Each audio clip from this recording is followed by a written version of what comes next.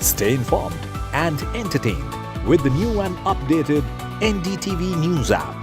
You can watch all our channels live, listen to podcasts, read breaking and exclusive news from around the world and more.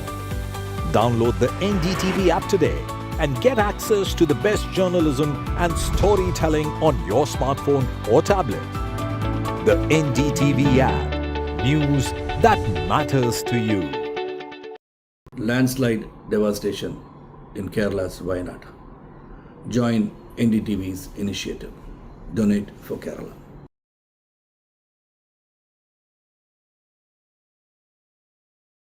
New day, new show, a new experience. Start your day with the news, not views. We bring you stories that matter And impact your life. News that informs and keeps you ahead. from Maximum City, Mumbai, To the seat of power, Delhi. NDTV brings you the best breakfast show. breakfast news on NDTV, 8 a.m. every day. Hi, I'm Shreya Saran. Kerala's Wayanad area is hit by devastating landslides, resulting in loss of lives and livelihood. Kerala needs your help right now. Let's join NDTV initiative. Come, donate. Let's rebuild Wayanad.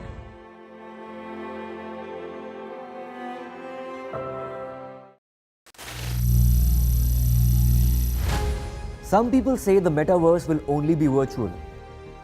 One day this lecture hall will be made of code, and driverless cars would be trapped in intersections. But even in this maze of the future, you can't wish away health. It's time to become more resilient.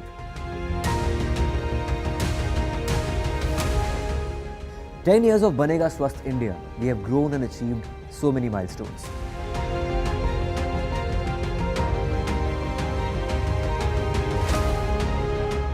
And now I have a plan to beat the urgency, to stop breathing with difficulty, to relieve getting choked with inactivity.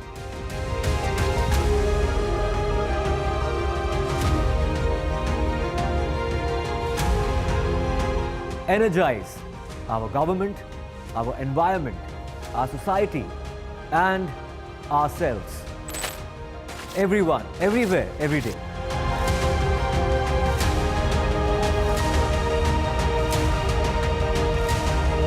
Banega Swasth India. One world hygiene. Stay informed and entertained with the new and updated NDTV News app. You can watch all our channels live, listen to podcasts, read breaking and exclusive news from around the world and more. Download the NDTV app today and get access to the best journalism and storytelling on your smartphone or tablet. The NDTV app. News that matters to you. Landslide devastation in Kerala's Wayanad. Join NDTV's initiative. Donate for Kerala.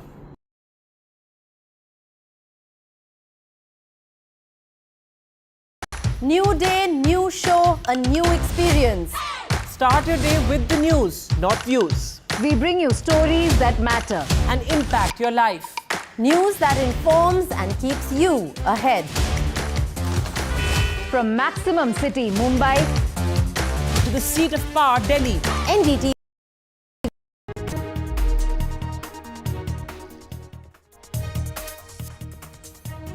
Hello and welcome. You're watching NDTV. I'm Vedant Agarwal. Coming up on the show this morning, well, the big story we are tracking right now, Arvind Kejriwal's bail plea in the Supreme Court. The Supreme Court is hearing his petitions against the CBI arrest. Will he walk free? That's a big question. We'll get to the latest on that. First up, the headlines.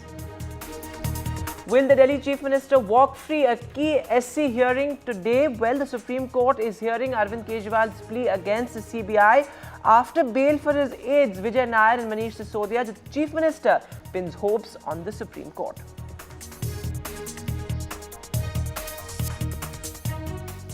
Prime Minister's crucial visit to Singapore. He meets his counterpart in Singapore. The big focus on defence and semiconductor. At least 4 crucial MOUs have been signed. The BJP's rebel trouble in Haryana after its first candidate list. A key OBC leader has quit ahead of the polls.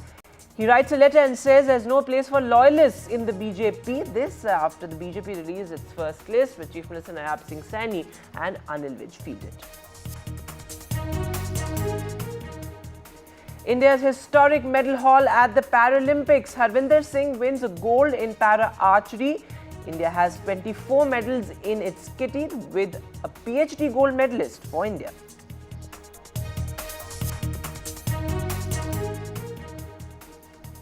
Top investment bank Morgan Stanley bullish on India's equity market. More market weight and more foreign inflows, predicts Morgan Stanley. This as India is among Morgan Stanley's top Asia pick. India has also overtaken China in the market weight index.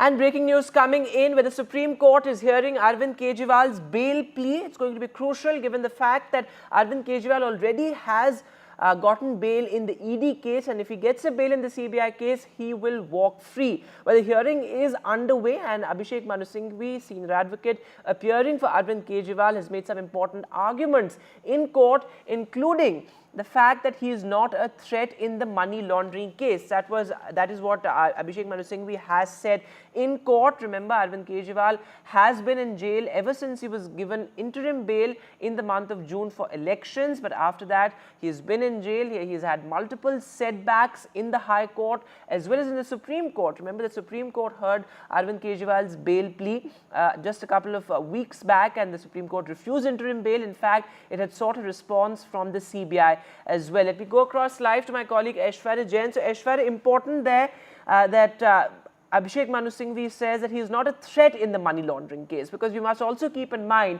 that both the ED and the CBI have filed their charge sheets in the investigation, and the investigation is largely complete. But last time around, the Supreme Court had sought a response from the CBI. What is expected today, and what are some of the key arguments made so far?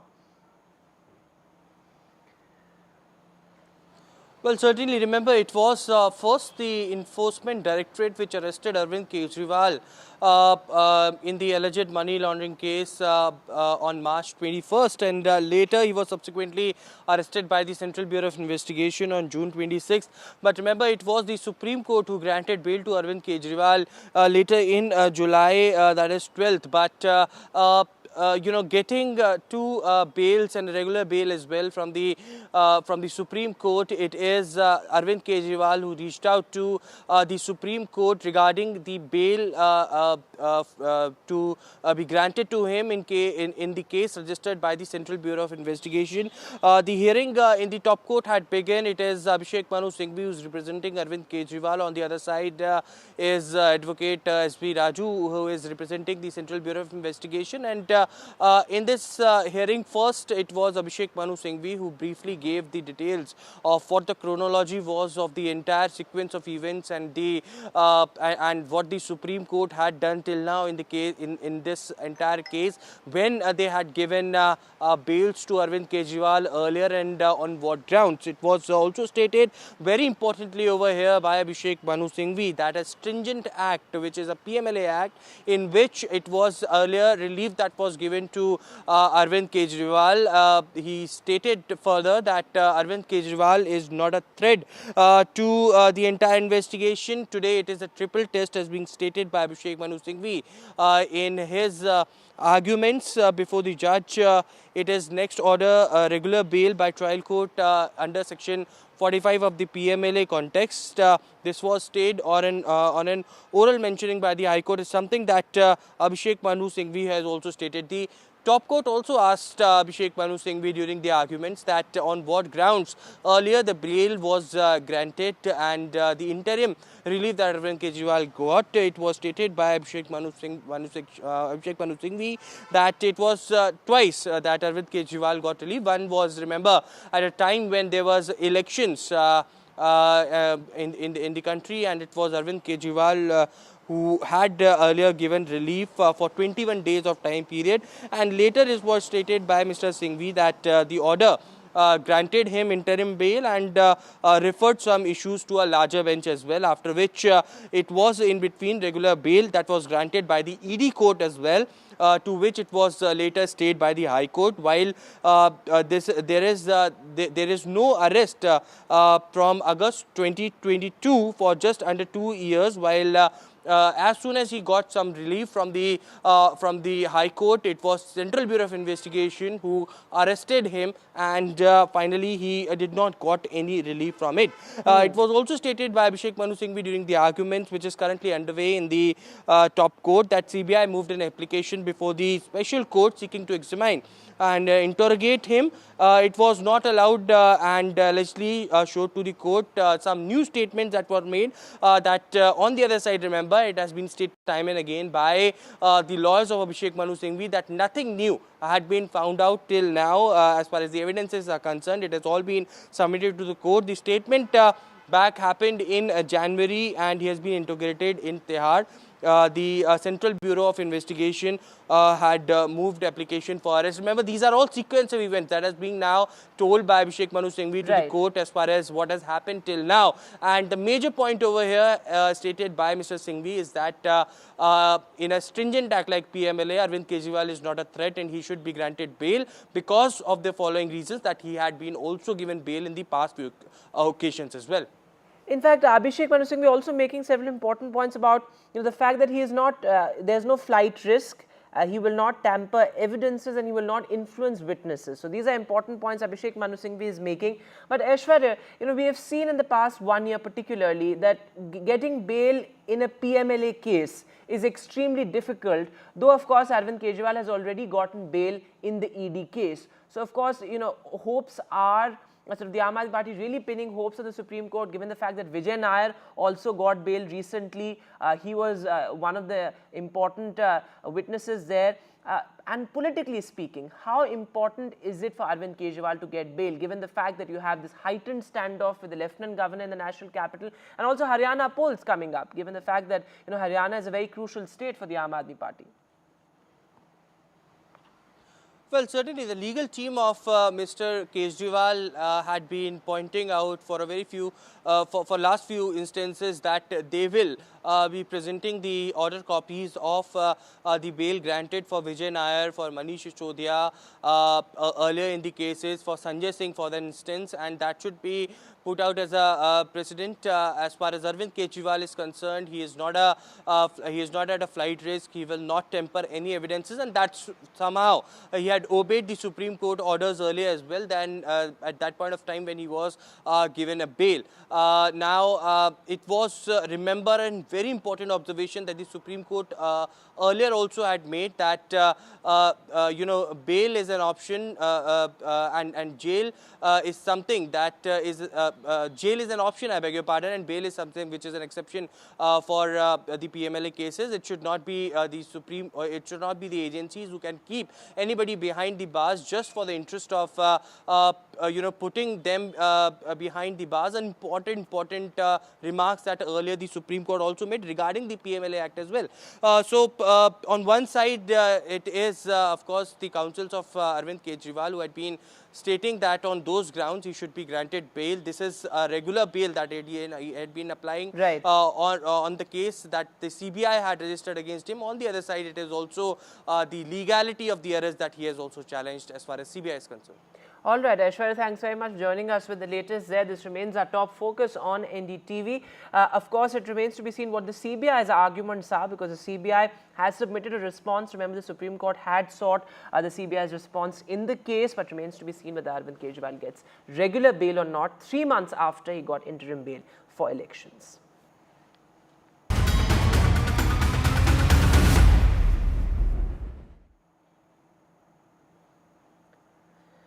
And a big focus on NDTV, well, the Kolkata rape and murder horror. As doctors continue to protest, the family of the victim has levelled serious allegations against the Kolkata police.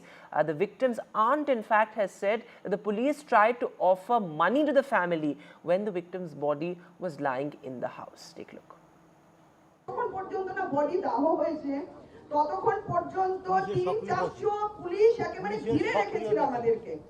যেই মুহূর্তে আমাদের মেয়ের body দাহ হয়ে গেল আর একটা police নেই, কি করে পরিবার আসবে, কি করে কে আসবে, কারোর কোনো দরকার পড়েনি, কারোর কোনো জানার দরকার নেই। সেই মানুষগুলো যদি শ্মশানেও থেকে যেত তাহলে হয়তো থেকে যেত। এতটা সক্রিয় ছিল পুলিশ বডি নিয়ে যাওয়া পর্যন্ত। যখন দাহ হয়ে গেল তখন পুলিশ নিষ্ক্রিয় হয়ে গেল। ঘরে ঢুকে পুলিশ টাকা অফার করছে বাবা মাকে, যেখানে আমরা আমাদের মেয়ের বডি নিয়ে বসে রয়েছি ঘরে, পরিবারের প্রত্যেকটা লোক চোখের জলে তাকাতে পারছি না, তখন পুলিশ গিয়ে টাকা অফার করছে আমাদেরকে। এটা পুলিশের মানবিক মুখ। তারা আবার বলছেন যে আমরা সব ঠিক কাজ করেছি, আমরা সব দায়িত্ব পালন করেছি। এটাকে দায়িত্ব পালন বলে এটাকে? And let me go across live now to Saurabh Gupta, who's joining us from Kolkata. So Saurabh, serious allegations there by the family against the Kolkata police. And the larger question here is, the role of the Kolkata police, the alleged complicity, given the fact that in the Supreme Court hearing also this point came up, that one of the senior cops, in fact, his role is suspicious as well.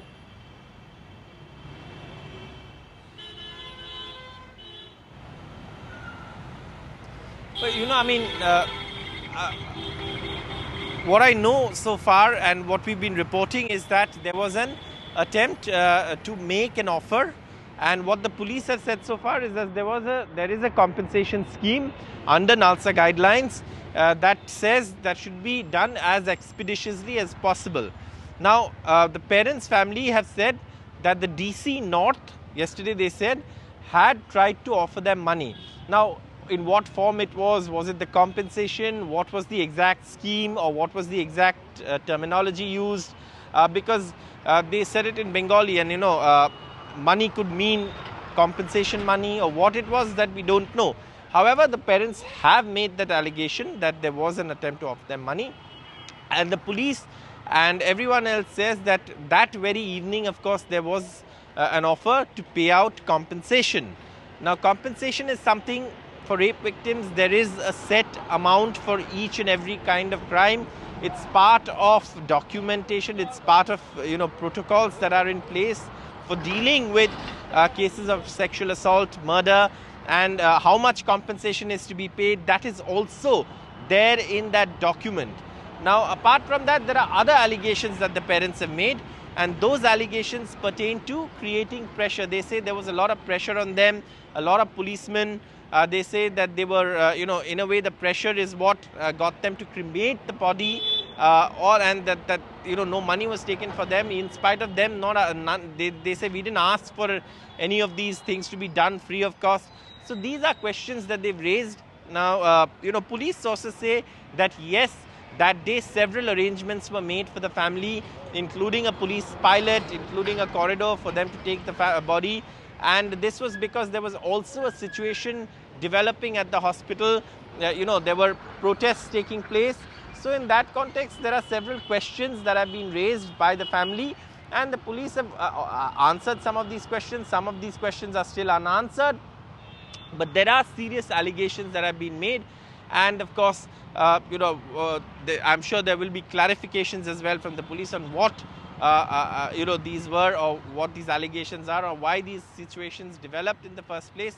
However, they are serious allegations that have been made, including delay in filing the FIR, something that has come up in the court, delay in the physical examination of the body from 10:10 till it went on till time in the evening. Now the police say some of that delays were because someone gave it to them in writing that they wanted a judicial magistrate, etc.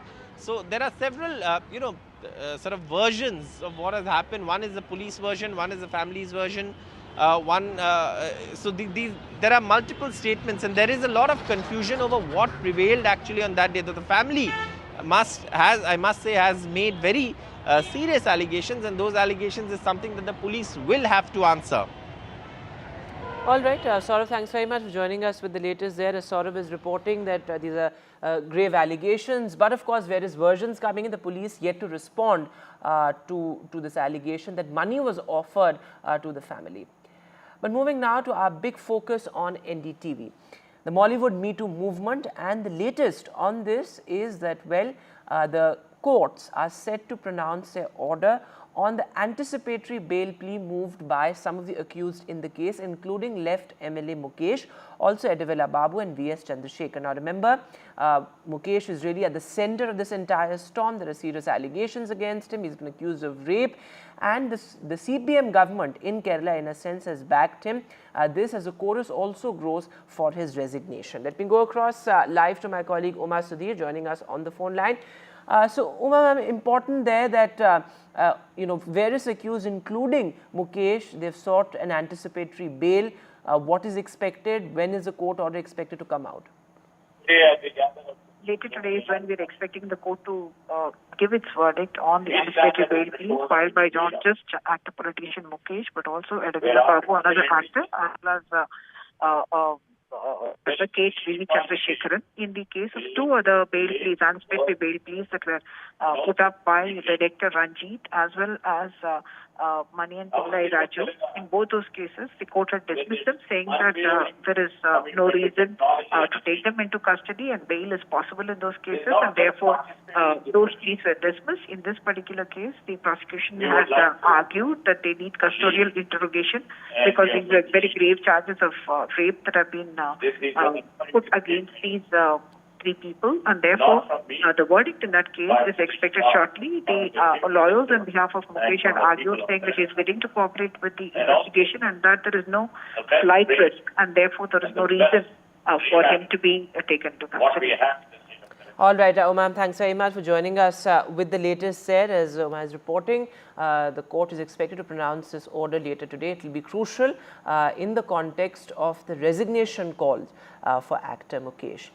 But moving now to what our colleague Sam Daniel has spoken to with a prominent Malayalam actor, in fact, actor Soumya, Tamil actor, I beg your pardon. She has told NDTV that she was groomed as a sex slave by one of her mentors and a senior Tamil director. This, as from all industries now, women, men and industry folks across categories have come out and spoken about their ordeal. Take a look.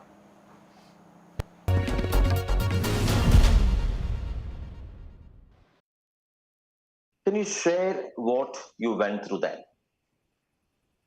I was 18 and in my first year of college, from a very sheltered background. Professional parents, knew nothing about movies. This opportunity came through my college theater contact. I was enamored by actress Revati because she lived near my house at that point. So I was in a fantasy world. I was a child, didn't know much. So I went for the screen test with this couple, and they insisted that I do their film by telling my father that they had already used so much money, spent so much money. Even when I said I wasn't comfortable with the man, the first meeting I said that. So I felt obligated to do their movie. During the first whole schedule, outdoor schedule, this man did not speak to me. The agreement was that she would be the director. And on paper, she's the director of the movie, but he was directing the entire movie. And so I was under his control. And he gave me the angry, silent treatment like a lot of men are used to doing. And because of our conditioning in patriarchy about who authority figures are, particularly men who are very intimidating because they express anger so easily, I was very scared by this man. Gradually, and because I was such a good student, I've been an obedient child all my life. I did my job very well. He calmed down. Then the couple took me into their fold, told me I was like their daughter. Now, her daughter had at that point accused him of rape, this particular man, and left their house. But they told me she was lying. And so they brought me into the fold. I was a teenager who was rebellious at home, not listening because I was talking back and my parents were angry. And suddenly this couple were all very nice and bribing me with good food and milkshakes every day and telling me good things. So gradually that was the grooming process. He knew fully well what he was doing. I had never had any romantic connection with any boy before. I had been in a girls' school and I had just started in a co-ed college. And so for me, younger people, boys of my age, I could ward off any unwanted advances. This man, when his wife wasn't around one fine day, while calling me his daughter, one fine day, he made an advance. He kissed me, told me he loved me, and I completely froze. I've gone blank about that night. I couldn't tell anybody. I was so desperate to tell my friends, but I couldn't. I was ashamed. I thought something was wrong with what I had done, the way I had behaved. And I thought I was obligated to be nice to this man. And I didn't want to get out and make a big scene that would cause harm to my family. So I continued going for my practices, for my dance rehearsals, and they were teaching me how to speak the dialect and everything. So every day I went back, and gradually this man took it step by step by step, and he took advantage. He completely used my body to his advantage. He at some point also forced himself on me through intercourse when I pushed him away. So he raped me after a point. So this went on for several months, Sam, close to a year, while I was still a student in college. And I had this other life where he was torturing me, but on the other hand, telling me he wanted a child with me because his wife wouldn't have a child with him. He called me a daughter and said he wanted to have a child with me. He messed with my brain. And I think he really succeeded in messing with my brain, of course, my body.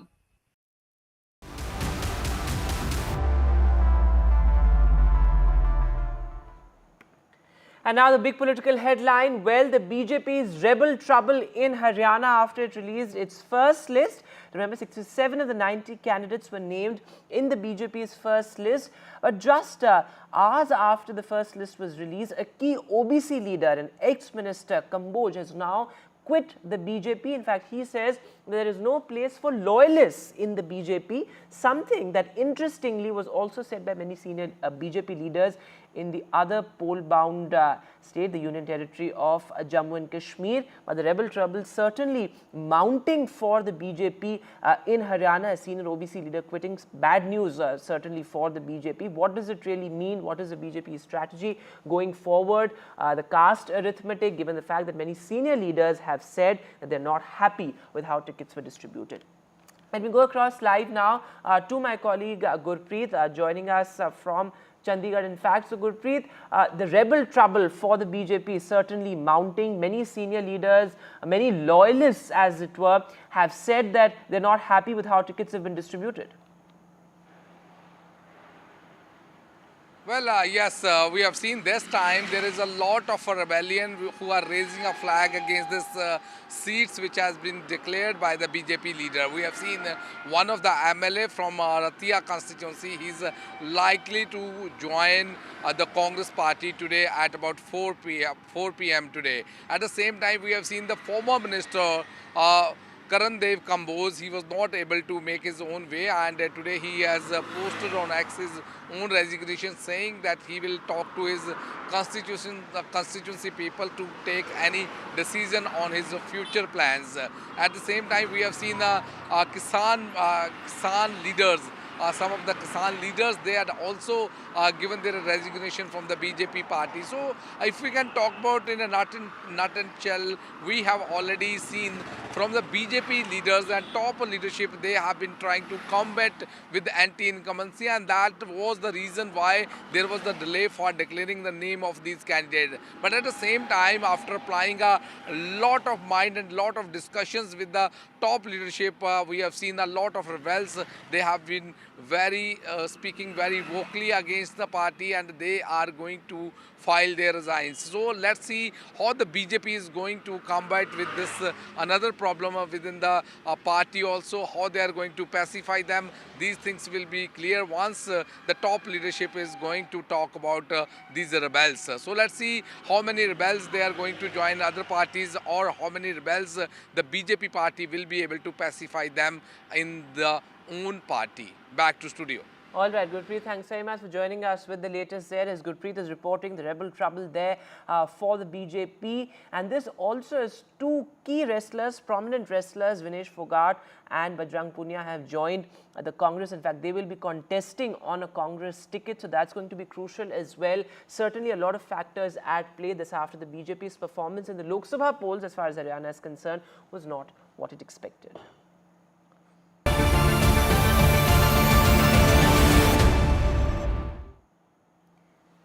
And now poll-bound Jammu and Kashmir. Well, Omar Abdullah has filed his nomination papers. This as the fight between the Congress and the BJP is really heating up. Of course, the Congress is fighting the election in alliance with the National Conference. In fact, Rahul Gandhi made a very important point yesterday. His first campaign speech in Jammu and Kashmir, he said statehood will be restored as far as Jammu and Kashmir is concerned, and that is something that he promised to the people of the Union Territory.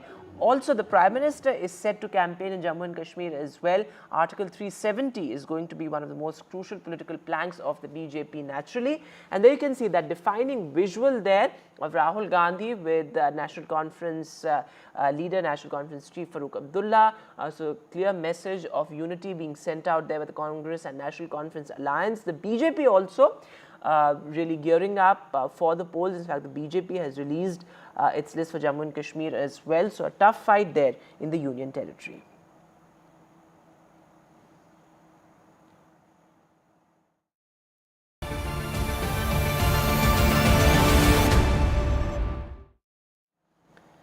And now the Prime Minister's crucial visit to Singapore, of course, as part of the Modi government's Act East policy. Of course, Neighbourhood First and Act East are two of the key pillars of Modi 3.0's diplomacy.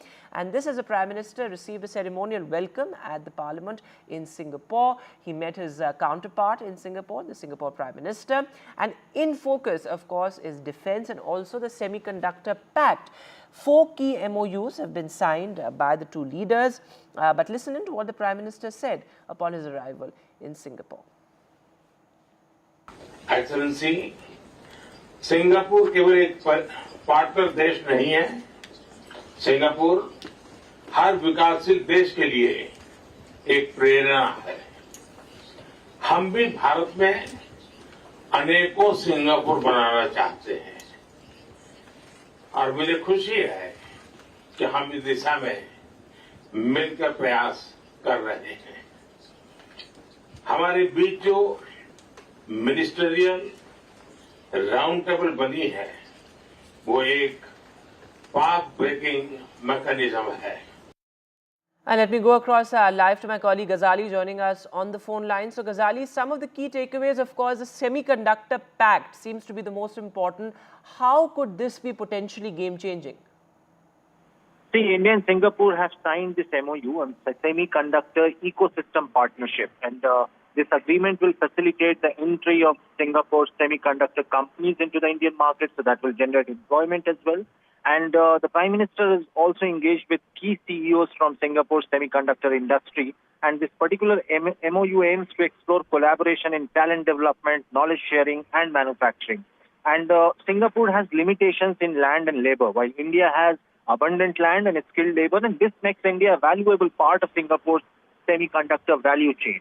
And as you know, semiconductor companies in Singapore can be encouraged to consider India for their expansion plans. And Singapore accounts for about 10% of global semiconductor output. So that's the relevance of not only Singapore, but in the domain of semiconductor industry, 5% of global fabrication capacity and 20% of semiconductor equipment production comes from Singapore. So, and 9 of the top 15 global semiconductor firms have their presence in Singapore. So these are the relevance of why India is engaging with Singapore when it comes to semiconductor industry. And this will not only create employment, but also in the technological advancement, India will have a very reliable partner in terms of Singapore. Thanks very much for joining us with the latest there. Let me also go across live to Parmeshwar Saha, fellow at the ORF. Thanks very much for being with us. My first question to you, how do you see the semiconductor partnership, given the fact that it has been emphasized enough multiple times over that the semiconductor supply chain is extremely crucial for India. It's really the future of everything. So how do you see Singapore and India sort of allying on this key aspect? So see, as your colleague was also saying, Singapore, even within the Singapore economic growth, semiconductor industry contributes to 8% of Singapore's own economic growth. Right now, Singapore is also looking to expand its semiconductor industrial base, but for lack of land and for lack of labor, they do face some constraints. And for that, I think both countries here have an advantage. because India has lack of abundance of land, though our land reclamation laws are a little tough. But at the same time, we also have labor, and Singapore universities have a lot of courses on semiconductor innovation and industrial technology. And I think it will also be an important ground for India to think where Indian students and engineering students especially can at least do joint collaborative research with these industries or even with these universities, or even enter into higher education. And it will at the end of the day be an asset for both the countries, because both India and Singapore has focused on people-to-people linkages. That has been a very big factor in the India-Singapore bilateral relationship, and educational linkages as well. And we've had a shared history. We've had a shared history, which is why this relationship becomes all the more important. But also looking at why Singapore is important for India in terms of a strategic alliance, in terms of a defense alliance, given the fact that we know what's happening in our neighborhood, whether it's what's happening in Bangladesh, even the Maldives, though of course diplomatic relations have improved, but of course in Pakistan, in Sri Lanka, which is why to strengthen a relationship with Singapore becomes more important in the context of India's larger role and place and position in the Indo-Pacific.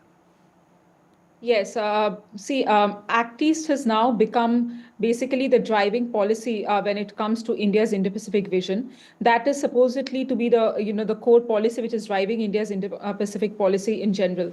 And this is the 10th year of the Act East policy, and that also has to do, and you can see that in this enormous number of visits which are happening not just to Singapore but also to other Southeast Asian countries, and even vice versa.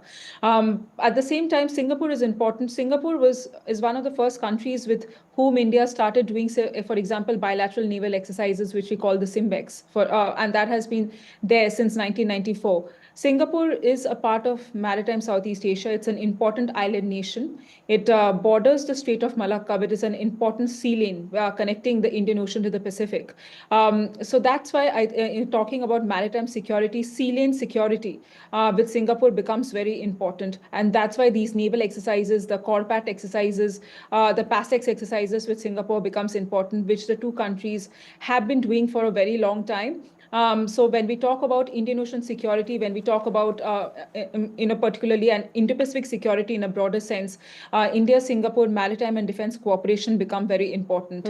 And that's what that's why defense cooperation with Singapore, and Singapore has been a strategic partner for India. It was one of the first countries which supported India's ASEAN ASEAN participation, or which slowly got elevated to now a dialogue partnership. So that's why Singapore has been one of our trusted partners when we talk about the Look East and now the Act East policy. And Ms. Saha, my last question to you, what does it really mean for the people of India? I mean, given the fact that semiconductor and the entire tech push, whether it's in digital infrastructure or tech otherwise, the real challenge is to generate jobs, and I think that is something that our viewers will also be interested in. How do you think all these semiconductor plants that are getting the green light, how will it really create jobs, and what does it mean for the people of India?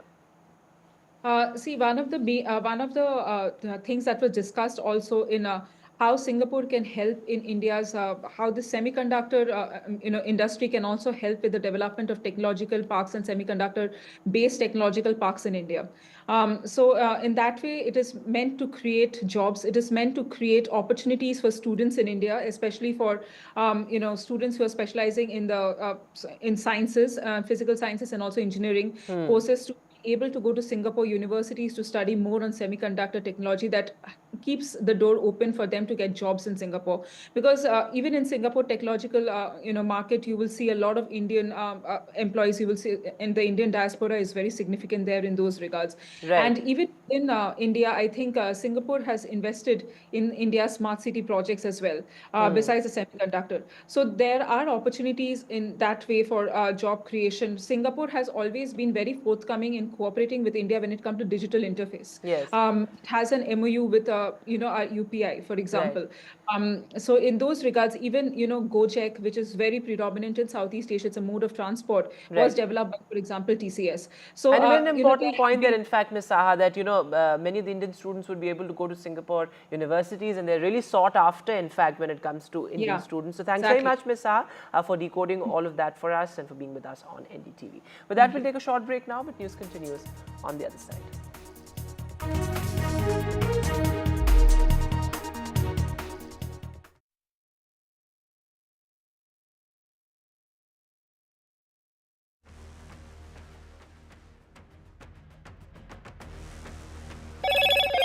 Hello, Moto. Motorola Razr 50 Ultra comes with Google Gemini.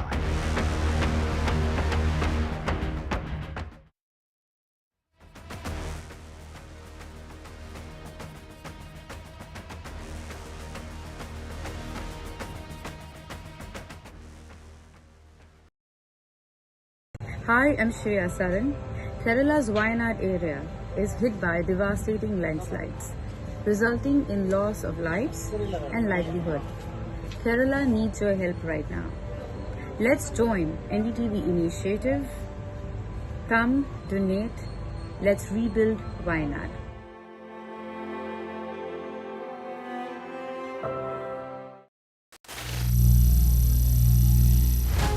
Some people say the metaverse will only be virtual. One day this lecture hall will be made of code, and driverless cars would be trapped in intersections.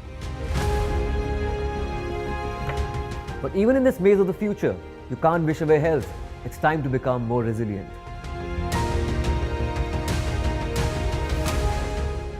10 years of Banega Swasth India, we have grown and achieved so many milestones.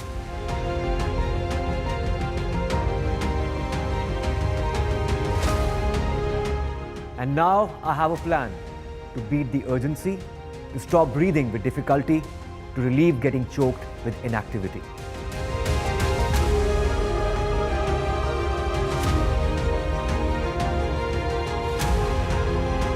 Energize our government, our environment, our society, and ourselves. Everyone, everywhere, every day.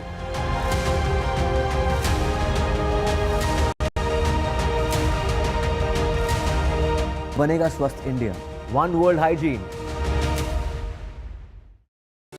Stay informed and entertained with the new and updated NDTV News app. You can watch all our channels live, listen to podcasts, read breaking and exclusive news from around the world and more. Download the NDTV app today and get access to the best journalism and storytelling on your smartphone or tablet. The NDTV app. News that matters to you. Landslide devastation in Kerala's Wayanad. Join NDTV's initiative. Donate for Kerala.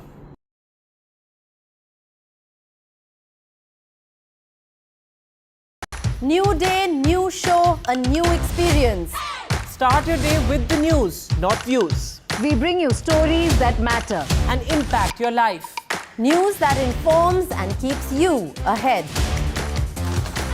From Maximum City, Mumbai, to the seat of power, Delhi, NDTV brings you the best breakfast show.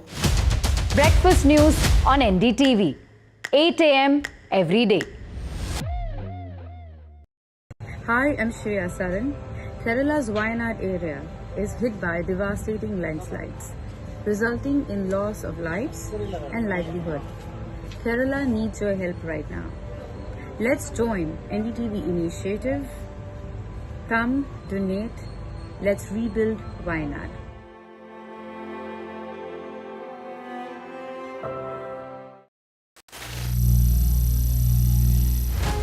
Some people say the metaverse will only be virtual.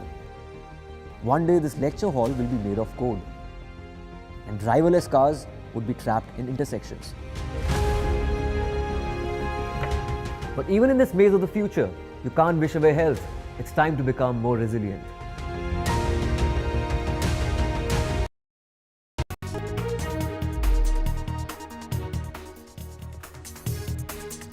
Welcome back in business news now. The world's top financial services firm and investment bank Morgan Stanley is bullish on India's equity market. In fact, it has made some rather important points, including the fact that India has overtaken China in a key weight market index. In fact, Morgan Stanley also says that more market weight essentially means more foreign inflows. So, of course, this is good news for our investors. This is really the time to invest, given the fact that Morgan Stanley also predicts market correction. So, for all our investors and all market watchers watching us right now, this is the big news coming in, with global financial services firm Morgan Stanley saying that India's bull run is going to be truly historic.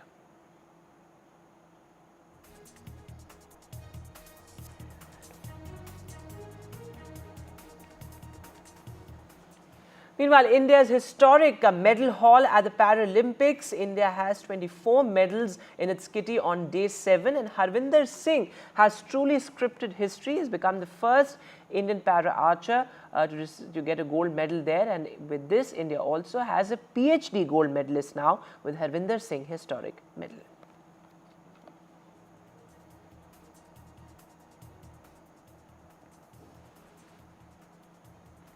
And now our special exclusive, well, actor Vijay's GOAT has released worldwide today. This would be his penultimate film before his electoral plunge in 2026.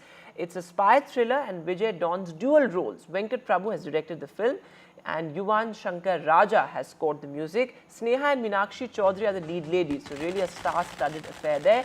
My colleague Sam Daniel in fact spoke to the director of the film, Venkat Prabhu. Listen. Vijay's GOAT is all set to be released on the 5th of September. This film would be his penultimate movie before he makes his political plunge before the 2026 elections. And joining us now, the director, Mr. Venkat Prabhu. Thank you very much for your time. Congratulations. Thank you. This is your first film with Vijay. You have earlier directed the other big star, Mr. Ajit. How special was this? Tell us about that Vijay experience. It was a wonderful experience, wonderful, which I could cherish for a lifetime. First I was a little scared when we started the filming, because I didn't know whether it'll be okay to ask him for one more and ask him for another option of reaction and stuff. But he made it so easy for me, being up close and personal with him, and got to know a lot of things from him. And he's a wonderful actor, brilliant actor, and he's a very spontaneous person as well at the same time, and he prepares very well, very professional, and we all know how amazing dancer he is. And this film, the greatest of all time, will be a wholesome entertainment for his fans, because I've treated it as a farewell film for him, and I wanted this to be a celebration in theaters. The real story, real life story. No, it's a fiction, sir. It is the movie is not a science fiction film, and right. People they've assumed that it could be a science fiction, but it is not a science fiction film. It's a spy thriller. It's an espionage kind of action thriller. Something which I haven't done before in my previous films, and something which he hasn't done before as well. So he plays two different roles in the film. One a younger version and one older version. So this is a pure commercial or just not for his fans, but for all general audience as well. It will be a celebration of cinema is what the mood is. He dons a dual role, and he has already done this kind of dual roles in 5 other films. Yeah. What signature or special element you have tried to bring in this time? Well, I've tried a lot to make it look different from his previous films. He has played older roles even in a film called Bigil. Right. He's done father and son role. But in this film particularly, we have a lot of scenes in their combination. It is just not a small portion. It's the complete film. It's about these two people and so first time we've used this technology of de-aging from the US because we got to know about this technology a few years before. So I was trying to get to know more about the technology. And they used that technology in this movie called Gemini Man, which was done by Will Smith. So they made a 50-year-old Will Smith look 20-year-old in that film. So I thought it will be good to use that kind of a technology in this film to give a very new feel to the audience. So as you asked, it will be even Jawan had that, because the older Shah Rukh and young Shah Rukh was done in that film. So how different this can be from the earlier films where the same actor plays the father and son or a dual role. So I think we have achieved it to an extent. Two heroines, Sneha and Meenakshi Chowdhury. Tell us about their roles. They all play a very important role in the film, and they all play a character where the story has to, through them, the story travels to another plot and stuff like that. And I've worked with Sneha before as well in my earlier film, and she's a wonderful actor. I mean, she's a brilliant actor, and she and Vijay have acted like 20 years ago. They paired each other. And to bring that nostalgic pair again now, it was fun for me, and it'll be a very nostalgic experience for the audience as well. Meenakshi is a newcomer, and she's done few films now, and she's done a great job. Very sensible actor, and probably this is more of a guy's film, and it will have a lot of the role of Sneha will be very talked about role in the film. Looking forward for what people are going to say about the film, and watch the film and let me know. Sure. Venkat, thank you so much for your time. It was joy talking to you, and we wish you the film will really become greatest of all times at the box office as well. That was Mr. Venkat Prabhu, the director of Actor Vijay's GOAT, speaking to us in Chennai with Suresh, Sam Daniel, Find It TV. A big day for fans of Vijay. His film GOAT is being released across Tamil Nadu and around the world. And large number of people have gathered here to make it to the first day, first show of this film, which is being touted as his penultimate film, as Vijay would be making his electoral plunge before the 2026 assembly elections in Tamil Nadu. And with me, Rutraya, fan, thank you very much. You want to make it for the first day, first show, is it? Yes. I want to make it first day, so waited for tickets, but at last, so I'm happy that I'm a fan, I got a ticket. How important is this film? It's being seen as the last but one film of his acting career. So Vijay on the screen, so I'm going to see Vijay in his big screen, I think dream. Because these are our last two films, so I think so. I'm going to sir going to rock the politics, and we are going to rock the theatre. A very big day for Talabadi Vijay. We came from France, from Paris to make this film, and we're very excited about this. It's Venkat Prabhu's first film with Vijay. Expectations? We are very confident. I think it will be a very big, good blockbuster. Yeah. Music-wise, Yuvan Shankar Raja scored music after 25 years for Vijay. Yeah. I hope it will be better than the one he makes for Mangata. We hope. We'll see. All right. This is seen as the penultimate film of Vijay before he makes his political plunge in Tamil Nadu politics. Would all these fans vote for him? Of course. No doubt. He will win to the election. How do you think it will be different for Vijay? It will be very difficult for him, first of all, but I think he will make it. He's on a very great seat, actually, on the Tamil cinema, and I think he will make great things. Lastly, there are many other stars in the film. Prabhudeva, Mohan, Prashant. They look at this as a farewell film for Vijay. Yes. You have a very good casting. So we hope they all do well in this film, and we are very excited for the movie. Yeah. Any favorite number song? The last one, the Mata song. You want to sing that? No, not very well. In the theater maybe, no, not now. Okay, thank you very much. Excited fans, first day, first show of Actor Vijay's GOAT, and they hope this film will turn into a blockbuster, giving a kind of farewell for this star who's all set to make his debut in Tamil Nadu politics. At the Rohini Silver Screens in Chennai with Suresh, Sam Daniel, Find It TV. So a lot of euphoria there. And speaking of euphoria, well, Mumbai is all set to welcome its favorite guest. This, as a Ganpati festival, is all set to begin. My colleague Anuj, in fact, went pandal hopping, and he sent us this report.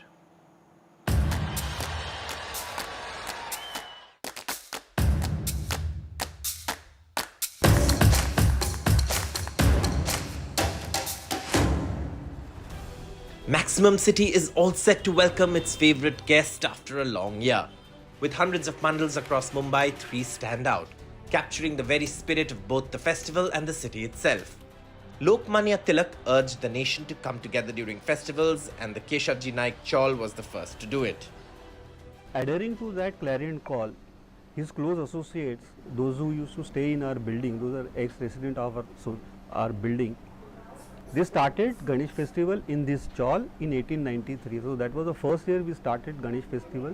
Lokmanya Balgangadhar Tilak visited our Ganesh festival on 15 September 1901. Under his chairmanship, we had a lecture on Grihasthrasham given by one of our residents and his close associate, Godse Shastri. He used to stay over here. The city's oldest mandal has undertaken the responsibility to spread awareness about important skills such as finance, environment and technology. Last year we had a lecture on robotics. We had a lecture on new financial dimensions of economics. If Keshavji Naik Ganesh Mandal set the ball rolling for this grand festival, Mumbai Tsaraja took it to the next level, adding a touch of grandeur and splendor. 1977 में मंडल का 50वां साल था, तो वो time पे कुछ अलग करना है. वो टाइम पे दीनानाथ वेली जो मूर्तिकार थे वो मंडल के कुछ पदाधिकारियों से मिले और उन्होंने फिर एक बड़ी भव्य मूर्ति साकारने की एक संकल्पना दी. गर्व से कह सकता हूँ कि पूरे भारतवर्ष में अपनी गणेश गली की जो मूर्ति थी वो टाइम पे 27 से 28 फुट थी और वो सबसे बड़ी मूर्ति थी.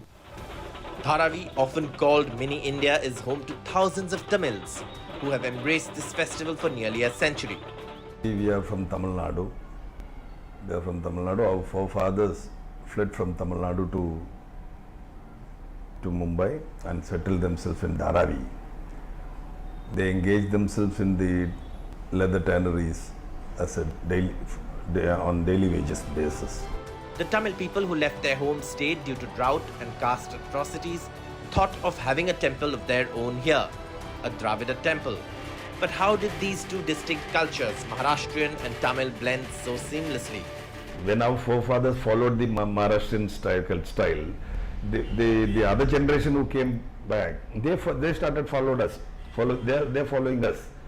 So our style would be maybe mingled with the Maharashtrian style.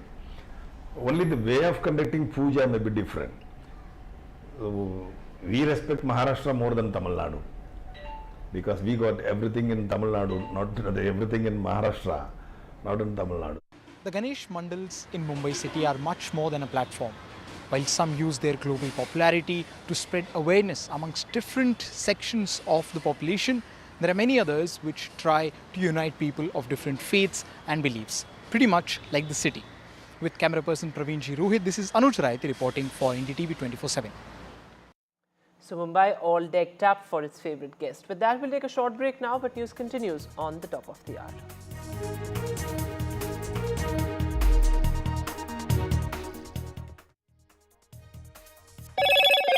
Hello, Moto. Motorola Razr 50 Ultra comes with Google Gemini.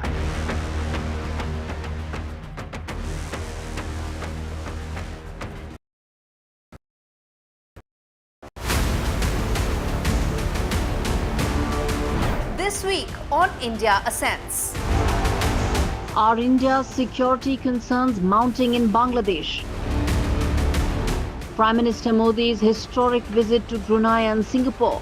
How the Act East policy protects India's maritime interests.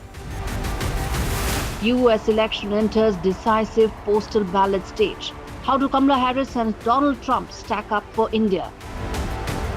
And as the Chinese economy struggles, Indian economy gets an upgrade from World Bank. All this and more only on India Ascents with me, Gauri Dwivedi, at these timings on the NDTV network. Stay informed and entertained with the new and updated NDTV News app. You can watch all our channels live, listen to podcasts, read breaking and exclusive news from around the world and more.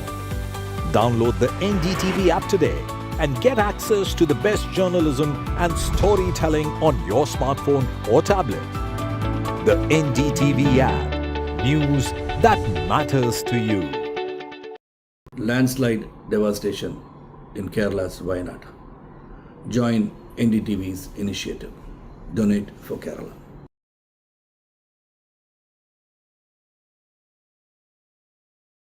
New day, new show, a new experience. Start your day with the news, not views. We bring you stories that matter and impact your life. News that informs and keeps you ahead. From Maximum City, Mumbai, to the seat of power, Delhi, NDTV brings you the best breakfast show. Breakfast news on NDTV. 8 a.m. every day. Hi, I'm Shreya Saran.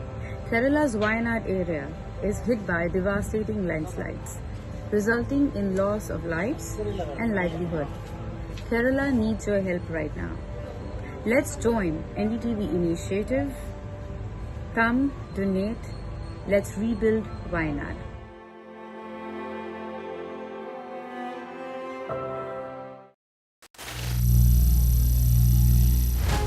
Some people say the metaverse will only be virtual. One day this lecture hall will be made of code, and driverless cars would be trapped in intersections. But even in this maze of the future, you can't wish away health. It's time to become more resilient.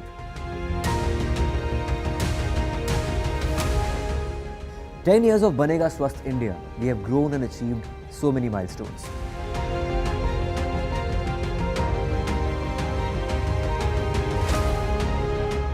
And now I have a plan to beat the urgency, to stop breathing with difficulty, to relieve getting choked with inactivity.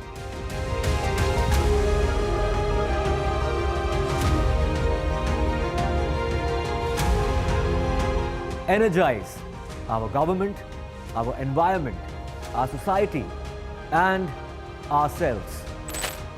Everyone, everywhere, every day.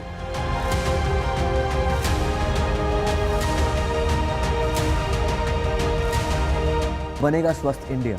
One world hygiene. Stay informed and entertained with the new and updated NDTV News app. You can watch all our channels live, listen to podcasts, read breaking and exclusive news from around the world and more. Download the NDTV app today and get access to the best journalism and storytelling on your smartphone or tablet.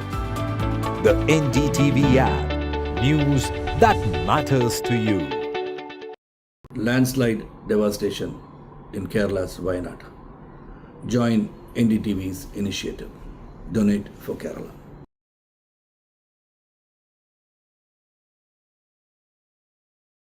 New day, new show, a new experience. Start your day with the news, not views. We bring you stories that matter and impact your life. News that informs and keeps you ahead. From Maximum City, Mumbai, to the seat of power, Delhi, NDTV brings you the best breakfast show. Breakfast news on NDTV. 8 a.m. every day. Hi, I'm Shreya Saran. Kerala's Wayanad area is hit by devastating landslides, resulting in loss of lives and livelihood. Kerala needs your help right now. Let's join NDTV initiative. Come, donate. Let's rebuild Wayanad.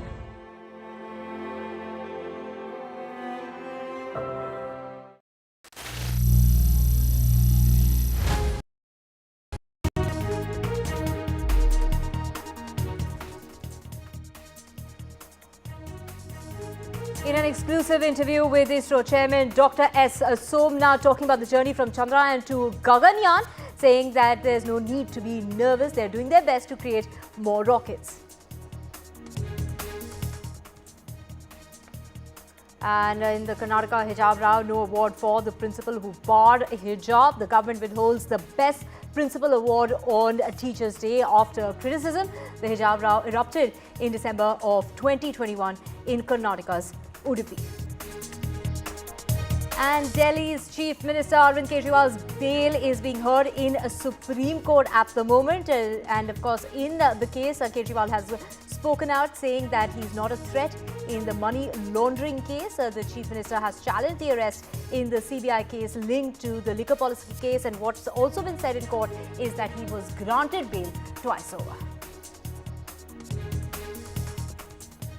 And Kolkata's horror case, the doctor's family is questioning the conduct of the police and saying that the police tried to offer money, took no responsibility. The victims' parents have alleged that they wanted the body preserved but were forced to proceed with the cremation. The police just vanished after the last rise is what the family has gone on to say, questioning why was there a delay in the filing of the FIR at 11:45 at night when the case was reported by them at 7 p.m. And India's historic medal haul at the Paralympics. Harvinder Singh has won gold in para archery. Paralympics in Paris that is underway has now managed to, in fact, have 24 medals in the kitty of India. And this is PhD who has now become a gold medalist for India.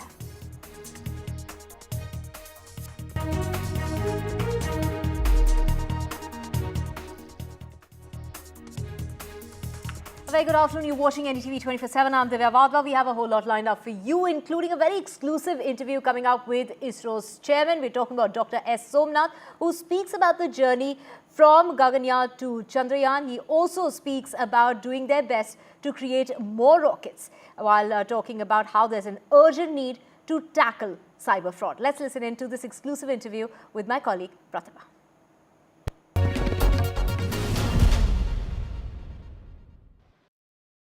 We have with us Mr. S. Somnath, who is the ISRO chairman. So thank you so much for joining us. So you come here to inaugurate and partake in the foundation stone laying ceremony for cyber security. Do you think that India has done enough to combat cyber frauds, and how do you think they could do that, especially when it comes to boosting digital literacy as well? See, I will speak about the type of growth that is happening in the digital domain in India. It's really phenomenal. In the last few years, we have seen the growth of the digital payment infrastructure, the utilization of digital infrastructure for learning, education, and even in trade and commerce. Those are really growing very well. And along with that, the threat related to that, cyber, is also growing. So it's a two-pronged approach. One, you need to increase the digital ecosystem, but also have to handle these threats, which are originating mostly from outside the country. So it's a national requirement to strengthen it. So it happens in various counts. It happens in national institutions as well as in private ecosystem. Today, CISA is one of that associate which will support the national growth in cyber strengthening, and they have been working with many of those national institutions in the past. And today they are laying foundation stone for a different thing. It's not just to create a business, but to create an R&D ecosystem of cyber security through collaboration with other partners as well as academic institutions. This is really a good step, and calling it by Nalanda as a place where the global partnership happens. So I'm really happy because of that idea that I came over here and to have the foundation stone laid. So, have you been a victim of cyber fraud yourself? Of course, not a victim, but there were a lot of attempts. Like all of you would have also faced telephone calls and putting you to those type of situations. But fortunately, I am a little more educated on what are the possibilities, so I did not fall into any of them till now. Today is also Teachers' Day, so who would be your greatest teacher? All those teachers, starting with my younger days, school days. And I always found a good teacher who will be able to inspire me, and went through that career. So there are many. I don't want to name. So this is a day of thanking them all. So you've also mentioned that you would like more investments in the space sector. And what do you think are the challenges, especially when it comes to the satellite launch market? Satellite launch market is very, very demanding. Today there are not enough rockets across the globe. So there are more satellites than the rockets. But then the launch market is it's a geopolitical thing. It's not just the number alone that matters, but the cost, the other political influences, the regional demand structure, all this matters.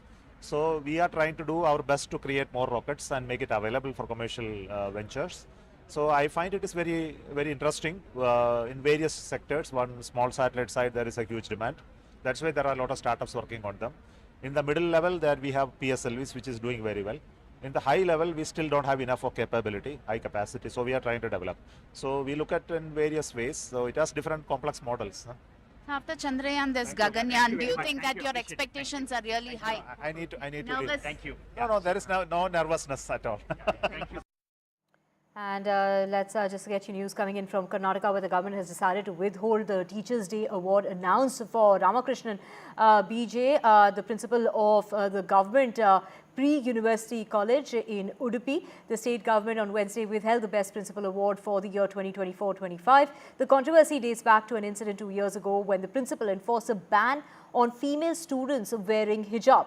This followed an outrage expressed by a section of activists and academics over his choice, alleging that he was one of the people who was responsible for that controversy that had erupted during the previous BJP regime. So this is an award that was decided and announced earlier on, but now has been withheld by the government. And we have Pratibha joining us. Pratibha, the Karnataka government has gone on to say that they don't really want to politicize the issue, but for now they have held back that award which was to be given on the occasion of Teachers' Day. In fact, every Teachers' Day, there are 2 awards that are given out by the Education Department here, and both are meant for the best principal as well as the best teacher. And this time they had narrowed down on 2 people. One was B.G. Ramakrishna, principal of Kundapura PU College in Udupi, and the other is A. Ramegowda, principal of Hunsur PU College in Mysore district. But then the fact that Mr. Ramakrishna has been the chosen one has definitely sparked controversy in Udupi, with the SDP taking to social media, putting out a tweet suggesting that this is absolutely unfair and unjust because he is seen as the man responsible, or the first person responsible for keeping people outside of the college for wearing the hijab, which did spark controversy, went on for several days in the year 2022. And now what we hear from the Education Department is that in order to not politicize this, they have withheld that award. And in the meantime, what we hear from sources is that Mr. Ramakrishna believes that due to technical reasons, this award has been withheld for now. We need to get more information with respect to why this award was withheld, whether there was only this controversy that was avoided, or was there much more to this, are some of the details that are yet to emerge. But for now, yes, keeping in mind the SDPI's tweet that has come out in the open, the Education Department has taken a call to withhold the award. Back to you. Right, Pratibha, please stay with us for our next story as well, and that is revolving the Kannada film industry. It is the Chief Minister, Siddaramaiah, who's demanded a probe when it comes to the film industry in Karnataka. Now, the actors are going to be meeting with the Chief Minister, as you can see there, Siddaramaiah there, demanding a probe into the matter. The top Kannada actors have also signed a petition for that probe. The actors are demanding a probe committee in Sandalwood. So, Kannada actors Chetan and Kishore Kumar are among the many who have signed the petition requesting that the government form a committee and probe into the sexual assault cases in the Kannada film industry, also known as Sandalwood. This comes in the wake of the HEMA committee report, which has exposed cases of sexual assault in the Malayalam film industry. And let's just get Pratibha, the Chief Minister there, meeting with the actors, and this comes on the heels of that request as far as that petition, signing a petition as far as the actors are concerned, demanding a probe committee.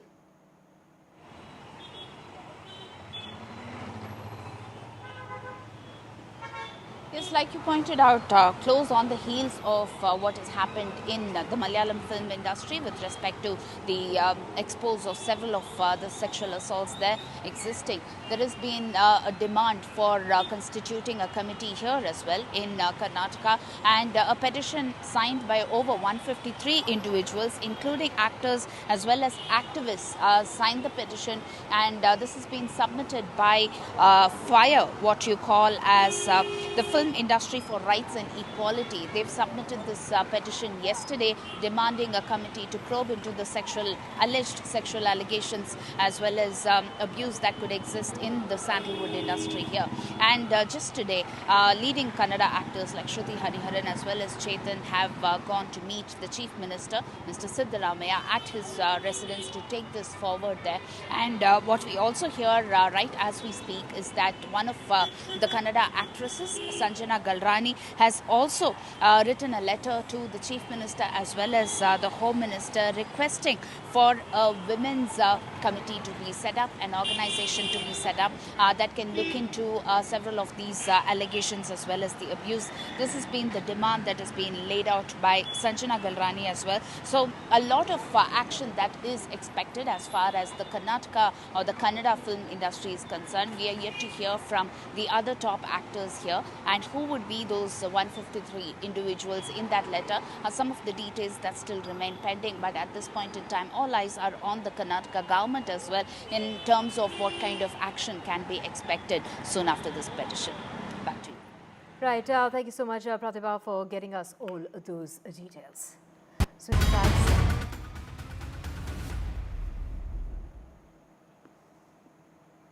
Now, let's just get you the latest in the Kolkata horror case, and the parents of the trainee doctor who was allegedly raped and murdered at the Archie Kaur Medical College have come out with startling revelations regarding the case about how, the police were in a hurry to cremate the body of the young doctor, even though the parents wanted to preserve the body, asking the parents to sign on blank papers, something that, the mother of the victim decided to tear up, also alleging that money was offered to them right after the last riots, and how the police just vanished after the last riots were performed. The victim's family has also gone on to allege that, they went ahead and reported the case at about 7 o'clock in the evening, but the FIR was only filed at 11:45 at night, and how they begged to see the face of the daughter. In fact, the mother fell to her knees asking for the, the police to show the face of their daughter, and it took them 3.5 hours before they could see the face of their daughter.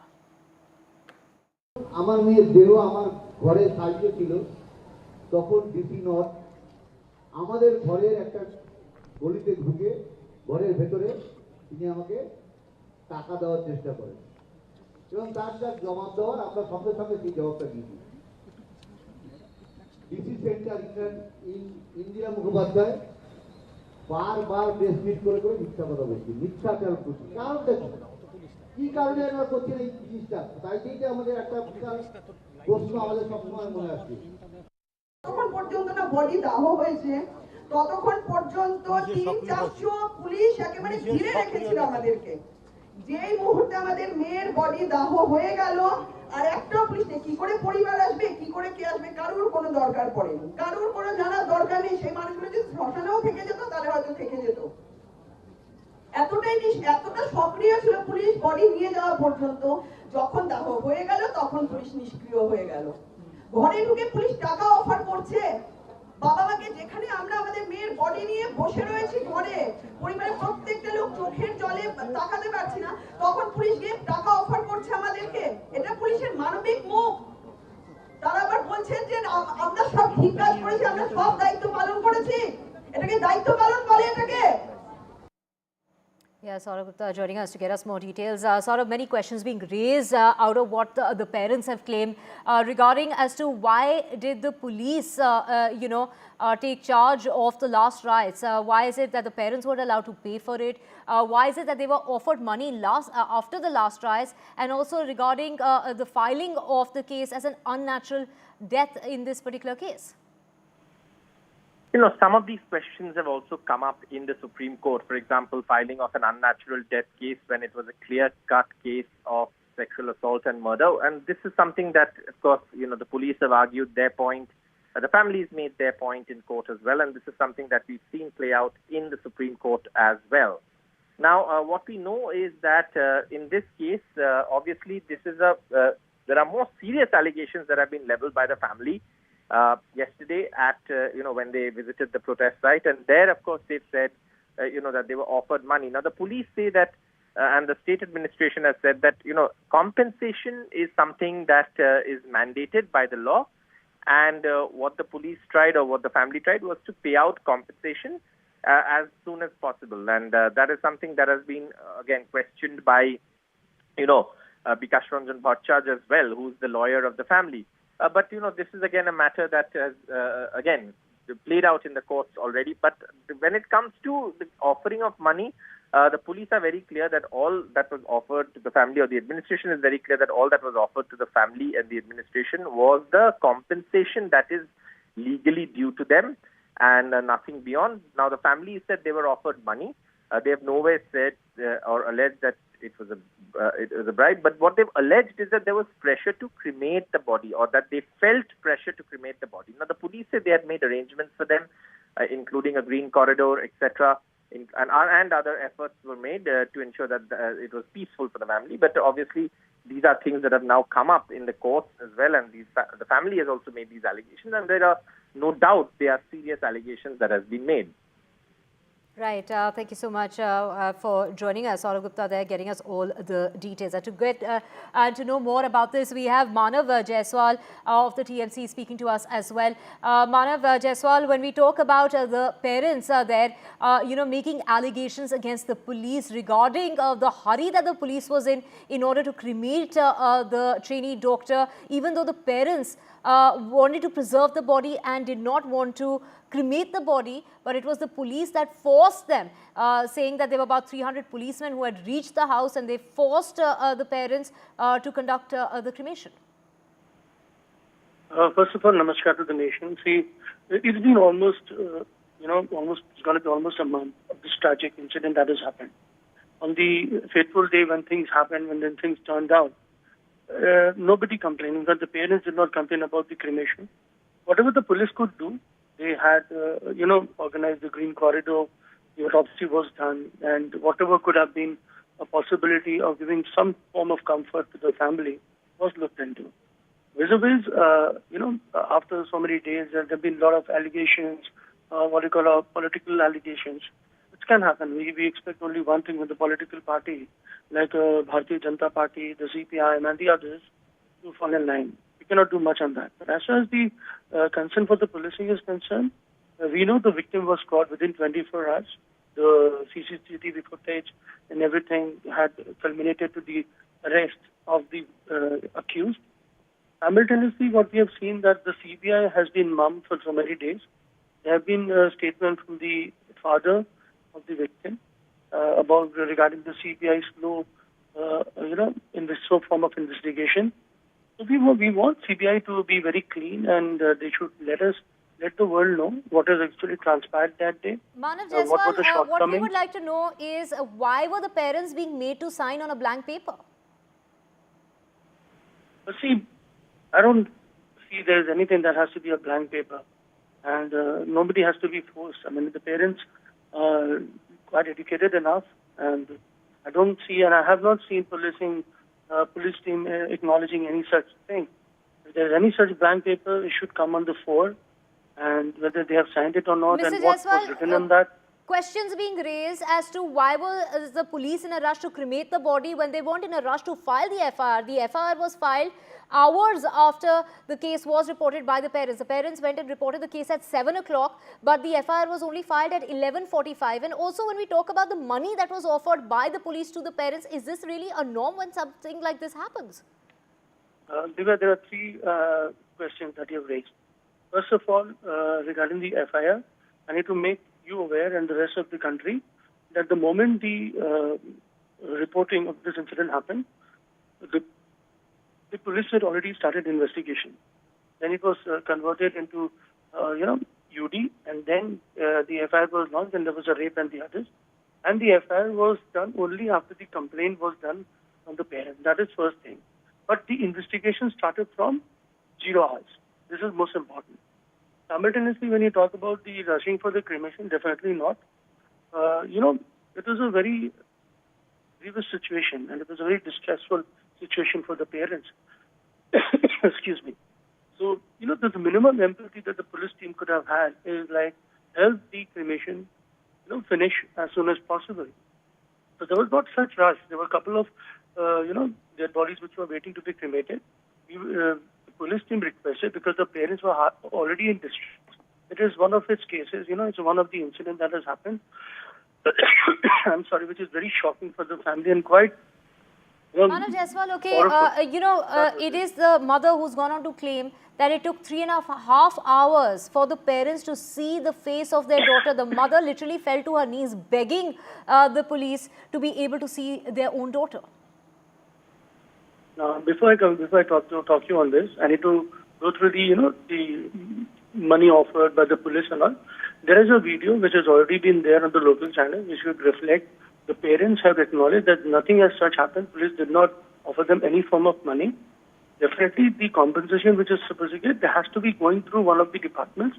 So they were made aware that this is the compensation that you would get, and whatever you want to do with it, you let us know. We will follow it as soon as possible. We'll expedite the process. Now you talk about, the 3.5 hours, which is sometimes it is called 3 hours, 1.5 hours, and whatever it is. I need to make you aware again. The colleague of the victim, the doctor fraternity, they were there with the parents. The mother and the father were in utter shock, and it was a very distressful and a very grievous moment for them. So the doctors wanted to counsel them. They took extra bit of time, and because the whole body and the crime scene was quite in a disarray, and it was very difficult for any parents to just go and acknowledge something like that. The father definitely went in before. He took the photographs, he showed the video, and they were all crying, which we came to know afterwards. And they were quite, in a very grievous mode. It was difficult for, just to allow them to get into it. Questions are also being raised regarding the expense of the cremation, the last rites of the trainee doctor. That how is it that it wasn't the parents, who took care of the expenses, and it was the police that ended up taking care of the expense? This is one of things. This is a small bit of empathy that the police team and the rest of the team could do. It is very natural in Bengal. They have made many cases where police has taken the consideration of something as heinous as this, and even in the road accidents, police take the onus. So it is on a very empathetic note. This is how you could do minimum amount of courtesy towards the parents or towards anyone. There is no doubt about it that whatever police could do, they had done in the best of all knowledge. There might be some lapses, there might be some shortcomings, but that does not undermine the effort. That are being flagged by the family in regard to this case. They were offered money. There was a rush to cremate the body. They were not allowed to preserve the body, and so many more questions regarding how they were made to sign a blank paper, which finally, some presence prevailed, and the mother finally tore up that paper. Thank you so much, Mr. Jaiswal, for speaking to us here on NDTV.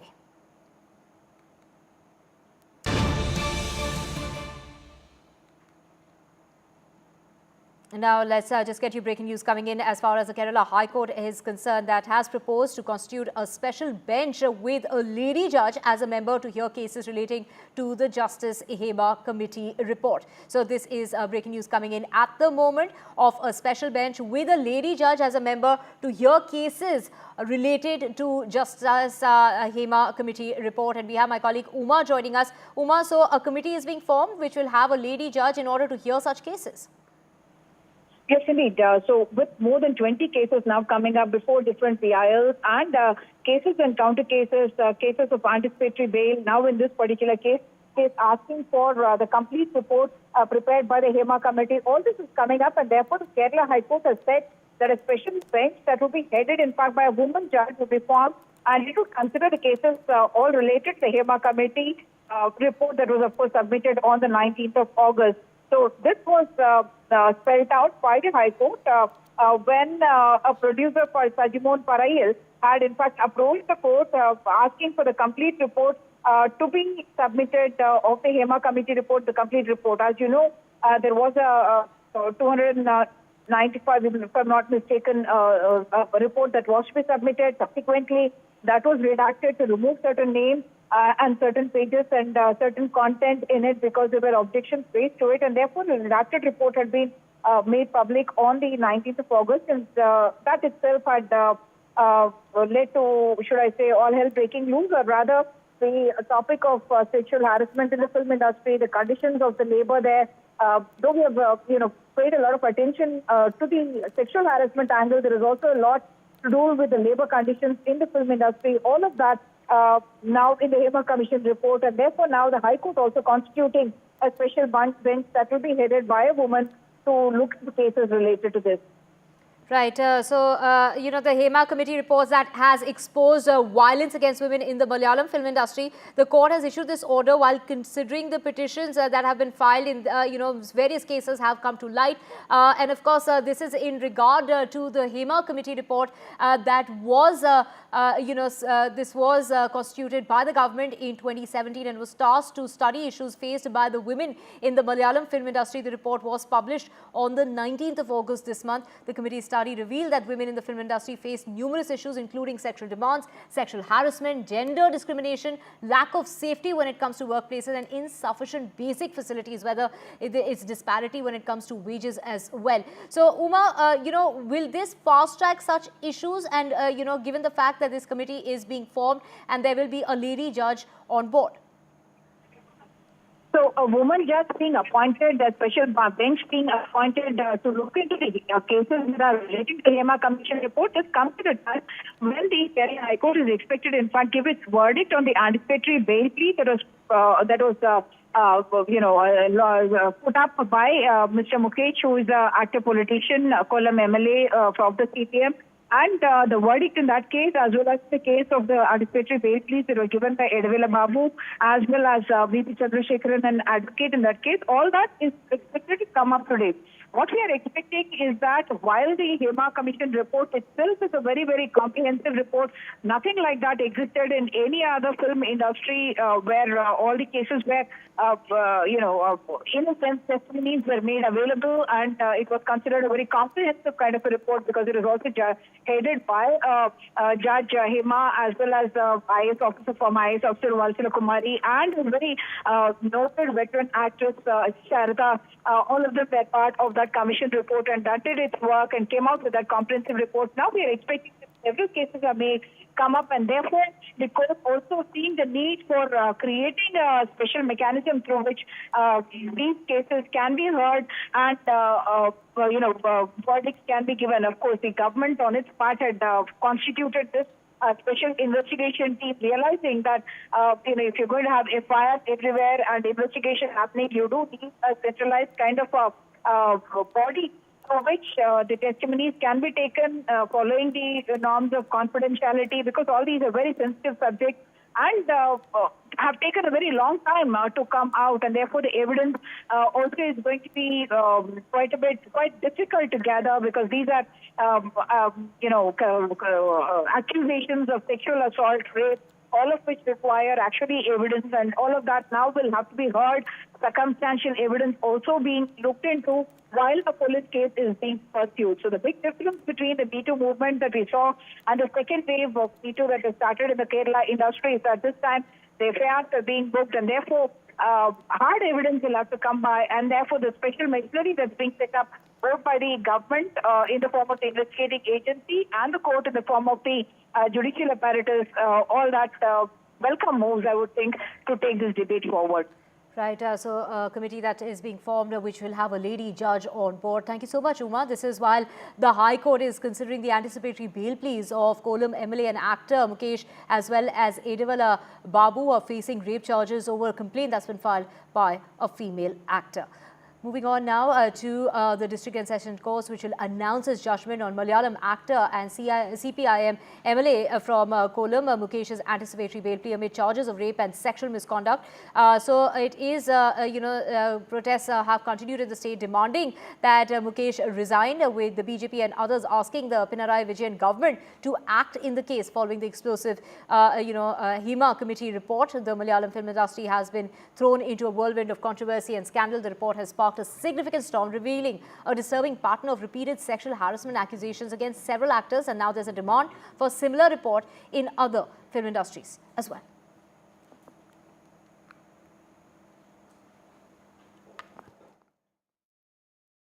Popular Malayalam actress Soumya has also relived the horror that she's gone through, during her time as an actor. She spoke with my colleague Sam Daniel. Let's listen.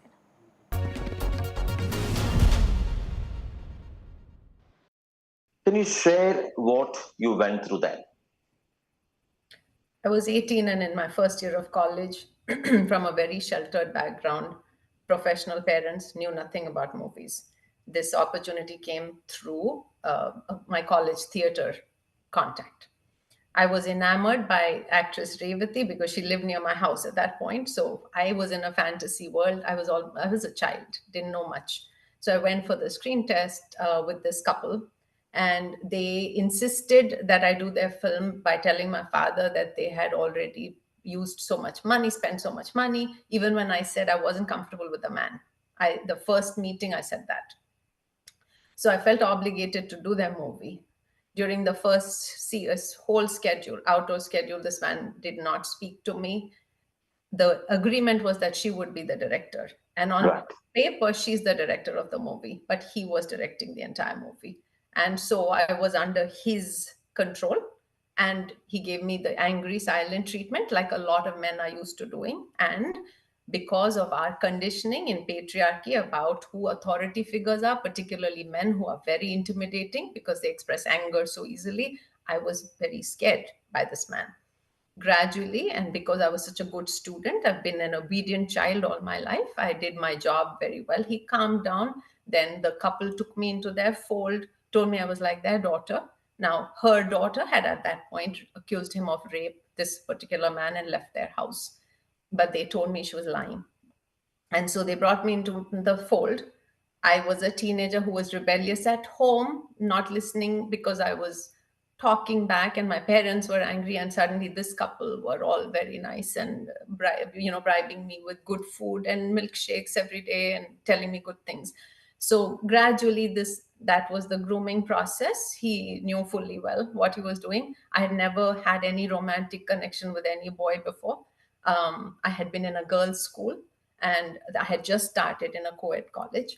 And so for me, younger people, boys of my age, I could ward off any unwanted advances.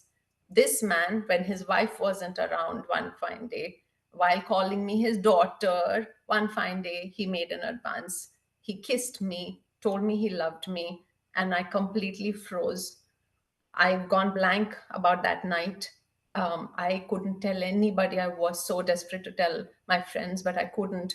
I was ashamed. I thought something was wrong with what I had done, the way I had behaved. And I thought I was obligated to be nice to this man. And I didn't want to get out and make a big scene that would cause harm to my family.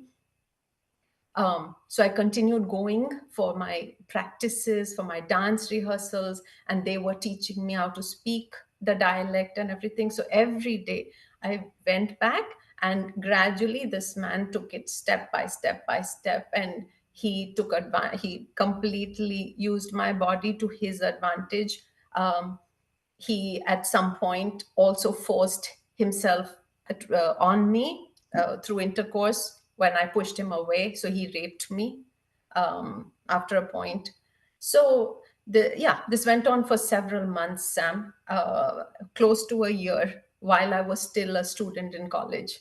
And I had this other life where he was torturing me, but on the other hand, telling me he wanted a child with me because his wife wouldn't have a child with him. He called me a daughter and said he wanted to have a child with me. He messed with my brain. And I think he really succeeded in messing with my brain, of course, my body.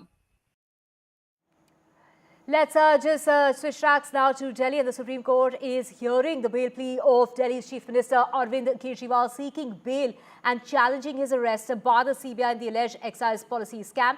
According to the case bench of justices that are hearing that matter, the top court had on the 23rd of last month allowed the CBI to file its counter affidavit in the matter and had given 2 days to Kejriwal to file a rejoinder. Kejriwal has filed 2 separate petitions challenging the denial of bail and against his arrest by the CBI in the case. He has challenged the August 5th order of the Delhi High Court upholding his arrest. In his defense, he's gone on to say that he was granted bail twice over. So, a lot is being said in the High Court, including Mr. Abhishek Singhvi, who is representing the Chief Minister of Delhi in the Supreme Court there, talking about how he is not a threat when it comes, as far as Arvind Kejriwal is concerned.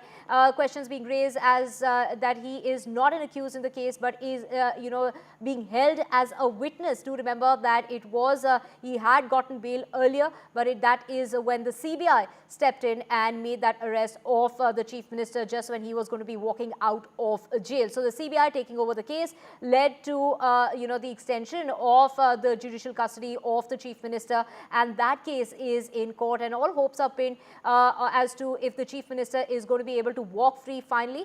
He has been behind bars over the last 90 days.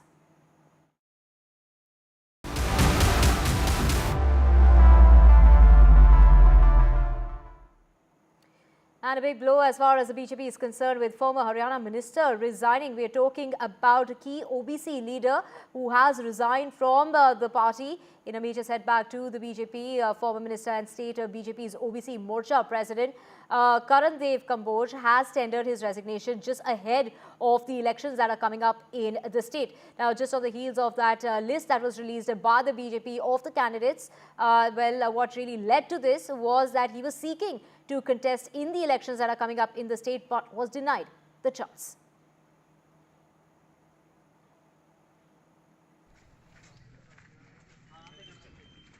Well, yes, we have seen this time there is a lot of rebellion who are raising a flag against this seats which has been declared by the BJP leader. We have seen one of the MLA from Ratia constituency. He's likely to join the Congress party today at about 4 p.m. today. At the same time, we have seen the former minister Congress-AAP Kamboj. He was not able to make his own way, and today he has posted on X his own resignation, saying that he will talk to his constituency people to take any decision on his future plans. At the same time, we have seen Kisan leaders. Some of the Kisan leaders, they had also given their resignation from the BJP party. So if we can talk about in a nut and shell, we have already seen from the BJP leaders and top leadership, they have been trying to combat with the anti-incumbency, and that was the reason why there was the delay for declaring the name of these candidates. But at the same time, after applying a lot of mind and lot of discussions with the top leadership, we have seen a lot of rebels. They have been speaking very vocally against the party, and they are going to file their resigns. So let's see how the BJP is going to combat with this another problem within the party also, how they are going to pacify them. These things will be clear once the top leadership is going to talk about these rebels. So let's see how many rebels they are going to join other parties, or how many rebels the BJP party will be able to pacify them in the own party.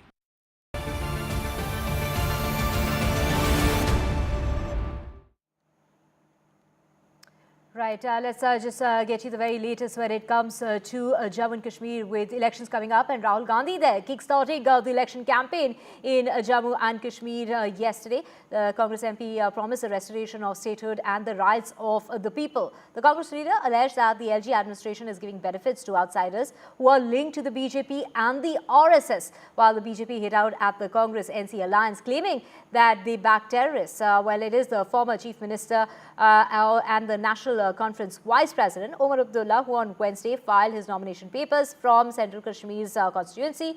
Omar, before filing his nomination papers, held a roadshow. He also took off his cap and said that I'm asking for my honor. So a very emotional approach that is being taken by the Abdullahs there this time around. And of course, it is Rahul Gandhi who who kickstarted that campaign, and others from the Congress party will also be the star campaigners, including his sister Priyanka Gandhi Vadra is expected to be there soon, and so will Sonia Gandhi and Malika Arjun Kharge will be there campaigning in Jammu and Kashmir. And with that, we're slipping in a very short break. Back with a whole lot more. Do stay with us.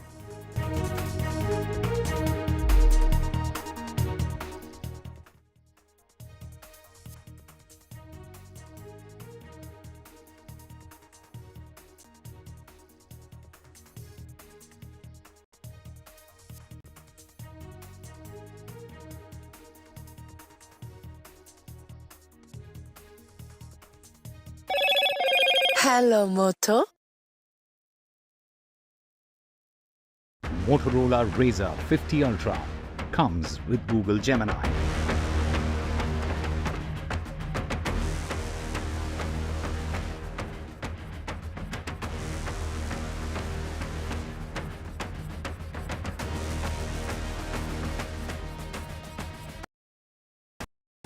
Stay informed and entertained with the new and updated NDTV News app. You can watch all our channels live, listen to podcasts, read breaking and exclusive news from around the world and more. Download the NDTV app today and get access to the best journalism and storytelling on your smartphone or tablet. The NDTV app. News that matters to you. Landslide devastation in Kerala's Wayanad. Join NDTV's initiative. Donate for Kerala.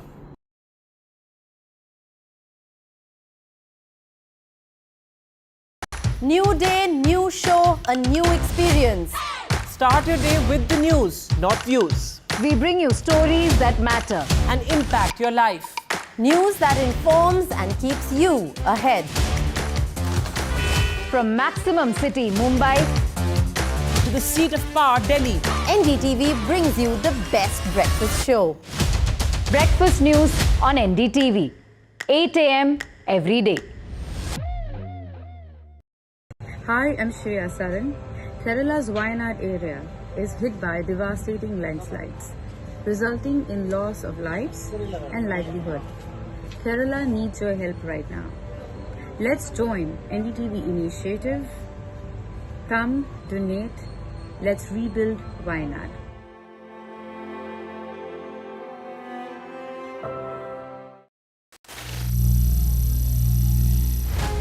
Some people say the metaverse will only be virtual.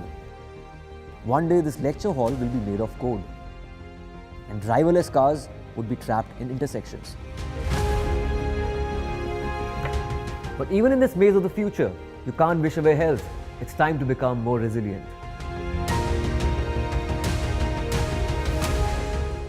"10 years of Banega Swasth India, we have grown and achieved so many milestones.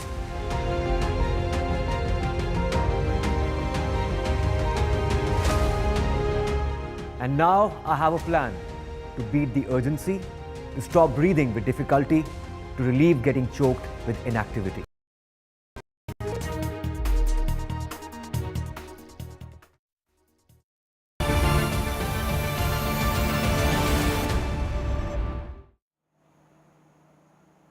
Welcome back. Let's get you the latest of the Prime Minister's visit in Singapore. Of course, this is after he got a ceremonial welcome at Singapore this morning. The Prime Minister's visit aims to deepen strategic partnership, visiting Singapore after 6 years. MOUs have been signed as well. And of course, the focus has been on semiconductors exchange and closer cooperation in healthcare and pharma sector. So the Prime Minister there, of course, they're meeting with his counterpart, Lawrence Wong, the Prime Minister there, also, taking a look at the facility of semiconductors, holding a roundtable with CEOs in order to, develop the partnership when it comes to India and Singapore.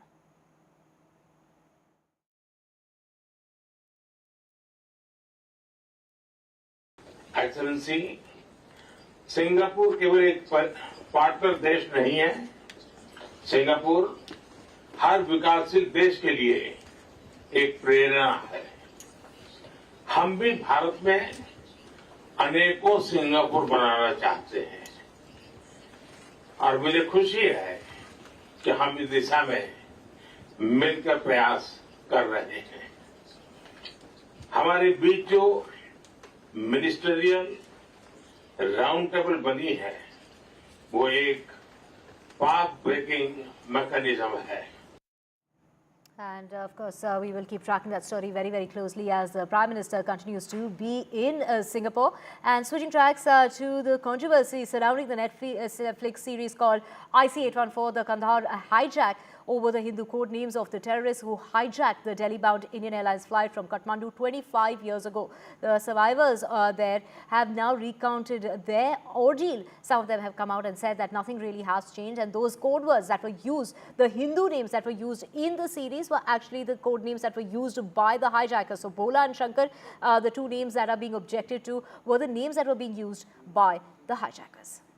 There was no question of formulating a plan or doing something, and it's not even recommended that you take on a group of, as I said, heavily brainwashed people and they were very well trained also physically. They looked very strong, well built. They had enough ammunition to kill some of us at least. Now, in the case of the names of the crew which have been changed, Captain Devishan's name is retained as Sharan Dev, and the co-pilot's name becomes totally different. He's a South Indian from Hyderabad. He's given a what name, and the captain, flight engineer's name is changed. My name was changed, and the two hostesses also changed. 5 cabin crew have not been shown. So I think it's. I don't think I feel very comfortable with this kind of arrangement. And frankly, I wish I could understand how this helped the script become a little more watchable and crisp, as they say in film terms. उन्होंने 2 दिन तो head down कराए तो कुछ भी नहीं पता चला कि हुआ क्या. हाईजैक का नाम ही नहीं सुना था कभी. 176 पैसेंजर्स थे उसमें और क्रू एक्स्ट्रा जो भी थे 5 थे. उन्होंने बस जैसे ही हम फ्लाइट चली और आधे घंटे बाद ही उन्होंने उठ के बोल दिया कि आपका प्लेन हाईजैक हो गया, हेड्स डाउन कर लो. तो उसके बाद तो जो सीरीज में दिखाया है वैसा ही सब कुछ है. हाँ, देखिए एक फिल्म जो आजकल सुन नेटफ्लिक्स पे एक आ रही है IC814, पर मैंने नहीं देखनी और ना मैं देखूंगा, क्योंकि मेरा फिर वो दोबारा फ्लैशबैक उसमें पहुंच जाता हूँ तो मैं नहीं देखूंगा. बड़ी मुश्किल से वो रिकवरी हुई है तो मैं उसको देखना नहीं चाहूँगा. जो है उसमें वही 4 थे हमारे, जो हैं 5 थे उसमें, जो हैं 5 हाईजैकर से. जैसे वो आजकल ये कंट्रोवर्सी बढ़ी है कि नईम की कि ऐसा नेम था, वो सुनने में आया मैंने, क्योंकि मैंने देखी तो नहीं है मूवी, बट कंट्रोवर्सीज बहुत आ रही हैं उसमें. जो है हाँ, बेसिकली उन्होंने निक नेम रखे हुए थे उसको अपने, जैसे हम किसी का भी अपना नाम उन्होंने एक बदल के नाम रखे हुए थे, बट रखे हुए थे जेन्युइन जो नाम थे. जो रियल नाम तो और होंगे उनके जो हैं, बट जो उन्होंने निक नेम रखे हुए थे वो यही थे. They're one of the survivors of the hijacking that took place back in 1999, saying that the code names have in fact not been changed when it comes to that Netflix series.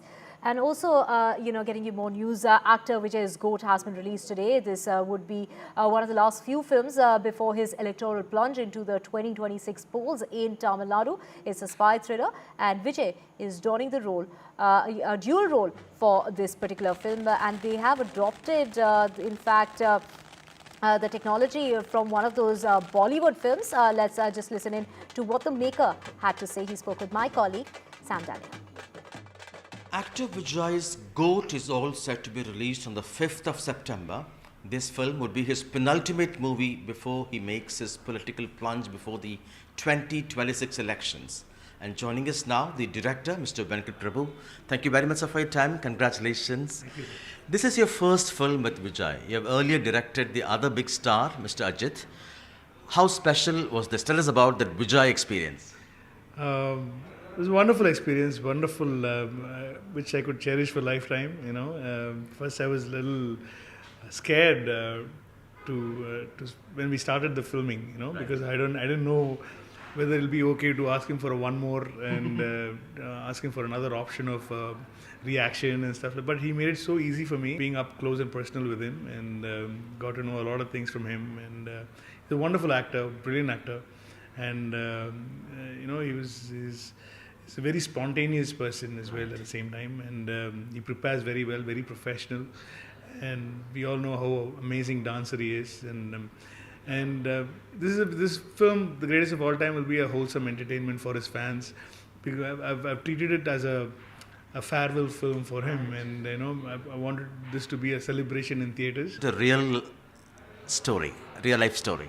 No, it's a fiction, sir. It is, the movie is not a science fiction film, and right. People they've assumed that it could be a science fiction, but it is not a science fiction film. It's a spy thriller. It's an espionage kind of action thriller.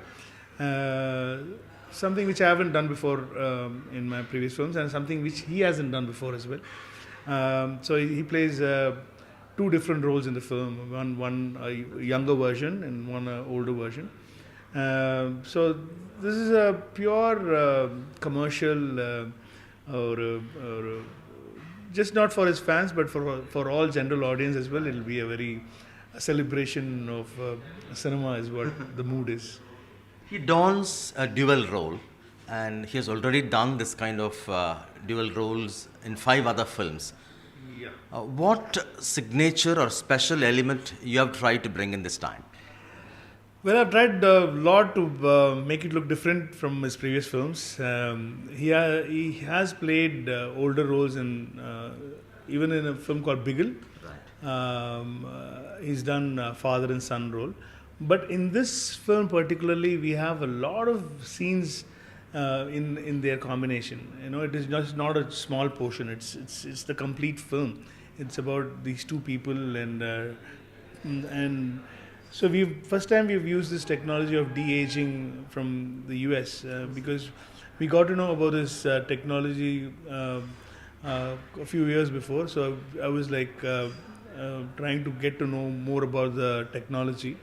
And they used that technology in this movie called Gemini Man, which was done by Will Smith. So they made a 50-year-old Will Smith look 20-year-old in that film. So I thought it will be good to use that kind of a technology in this film to give a very new feel to the audience. So as you asked, it will be even Jawan had that, you know, because the older Shah Rukh and young Shah Rukh was done in that film. So how different this can be from the earlier films where the same actor plays the father and son or a dual role.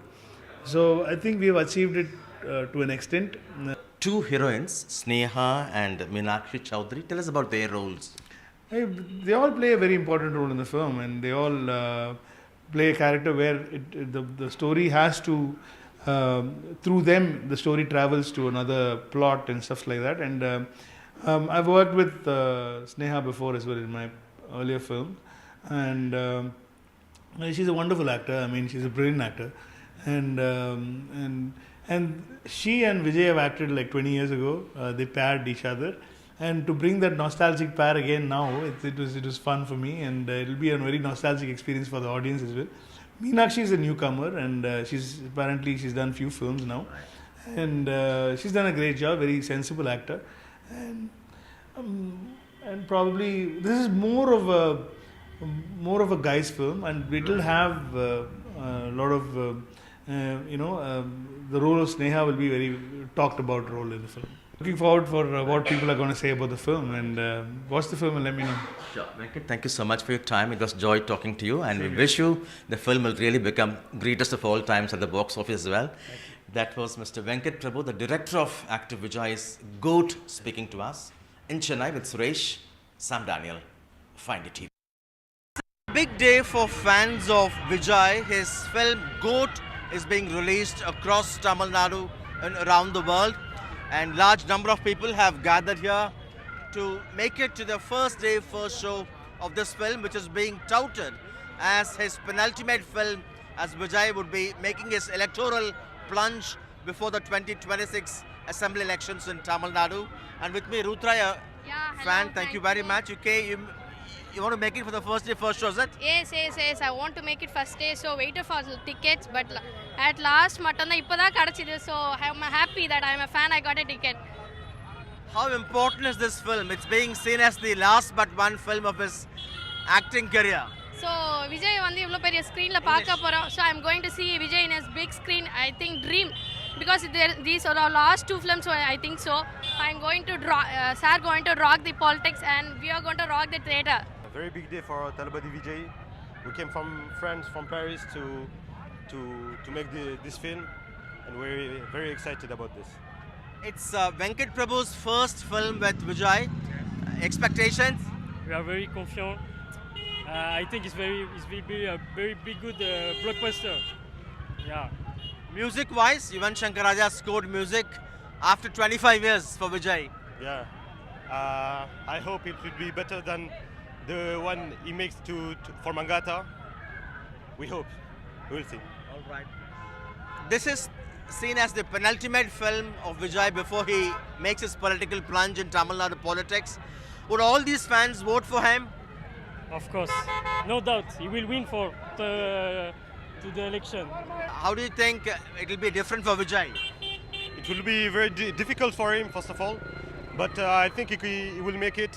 He's on a very great seat, actually, on the Tamil cinema, and I think he will make great things.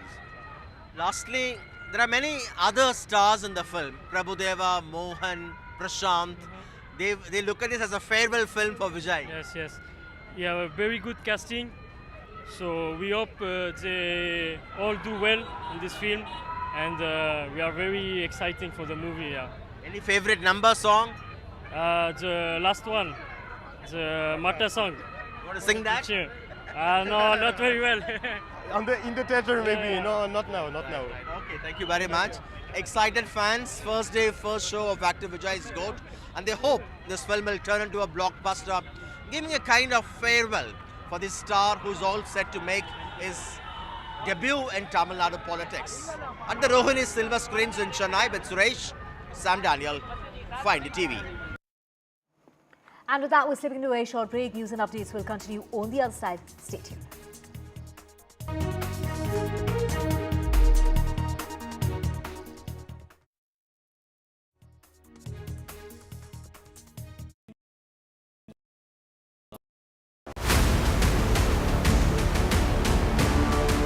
This week on India Ascents.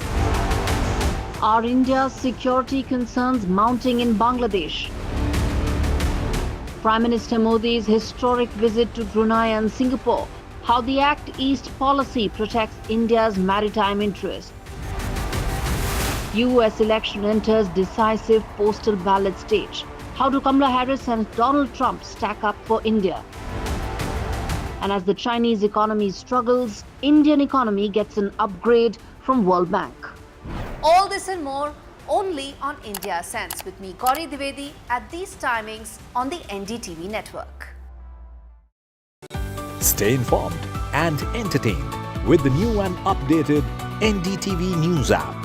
You can watch all our channels live, listen to podcasts, read breaking and exclusive news from around the world and more. Download the NDTV app today and get access to the best journalism and storytelling on your smartphone or tablet. The NDTV app. News that matters to you. Landslide devastation in Kerala's Wayanad. Join NDTV's initiative. Donate for Kerala.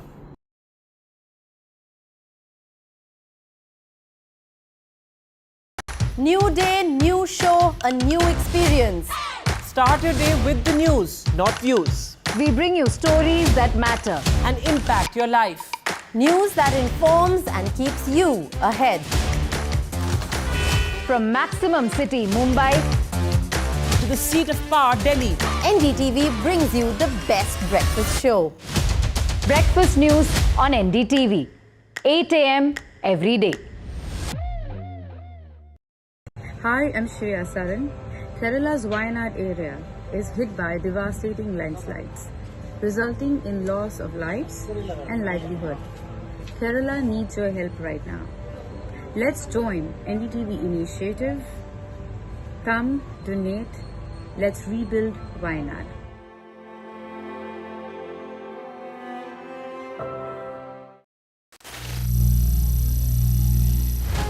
Some people say the metaverse will only be virtual. One day this lecture hall will be made of code, and driverless cars would be trapped in intersections. But even in this maze of the future, you can't wish away health. It's time to become more resilient.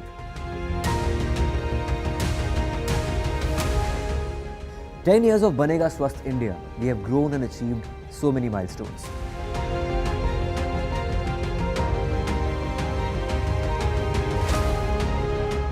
And now I have a plan to beat the urgency, to stop breathing with difficulty, to relieve getting choked with inactivity.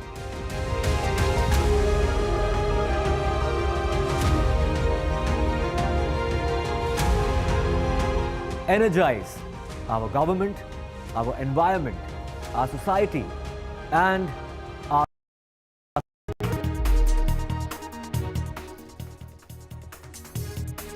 Hello and welcome. You're watching NDTV. I am Vedant Agarwal. Coming up on the show, well, NDTV's reality check on the Delhi drains. Well, they're still clogged and the Delhi government has woken up to action after the monsoon has begun to recede. We'll get you our latest ground report, but first up, the headlines. The Kerala High Court forms a special bench for the Mollywood Me Too movement. Well, a woman judged to head the bench for Mollywood assault cases. The bench to hear matters related to the Hema Committee report. The Karnataka hijab row is reignited with no award for the principal who barred hijab in colleges. The government withholds the Best Principal award after criticism and outrage. The hijab row erupted back in December 2021 in Karnataka's Udupi. NDTV's big exclusive with the ISRO chairman, Dr. S. Somnath. He says, from Chandrayaan to Gaganyaan, we were never nervous, doing our best to create more rockets, says Dr. Somnath. Delhi Chief Minister Arvind Kejriwal's bail hearing in the Supreme Court. Not a threat to money laundering case, says Arvind Kejriwal's lawyer to the Supreme Court. This is the Chief Minister has challenged his arrest in the CBI case in the excise policy case. The Delhi drain disorder. NDTV does a reality check. The Delhi government wakes up to desilting after the monsoon. As the monsoon begins to recede, the Delhi drains are still clogged. India's historic medal haul at the Paralympics. Harvinder Singh wins a gold in para archery. On day 7, India's medal haul stands at 24 with India's PhD gold medalist.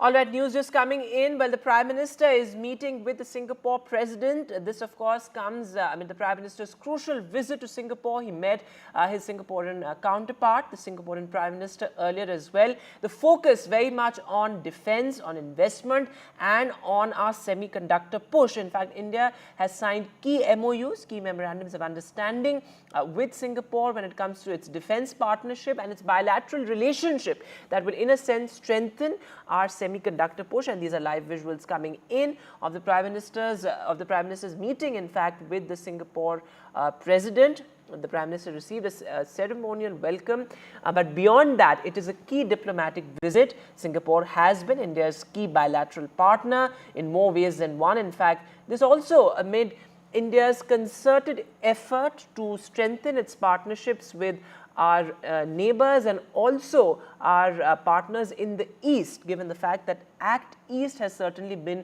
the buzzword when it comes to Modi 3.0's diplomacy. And these pictures are defining, in a sense, that India really consolidating its relationship with Singapore. Let me go across live to my colleague Mohammad Ghazali, who tracks the Ministry of External Affairs for us. So, Ghazali, these visuals are important given the fact that Act East has certainly been the buzzword in Prime Minister's diplomacy. But take us through some of the key MOUs that India has signed with Singapore. Today, 4 MOUs were exchanged between India and Singapore. The first one being between the Ministry of Electronics and Information Technology of our government and Ministry of Trade and Industry of Singapore. So that is on India-Singapore semiconductor ecosystem partnership. Now, what will that do? It will facilitate the cooperation in the area of semiconductor supply chains. It will complement our efforts of becoming part of the global semiconductor value chain. And India and Singapore will also cooperate in the areas of semiconductor cluster development, cultivation of talent in semiconductor design and manufacturing. We also know that Singaporean companies, which are part of global semiconductor value chains, are keen to invest in India. So such dialogue mechanisms have been set under this MOU, which will facilitate these investments in India.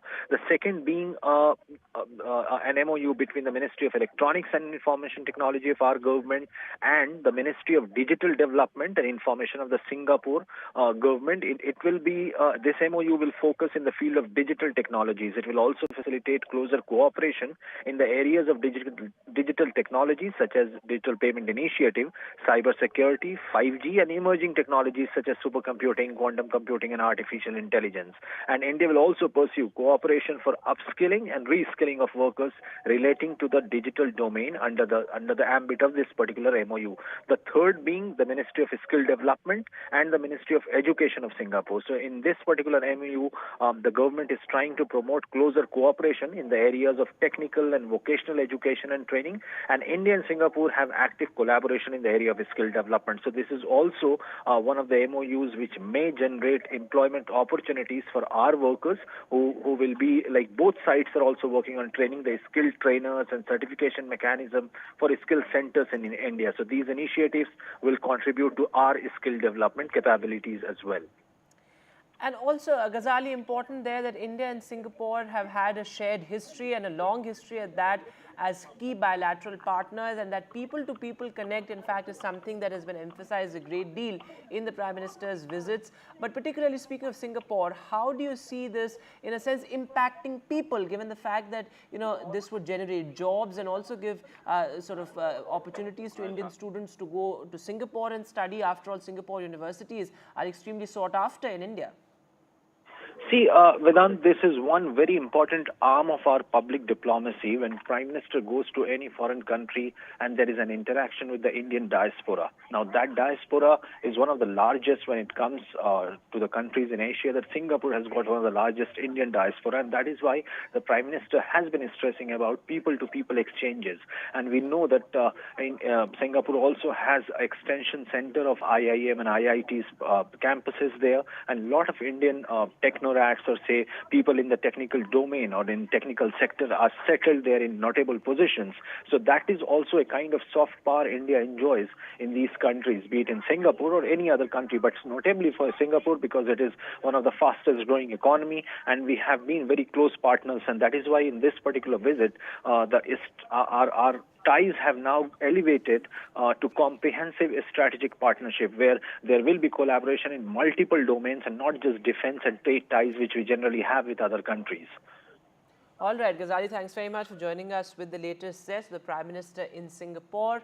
The Prime Minister just met the Singaporean President. Before this, he met the Prime Minister of Singapore. As Ghazali is pointing out, defense is the key focus area, and also the semiconductor push, plus of course people-to-people connect, and how Indians can benefit and so can people of Singapore from this relationship. And now the other big headline, well, our NDTV special report, a reality check on the Delhi drain disorder, where the Delhi government has woken up to the desilting task after monsoon has already begun to recede. In fact, my colleague Anushka Garg has done this reality check on how an INA drain. Now, for our viewers outside Delhi, INA is a key area, in fact, one of the most posh areas of the national capital, where government employees also stay. And this is one area where where the drain is clogged still, and the Delhi government has now woken up to this task. Let's take a look at this ground report. Right now we are near the MCD drain in INA, which is known for its long-standing problem of getting clogged. Let me show you the visuals first. You can see heavy machinery that is being used to clean this whole drain. The Delhi LG V.K. Saxena yesterday visited this place and investigated this whole area, because this whole area was known for its long-standing problem of getting clogged, and during the monsoon season a lot of waterlogging problem was being seen here. A lot of commuters used to suffer because of this whole drain getting clogged, and it posed a severe problem for the people who lived here. After his visit, he directed the MCD officials to clean this whole drain and see as to how much garbage and construction and demolition waste was, inside this whole drain. Right now, the heavy machineries are being used to clean this whole drain, and according to MCD officials, nearly 5,000 tons of garbage has been removed from this whole drain, and right now also the cleaning process is underway. After this gets cleaned, it will be a lot of relief for the people who are living here and the commuters who are using this whole road to commute. And let me tell you, after this drain, gets cleaned, you can see the whole area. I will show you this whole drain. It's a very big drain, 6.5-kilometer long drain, which joins the Kushak drain, and it overflows into Yamuna, creating a lot of problem there also. Right now also, not only at this point, but at several points, the cleaning operation is being going on, and the MCD officials have been using 7 to 8 heavy machinery vehicles to clean this whole drain, and the cleaning process is still underway. Let's see when this drain gets cleared and when the people will get relief. That is yet to be seen. Anushka Garg for NDTV. And let me go across live to Anushka now. Anushka, your report is extremely important given the fact that one of the root causes of flooding in the national capital are clogged drains, and this is a problem. It's a perennial problem, something that we see year after year and something that we've reported on endlessly, but still no solution to this. Talk to us about not just this Aine drain but also other drains, because a recent report has pointed out how much sewage is yet to be cleared when it comes to Delhi drains.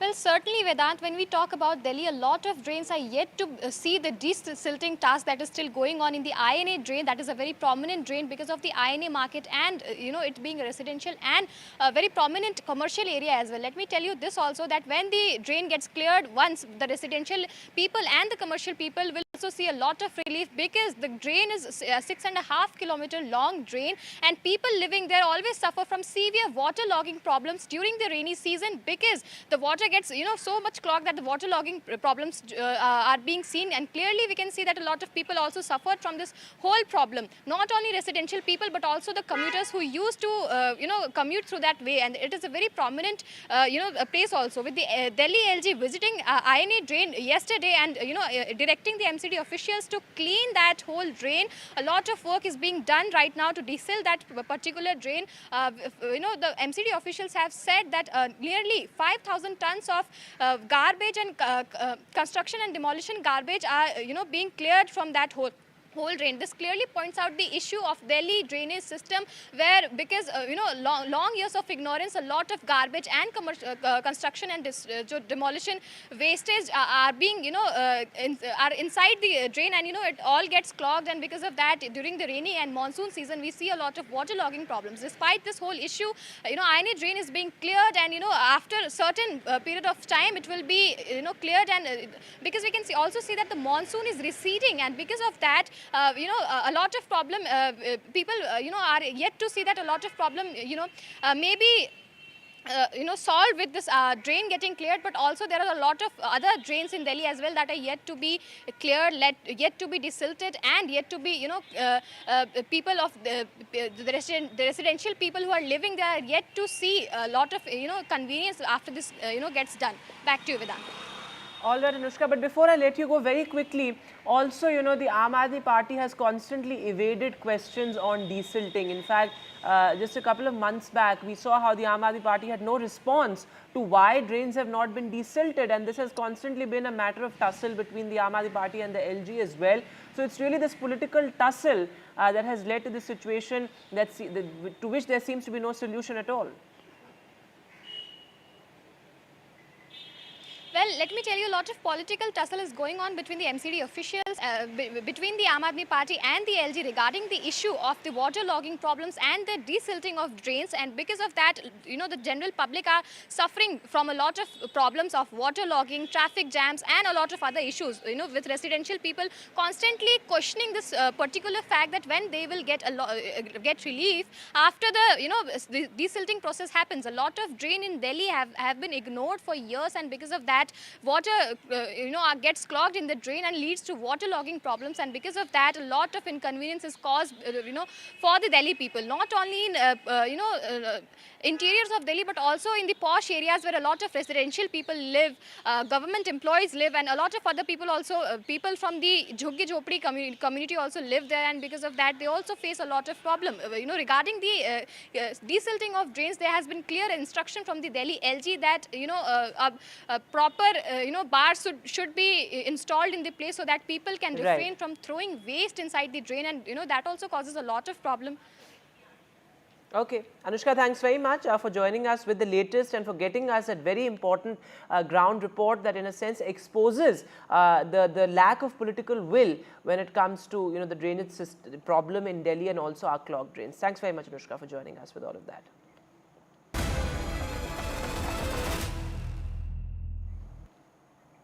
And now our special focus on NDTV, the Mollywood Me Too movement, and the latest coming in. Well, the Kerala High Court has formed a woman-led bench to probe, and look at cases of sexual assault and sexual abuse. Not just women actors, but filmmakers, junior artists, script writers have all come out and spoken about the horrors that they've had to go through, not just in the Kerala film industry, but also in other parts of the country, including Telugu cinema as well as in the Tamil Nadu film industry. And now a special bench has been formed by the Kerala High Court, and this will be headed by a woman judge. Now this is important given the fact that various accused have now moved the High Court and have moved various courts, not the High Court but the district courts and the Sessions Court, seeking anticipatory bail. Now this includes actors Edivella Babu and also Mukesh, who has really been at the center of this entire controversy. The CPM has also backed its MLA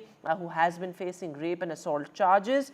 But the special bench being formed, now this will be crucial given the fact that the HEMA committee report has been cited by various people from various industries to talk about the fundamental flaws in our film industries, and also how women across industries are particularly vulnerable. In fact, the HEMA committee report also talks about how there are no women washrooms, there are no facilities or utilities when it comes to our women actors. So all of that will be looked at perhaps by the special bench. Let me go across live to my colleague Ishika, who is joining us live the broadcast. She's been tracking this story.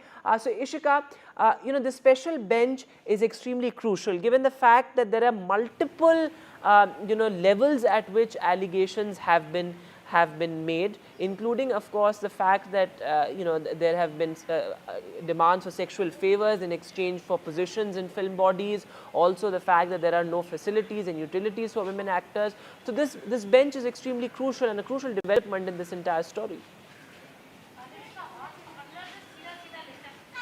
Well, yes, Vedant, as you rightly mentioned, looking at the sensitivity of, the cases that are coming, the charges that are being leveled, because these are, the charges for harassment, of rape charges, against Mollywood heavyweights. And looking at that, this is a very important development. Now, a two-judge special bench has been constituted by the Kerala High Court that is going to hear the matters related to the HEMA committee report. And in fact, this special bench has, in fact, Justice A.K. Jayashankaran and Justice C.S. Sudha, who will be looking into all of these issues. Remember that, as you rightly mentioned, we are seeing that not just PILs that are being filed, with this particular case in the High Court, but it is also, the Mollywood heavyweights, if we talk about, like actor Siddique, who had in fact approached the Kerala High Court and was seeking, an anticipatory bail plea. And remember, it was rape charges that were leveled against him. So much more cases are now coming in Kerala High Court after, in fact, Ernakulam Session Court is looking at these cases. So certainly looking at all of that, the court had said that they will constitute a special bench for this HEMA committee report, and that now has been done. So now we'll have to wait and watch as to what will be, the verdict that will be coming from the court in different cases, because as I said, there are very sensitive cases. These are regarding the crime against women in the Malayalam film industry, and we have seen one by one even more victims coming out. They are lodging complaints of sexual harassment, of rape charges against Mollywood heavyweights. So certainly in that respect, this decision of Kerala High Court becomes very, very important. Over to you. All right, Ishika, thanks very much for joining us with the latest there. As Ishika is reporting, given the sensitivities of the case, the formation of the bench becomes very important, and this bench will be headed by a woman judge. Meanwhile, the movement is not just confined to the Kerala film industry. In fact, Kannada actors have also demanded action and implementation of the recommendations of the Hema Committee report. Now, remember, various actors of the Kannada film industry met Chief Minister Siddaramaiah there. In fact, senior actors, veterans of the Karnataka film industry met Chief Minister Siddaramaiah, demanding a Karnataka government-led probe in Sandalwood and in this entire case. Of course, the chorus growing for justice when it comes to the Hema Committee report. In other news now, the Karnataka government has decided to withhold the Teachers' Day Award announced for Ramakrishna Bije, the principal of the government pre-university college in the Udupi district. The state government withheld the Best Principal Award for the year 2024-25. This after the entire hijab controversy. In fact, these are visuals from earlier, from back in 2021 when this entire movement gained steam. In fact, students from across colleges came out and protested against a decision to ban the hijab in universities. And in fact, this principle was really at the forefront of that decision, and now this contentious decision again reignites the entire debate.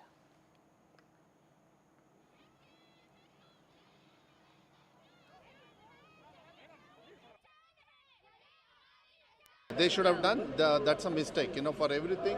They have to purely verify everything and then send it to us. And once they send it, we usually clear it. But once it has come into public domain, to our knowledge also, then we had to put it on hold for now. Later we'll take a decision once. At that time he was actually following the government rules. So no, but the way he treated the children, that is the issue, that's all. If nothing is done, no problem is there, then we'll take a call. We'll have to do that. No, it's not about double standards. See, don't politicize this issue.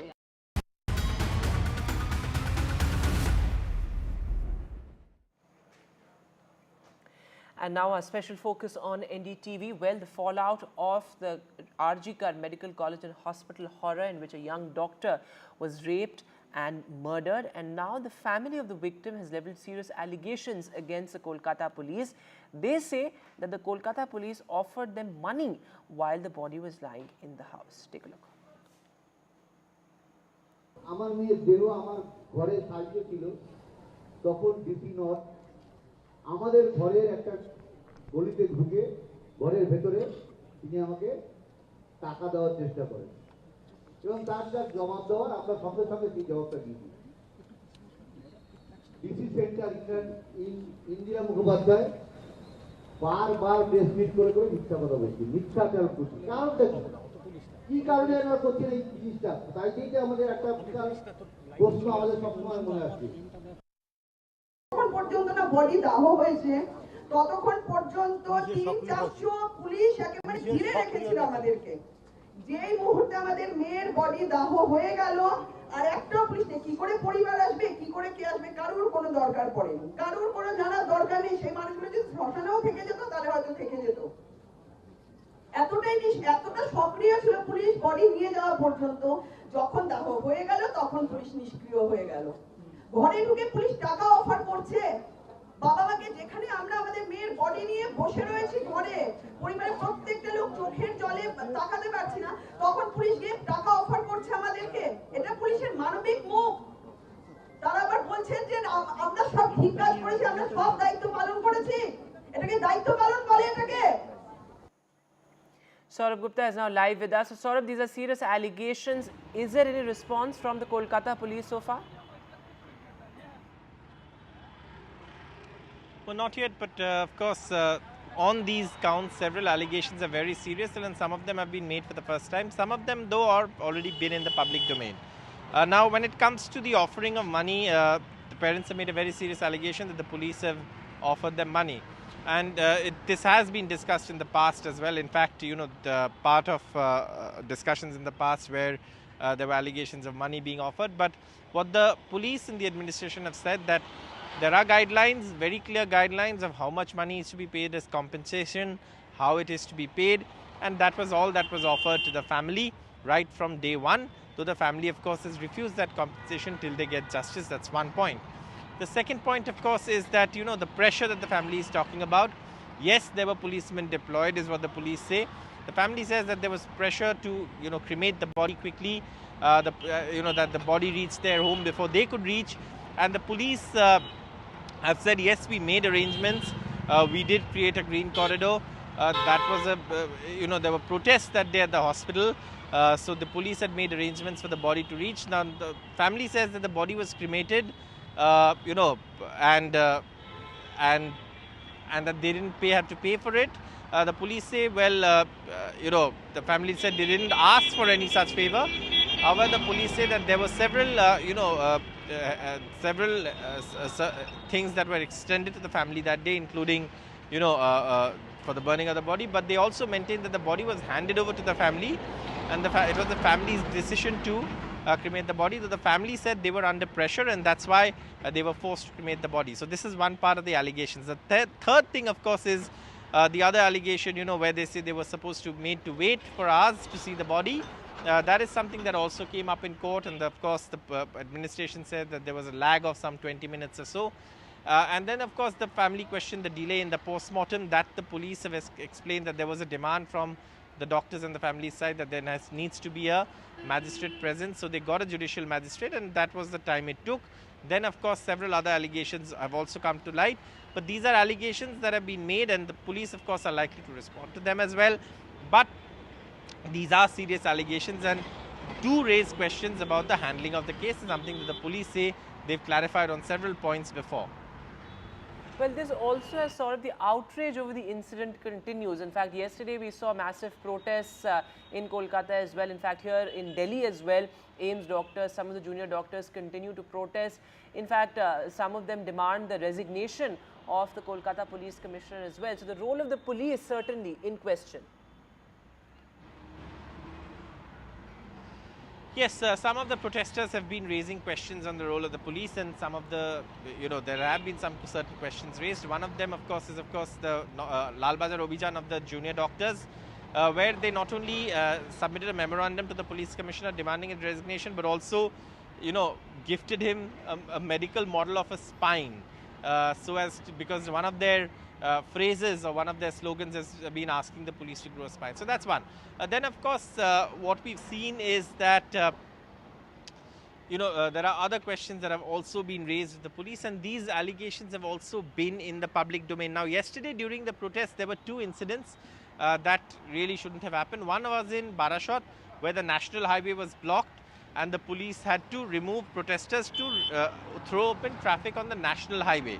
It's a very critical highway. It's also a narrow highway, and if traffic is blocked, then of course that becomes a problem. But the most serious incident took place in Mathabhanga in Cooch Behar, where there was some, drawing of some graffiti, and there was some scuffle there, and 3 people, we are being given to understand, have been arrested by the police in connection with that. The allegation is that apparently some Trinamool supporters got into a scuffle with some protesters, but 3 people have been arrested in Mathabhanga as well in connection. So 2 incidents, Barashat and Mathabhanga areas where there was some amount of trouble during the protests yesterday. All right, Saurabh, thanks very much for joining us with the latest there. As Saurabh is reporting, the Kolkata police has yet to respond to what the family has said, but certainly serious allegations made by the family.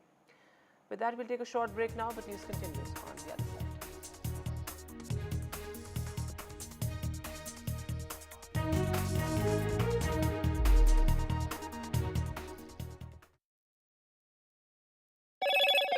Hello, Moto. Stay informed and entertained with the new and updated NDTV News app. You can watch all our channels live, listen to podcasts, read breaking and exclusive news from around the world and more. Download the NDTV app today and get access to the best journalism and storytelling on your smartphone or tablet.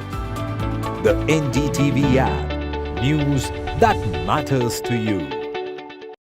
Landslide devastation in Kerala's Wayanad. Join NDTV's initiative. Donate for Kerala.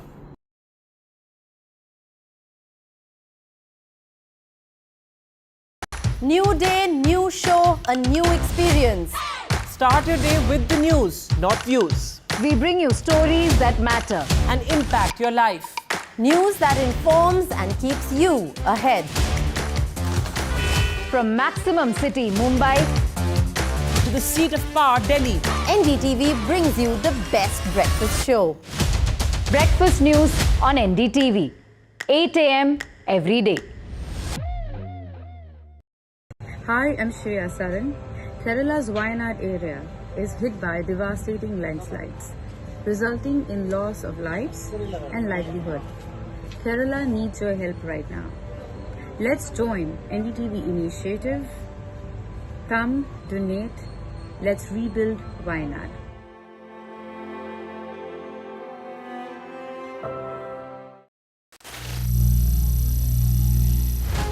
Some people say the metaverse will only be virtual.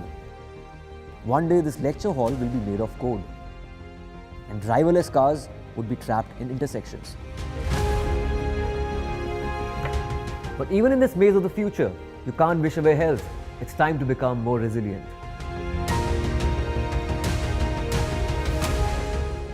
"10 years of Banega Swasth India, we have grown and achieved so many milestones.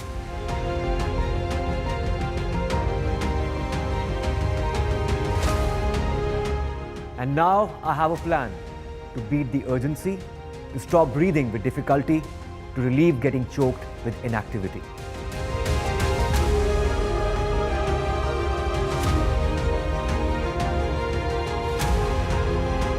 Energize our government, our environment, our society, and ourselves. Everyone, everywhere, every day.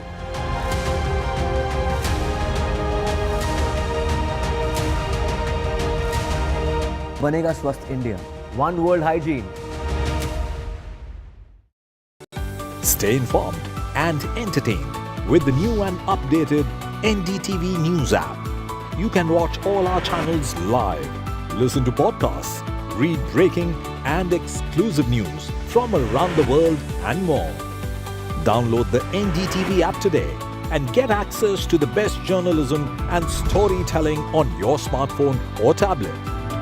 The NDTV app. News that matters.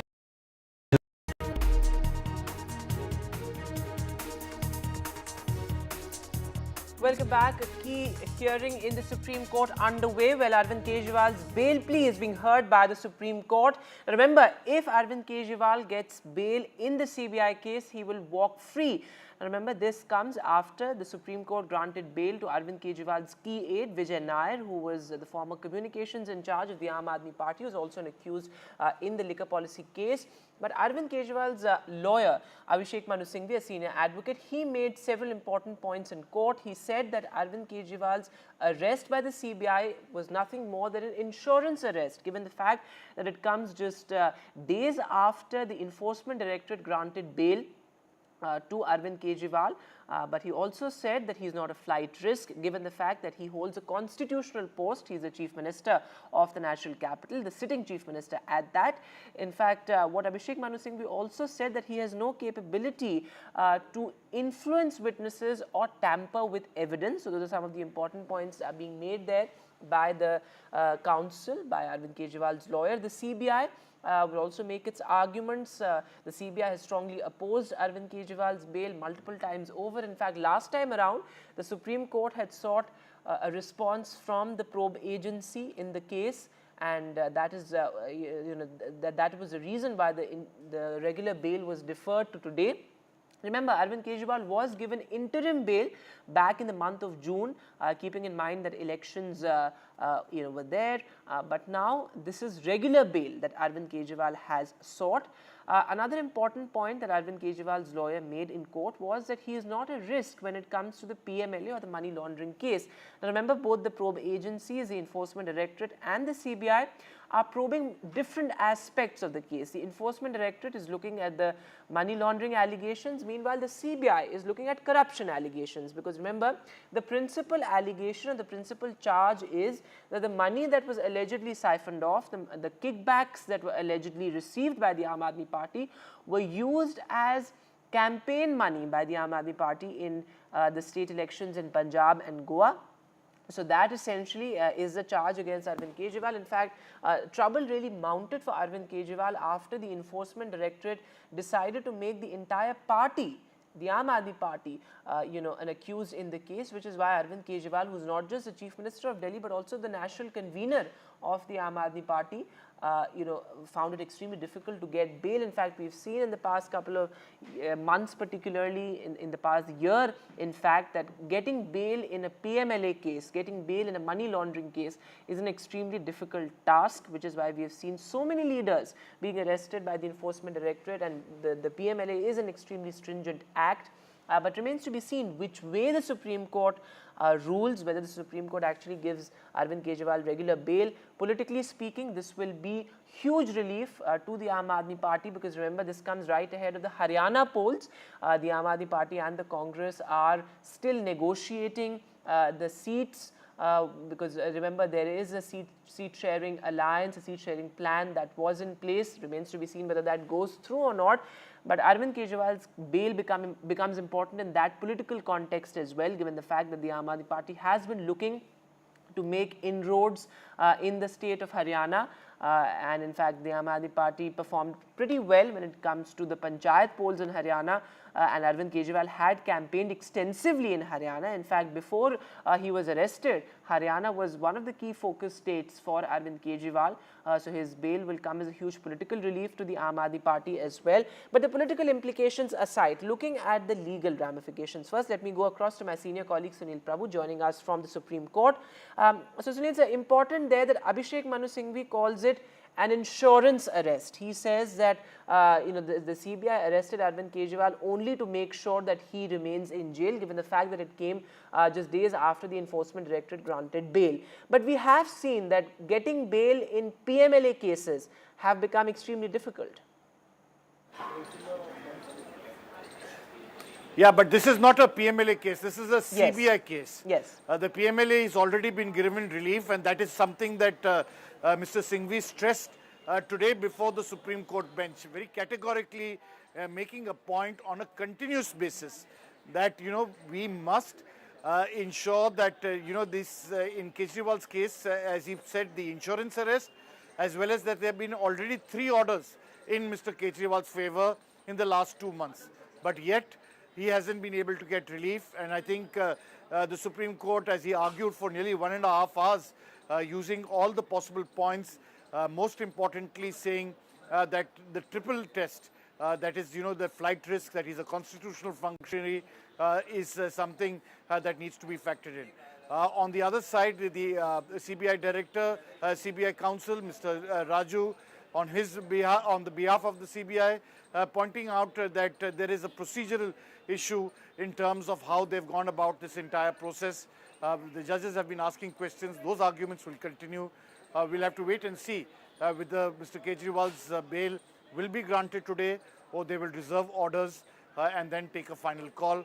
Either way, it's quite clear that powerful arguments have been made to look at the possibility of Mr. Kejriwal getting the bail in just one case, which is pending with him right now. That is the CBI case, which was put on him after the Enforcement Directorate arrest, and when he had got already one bail much later, as has been pointed out to the Supreme Court. That's right, sir. Also, just to break it down for our viewers, the CBI and the Enforcement Directorate looking at different aspects of the case. The CBI, of course, looking at alleged corruption. But what has been the CBI's argument? Because the CBI has opposed his bail multiple times over, in the Supreme Court as well. But given the fact that both agencies have, have submitted their charge sheets, and as Abhishek Manu Singhvi also pointed out that he is not, there's no flight risk, he will not be able to influence witnesses or tamper with evidence. What is the CBI's argument to oppose Arvind Kejriwal's bail? Well, their argument is, as I said, procedural, that, this has been the point right from thing that, there is a concurrent issue that you have got it from the lower court to the high court, and pointing out that just because Mr. Kejriwal is, a chief minister and high functionary, that he cannot be treated differently. A whole host of other issues that they have been pointing out to try to see that he can continue to remain at jail at this present juncture. All right, Sunita, thanks very much for joining us with the latest there. Of course, this remains one of our top focus stories on NDTV. If Arvind Kejriwal gets bail in the CBI case, he will walk free.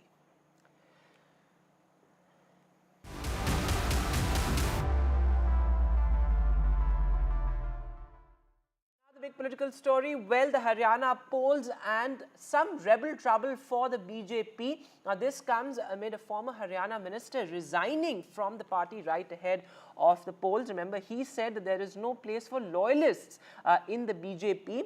Now, remember, this comes after the BJP had released its first list. In fact, several senior leaders and loyalists have expressed their displeasure over the BJP's first list, saying that turncoats are being rewarded, but loyalists are being ignored. Listen in to this conversation that my colleague Gurpreet had with Gyan Chand Gupta.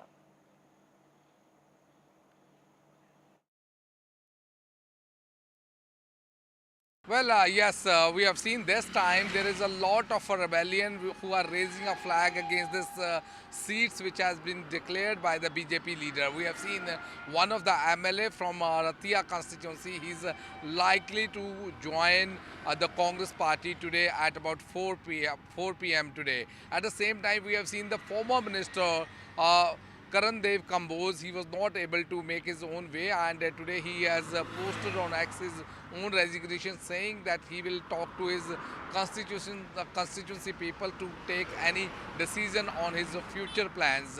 At the same time, we have seen Kisan leaders.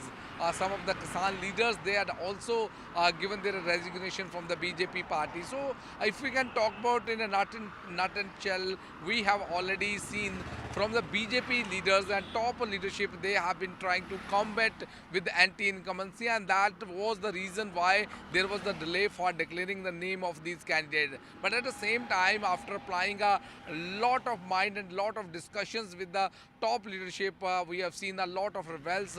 They have been speaking very vocally against the party, and they are going to file their resigns. So let's see how the BJP is going to combat with this another problem. All right, let's cut across live to where the TMC is addressing a press conference over the RGK rape and murder horror. Listen in. অসত্য কথা, কিছুটা আনুমানিক কথা, কোথাও এই fake videos, এগুলোও কোথাও না কোথাও একটি সেকশন অফ মিডিয়া, সকলেই নয়, আপনারাও একটা সেকশনের মাধ্যমে সেটা প্রচার পাচ্ছে, আরও তার ব্যাপ্তি ঘটছে। এবারে এই ভিডিওটাই বলুন, যে গতকালকে যে ভিডিওটা ভাইরাল হয়েছে, যেখানে নাকি বলা হচ্ছে একটা যে বাবা মা যারা শোকাহত, তাদের সঙ্গে আমরাই শোকে রয়েছি, তাদের মনে হয় also in deep grief as long as with the family also. পারবো না, স্পর্শ করতে পারবো না, এতটা কঠিন সময়ের মধ্যে দিয়ে তারা যাচ্ছে। They are also passing through a very tough time, and we are completely with the family. ধামা চাপা দেওয়ার জন্য এরকম একটা ভিডিও যাচ্ছে, তার পাশে পাশে আবার আরেকটা ভিডিও এসেছে যেখানে There's some lot of fake videos going through social media. অসত্য বললেন এবং তারা বললেন এটা মিথ্যা। আমরা কিন্তু আমাদের মেয়ের জন্য একেবারে তাড়াতাড়ি, যে মেয়ে আমাদের মধ্যে নেই তার জন্য বিচার চাই। Their parents has conveyed their message to us that they only want justice. They were offered an alimony from the state government, but they have refused and they demanded only justice. একটা প্রচার হচ্ছে বিভিন্ন জায়গাতে police প্রশাসন থেকে নাকি আপনাদের কোনো আর্থিক টাকা নিয়ে এসে দিয়ে ধামাচাপা, এইটাই তো হচ্ছে টিভিতে। কিভাবে বলবো আপনার আমাদের এই সময়ের কথা বলার কোনো দরকারই পড়ে কি আর কোনো ঘটনাই ঘটেনি। ছি ছি ছি। All right, so the TMC, they're saying that we stand in solidarity with the family. This, of course, after the aunt of the victim, in fact, various family members have made serious allegations against the Kolkata police, including that they offered the family money while the victim's body was lying in the house. These are serious allegations. In fact, the family also goes on to say that the police refused to take responsibility after the death of the victim. In fact, the Kolkata police's role has been in question since the protest began. Okay, let's go back to where the TMC is addressing the press conference. প্রত্যেকেই তাদের পাশে থাকার জন্য প্রতিবাদী doctor তাদের এই আন্দোলনকেও সমর্থন করে আমরা সকলেই আছি। আমরা প্রত্যেকেই জাস্টিসটাই চাইছি। সুতরাং এখানে কাদের থাকার কথা ছিল না, সেটা হচ্ছে রাজনীতি করার জায়গাটা। এই রাজনীতিটা হওয়ার কথা ছিল। তা আমরা একটাই খুব বিনম্রভাবে বলার চেষ্টা করছি যে মা বাবার উপরে কোনো রাজনৈতিক দল যেন চাপাচাপি না করে, কোনো রাজনৈতিক ফায়দা যে দলগুলো নেয় এবং তারা একটি বডি ডেড বডি পেলে বিগত দিনগুলোতে অনেক অসংখ্য আমাদের উদাহরণ রয়েছে যেখানে তারা এই ভালচার পলিটিক্স করেছেন, যারা একটা লাশ আরম্ভ করেছে, একটা মৃত্যু হলেই আর রাজনীতি। এইখানে কিন্তু সেই জায়গাটা নয়। এখানে সকলে সাধারণভাবে নাগরিক হিসেবে থাকবে এবং জাস্টিসের জন্য চাই। আগে বলতে গেলে যে সিবিআই তাড়াতাড়ি করুক ন্যায় বিচার, যার জন্য এই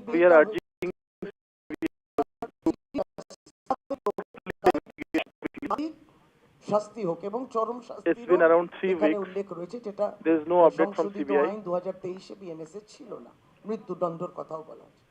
তাহলে যতদিন না সিবিআই কিছু বলছে, ব্রাত্যতা সেটা বললেন পার্টির পক্ষ থেকে আমাদের বক্তব্যটা, ততদিন যেটা বললাম এই জায়গাটা ফাঁকা পেয়ে এই ফেক ভিডিওস ইত্যাদি এবার এর নেতৃত্বে এবং নেপথ্যে যখন তাদের আইটি সেলের টিম থাকে, trainee doctor of Architectural Medical College, যে যে বিষয়গুলো নিয়ে সত্যি আলোচনা করা যায় না। আমি নিজেও মহিলা, আমাদের শরীর নিয়ে আলোচনা করা যায় না। আমার শরীরের উপর ধর্ষণ, সেটা নিয়েও আলোচনা করা যায় না। আমার শরীর উপরে ধর্ষণ হয়েছে সেটা নিয়ে রাজনৈতিক যুদ্ধক্ষেত্র হতে পারে না। কিন্তু আমরা দেখলাম rape is not a subject that should be politicized, and TMC and state government doesn't support any kind of politics on rape. যে পোস্টমর্টম রিপোর্ট আমার হাতেও আছে, সোশ্যাল মিডিয়াতে কি চলছে সেটা নিয়ে আমায় বলবেন না, এটা চলারও কথা না। Social media, what is going on, what kind of narratives are being spread on social media should not be the political parties point of discussion. So I will not comment on what social media is running. এটা নির্যাতিতা প্রতি একটা injustice হচ্ছে। আর তারপরে আমরা এটাই বলি যে এই যে ইনজাস্টিস তার প্রতি হচ্ছে, তারও মৃত্যুর পরে এরকম মৃত্যুর পরে তারও অধিকার রয়েছে। ফলে প্রত্যেককেই আবার এখানেও কিছু সেকশন মিডিয়া আবার এই রিপোর্টগুলোকে নিয়েও আলোচনা অনেকগুলো হয়েছে, যেগুলো করা যায় না। আমরা জানি CBI There are multiple fake narratives and misinformation spread on social media regarding the investigation and the autopsy report. বিভিন্ন প্ল্যাটফর্ম রয়েছে এবং সিবিআই কেও তার কাউন্সিলের মাধ্যমে, তার আইনজীবীর মাধ্যমে জবাব দিতে হবে। রাজ্য সরকার কলকাতার পুলিশের ভূমিকা নিয়েও রাজ্য সরকার, now CBI is investigating the matter. CBI should be held accountable for the investigation, and CBI should publish regular update on the investigation. ব্যথিত করছেন সেই মা বাবাকে, আরো কষ্ট দিচ্ছেন, এটা হওয়া উচিত নয়। এবং আমরা এটাই বলি যে এই বিলটা গতকালকে আপনারা দেখলেন যে বিল পাস হওয়ার পরে এই বিলটা নিয়ে মহারাষ্ট্রের এনসিপি লিডার চিফ, তিনি প্রধান শরদ পাওয়ারও ইচ্ছে প্রকাশ করেছেন যে মহারাষ্ট্রতে তারা যদি জেতেন এবং সরকার গঠন হয়, West Bengal Assembly has already passed a bill অ্যাসেম্বলিতে আনবেন regarding the rape and pace up the investigation of all the rape cases, which has been lauded by জনজাগরণ, জনগর্জন এবং যেইভাবে Sharad Pawar in Maharashtra, আন্দোলনকে সমর্থন আমরাও সকলেই যেমন দিয়েছি, তার মধ্যে এই বিলটাও কিন্তু একটা দিশা দেখিয়েছে যে শাস্তি না হলে, দৃষ্টান্ত না হলে, this bill which has been recently passed by West Bengal Assembly will direct and create an example across the nation.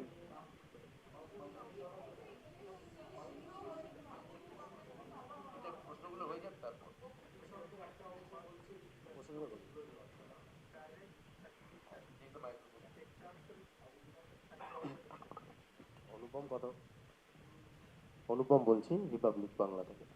বলছি যে এই বিলটা নিয়ে চিকিৎসকদের একটা অংশ বলছে যে এই বিলটা চোখে ধুলো দেওয়ার জন্য সরকার এই বিল প্রকাশ্যে আনছে বা আনার চেষ্টা করছে। না, ঠিক বোঝা গেল না। চোখে ধুলো দেওয়ার ব্যাপারটা কোথায় হলো?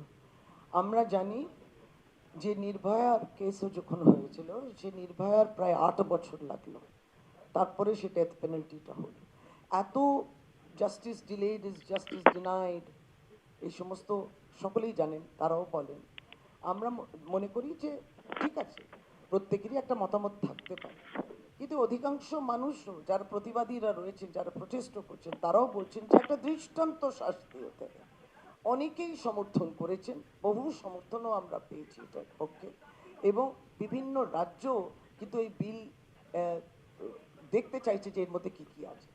আপনি জানেন এছাড়া এই বিলটা শুধু শাসক দল নয়, বিরোধী দল সম্পূর্ণভাবে সমর্থন জানিয়েছে, অন্য রাজ্যে সরকার সমর্থন জানিয়েছে, এবং মনে করছে যে এটা একটা খুব মমতা বন্দ্যোপাধ্যায় মাননীয় মুখ্যমন্ত্রী তার একটা সময়োপযোগী, সুচিন্তিত এবং একটা যাতে দীর্ঘ সময় ধরে তদন্ত না চালিয়ে যাতে খুব দ্রুত সত্তর এই পরিস্থিতির বা এই অপরাধীদের যাতে শাস্তি দেওয়া যেতে পারে সেই উদ্দেশ্যেই বিলকে All right, so the Bengal government, there no specific response to the allegations made by the family there, though of course the Bengal minister said that we stand with the family and that we demand justice for them and for the victim, but no specific response to the allegation that the police offered them money. But let's listen in fact to what the victim's father had to say earlier.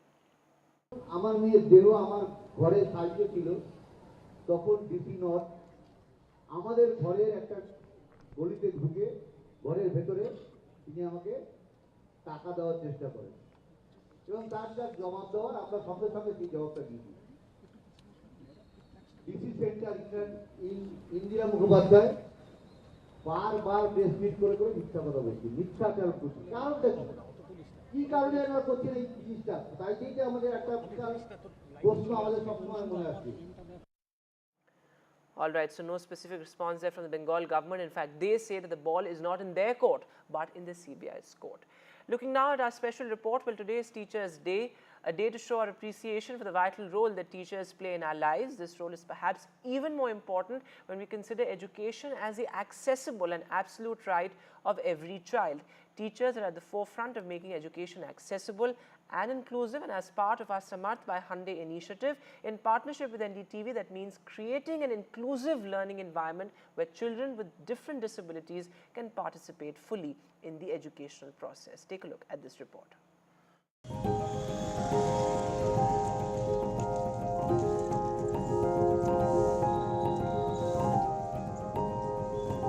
There can be no greater tribute to the educational institution that shaped you as a child than returning to the same place to continue doing that for other children. And that is what Preeti is doing at the Amar Jyoti School for Inclusive Education. जब मैं धीरे बड़ी हुई, grow up किया और मैं निकली, तो जब मैं निकली तो इनफैक्ट जब मैं फैमिली के साथ चली थी तो उस टाइम लोग मुझे बहुत घूर घूर के देखते थे। इनफैक्ट मुझे मतलब बॉनी, ड्रॉप, नाटी, ये सब वर्ड्स बोलती थी। By the grace of God मुझे धीरे हिम्मत आई, तो मैंने अमर ज्योति स्कूल से अपना स्पेशल एजुकेशन बीएड इन स्पेशल एमआर में किया। Preeti is one of the 5 former students of the Amar Jyoti Institute of Physiotherapy in Delhi, formerly called the Amar Jyoti School, who have returned as teachers to give back and pay forward. मुझे एक दिन इसी school Amar Jyoti school से Uma ma'am का call आता है कि आप प्रीति राजो आप यहाँ पे आइए। तो फिर मैं उमा मैम के पास गई। मैम ने बोला कि बेटा आप कल से आ जाइए। मेरे बहुत बड़ी अचीवमेंट थी कि आप जिस कैंपस में पढ़ते हो और वही कि आपके डायरेक्टर आपको कॉल करके बुलाती है और विदाउट इंटरव्यू आपको सिर्फ बोलती है कि आपको सिर्फ ज्वाइन करना है। वो मेरे बहुत गोल्डन मोमेंट था कि हाँ, तो मैं फिर नेक्स्ट डे से मैं आई और तब से कर अब तक मैं यहीं पर हूँ। They embody the philosophy of the institute that education has to be about more than literacy. It has to be about helping students live productive lives beyond the classroom. My inspiration behind this was attitude of people in society towards persons with disability. As an educator, I thought the best way to change this attitude is through education, and hence I thought of inclusive education, which would have been incomplete if we didn't look at it as a holistic approach. I personally feel for this, special educators are very, very important. The special educators at Amar Jyoti follow that principle every day. With innovative teaching methods that seek to nurture the skills of every child based on their specific disability. Whether it is helping enhance fine motor skills and attention abilities, or individualized learning plans, assistive technologies that support the learning, or then therapy services to overcome physical and communication barriers. It is that kind of empathetic, encouraging, accessible, all-embracing and inclusive education ecosystem that the Samart 500 initiative, in partnership with NDTV, seeks to create. To that end, workshops were conducted in schools across India that reached more than 50,000 students. In fact, workshops were attended not just by students, but also teachers, counselors and principals who are all the drivers of the inclusive education that every child must receive. Teaching is more than a job. It is a great responsibility. As we commemorate Teachers' Day, let's remember to thank all our special educators who have created a supportive, accepting and inclusive learning experience for all their students, helping them reach their potential and empowering them. Because the disabilities that some of us carry should not define what we can or cannot do. मैं सभी teachers का दिल से धन्यवाद कहना चाहूँगा।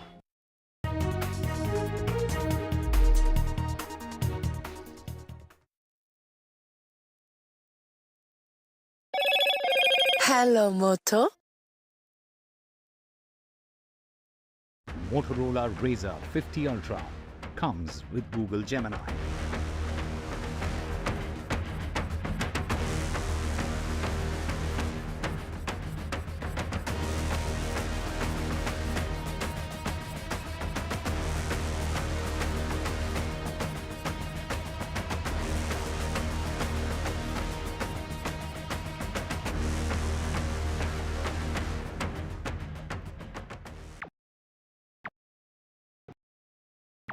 Landslide devastation in Kerala's Wayanad. Join NDTV's initiative. Donate for Kerala.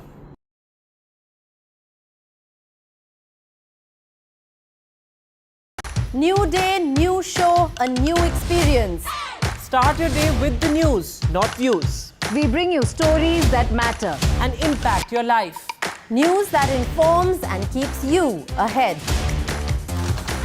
From Maximum City, Mumbai, to the seat of power, Delhi, NDTV brings you the best breakfast show.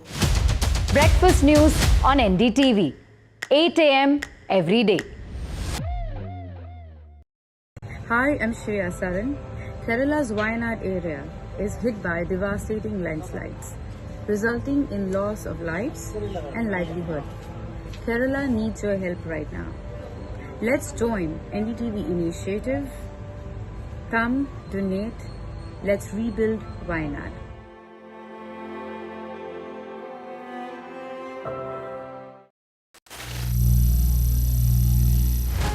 Some people say the metaverse will only be virtual.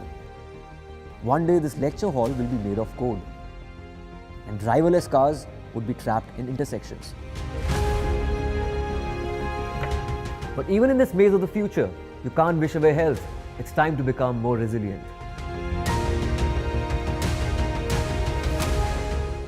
"10 years of Banega Swasth India, we have grown and achieved so many milestones.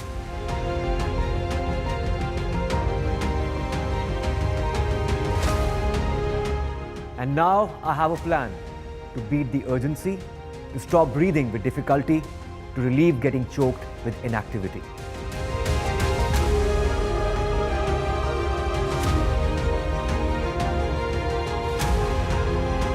Energize our government, our environment, our society, and ourselves. Everyone, everywhere, every day.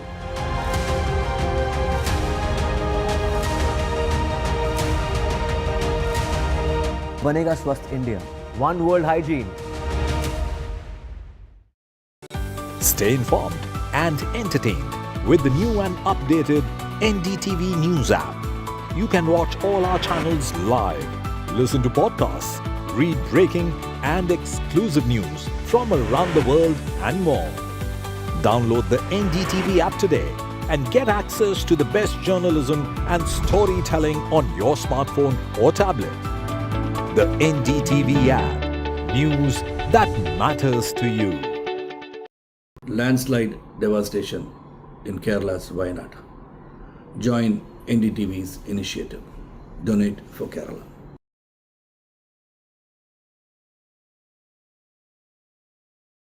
New day, new show, a new experience. Start your day with the news, not views. We bring you stories that matter and impact your life. News that informs and keeps you ahead. From Maximum City, Mumbai, to the seat of power, Delhi, NDTV brings you the best breakfast show. Breakfast news on NDTV, 8 a.m. every day.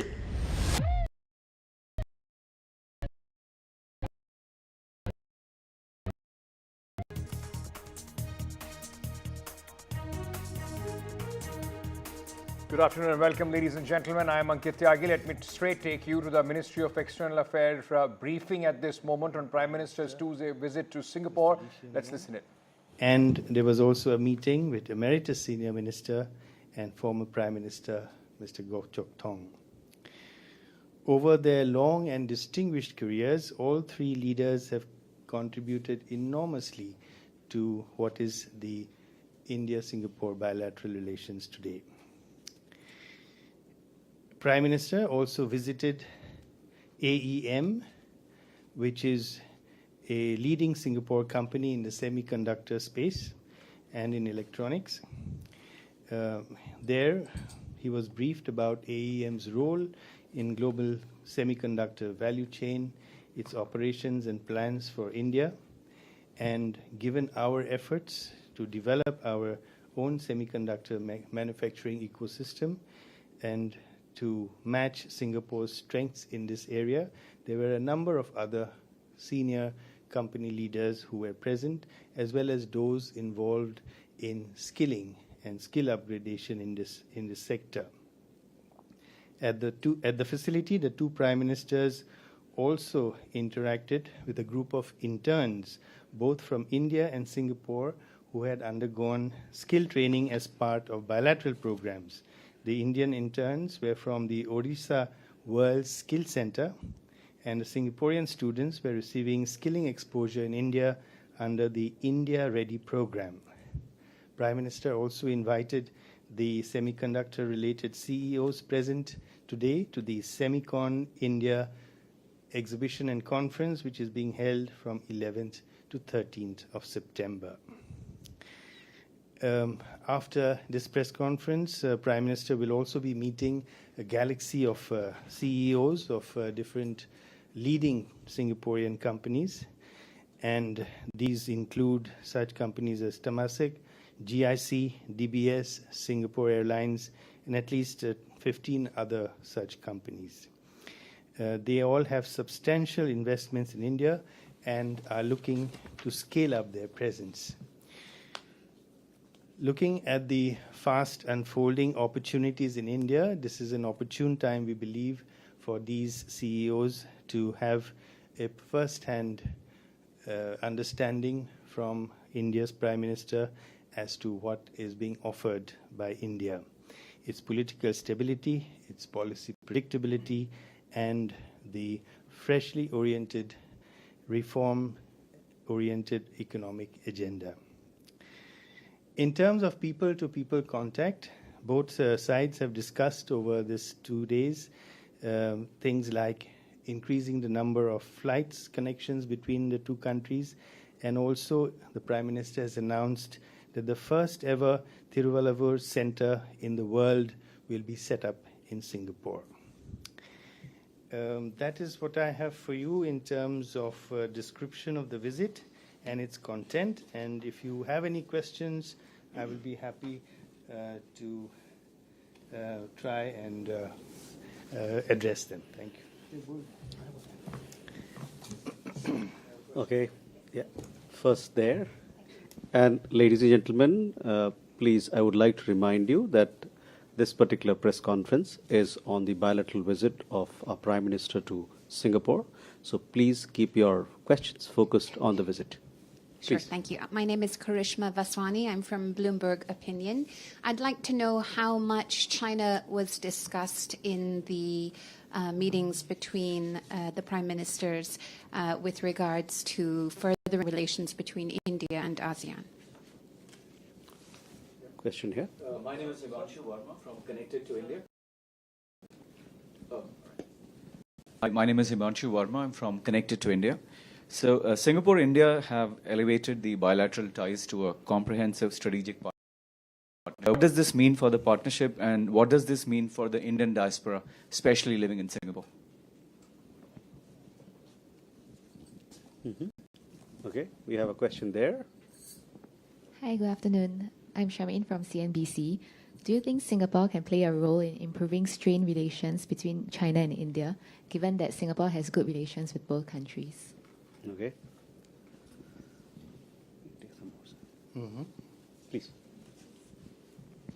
How this visit of PM Modi here will expand our manufacturing and other development sectors?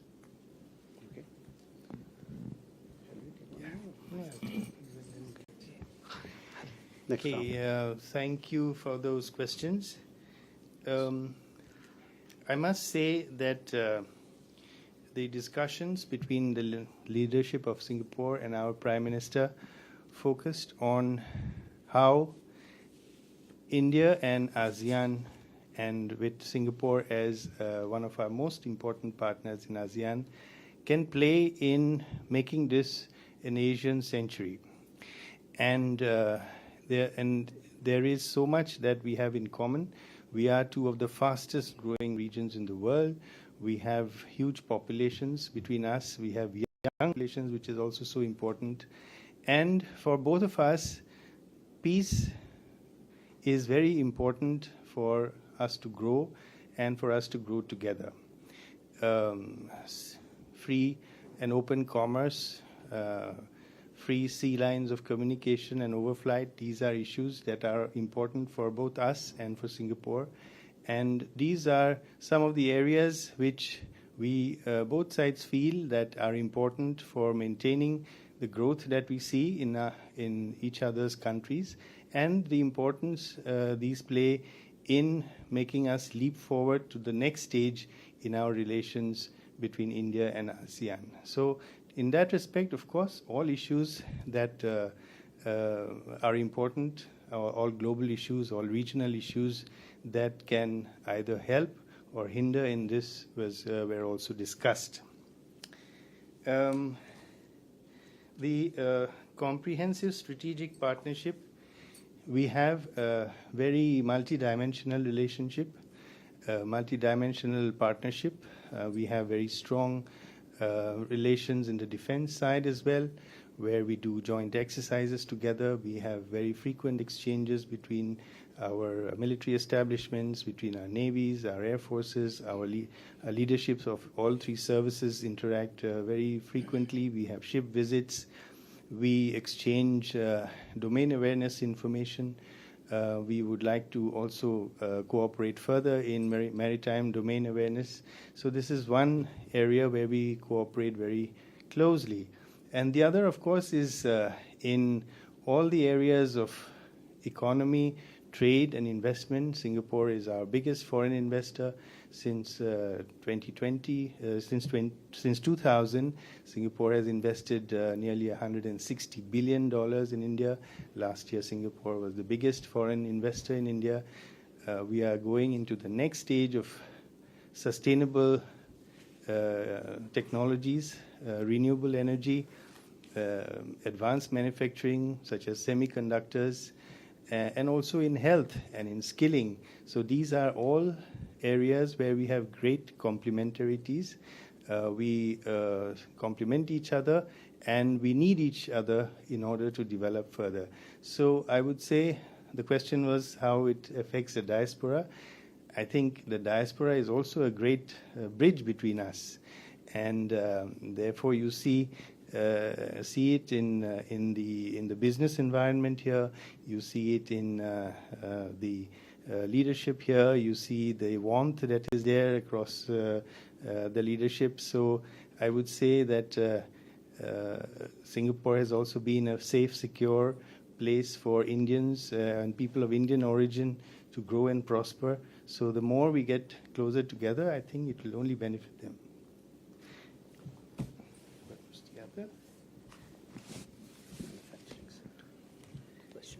I'm sorry, what was the question on the manufacturing sector? Manufacturing sector is especially focused on semiconductor, and we signed MOU on semiconductor. Right. Yes. So how it will benefit India? Is that your question? All right. So as you know, Singapore has a long history of manufacturing in the semiconductor space, whether it is in terms of the actual production of wafers or testing or designing. And in all these areas, I think we in India have put a particular focus on developing our capabilities at a very rapid pace. And Singapore is also looking to see, their value chains to make them more resilient. They are looking for places where they want to expand. And India is presenting itself as a natural destination for that. So across this entire spectrum of the semiconductor ecosystem, we find great convergences with Singapore. And I think you will see a very rapid growth in our joint efforts in this direction. Thank you. Can we have a question there? Hi. Hi, I'm Nomita from Sun Media. Mine is a follow-up question for semiconductor industry. Have you decided which state, if this was to go through, which state this fab is going to be, and how soon do you think this is going to happen? Thank you. Can you take more, sir? Yeah. Hi, okay. I have two questions. One about the, you guys mentioned the increased number of flights. What about easing of visa restrictions between Singapore and India? That's my first one. And the second one would be relating to the Tiruvalluvar Center that you have just announced.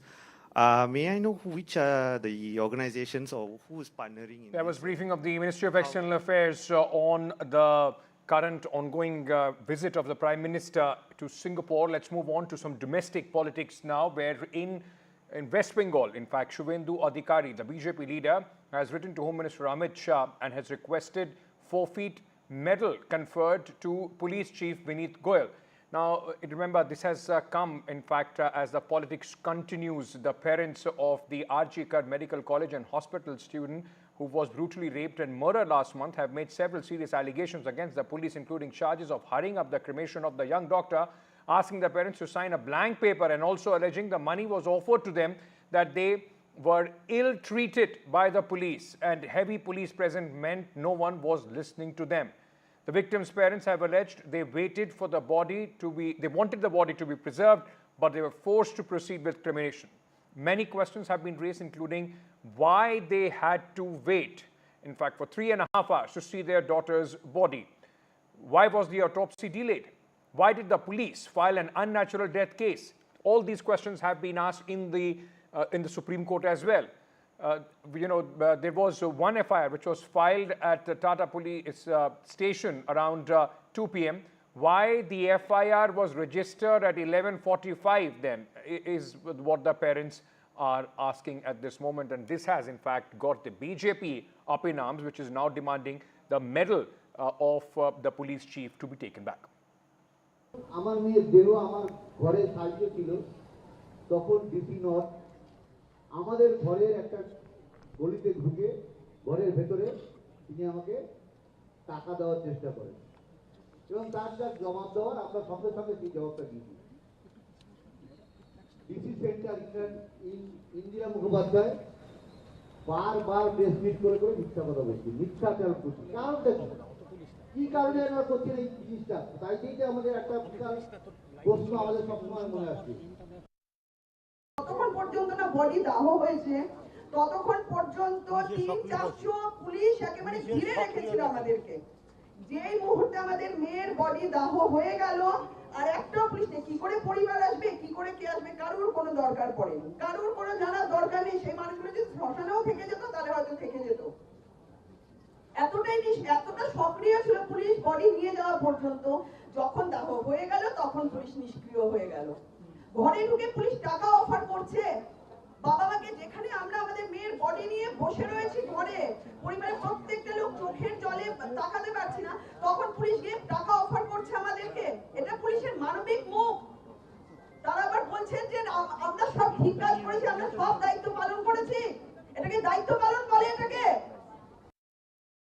এবার এই ভিডিওটাই বলুন গতকালকে যে ভিডিওটা viral হয়েছে যেখানে নাকি বলা হচ্ছে একটা যে বাবা মা যারা শোকাহত তাদের সঙ্গে আমরাই শোকে রয়েছি তাদের মনে হয় অবস্থাটা তো আর বয়ান করা যায় না সেই জায়গায় আমরা ধরতে পারবো না স্পর্শ করতে পারবো না এতটা কঠিন সময়ের মধ্যে দিয়ে তারা যাচ্ছে এবং সেই সময় যদি তাদেরকে টাকা পয়সা দেওয়া হয়েছিল ইত্যাদি পুলিশ দিয়েছিল ধামা চাপা দেওয়ার জন্য এরকম একটা ভিডিও যাচ্ছে তার পাশে পাশে আবার আরেকটা ভিডিও এসছে যেখানে বাবা মারাও এইরকম একটা অভিযোগটাকে অসত্য বললেন এবং তারা বললেন এটা মিথ্যা আমরা কিন্তু আমাদের মেয়ের জন্যে একেবারেই তাড়াতাড়ি যে মেয়ে আমাদের মধ্যে নেই তার জন্য বিচার চাই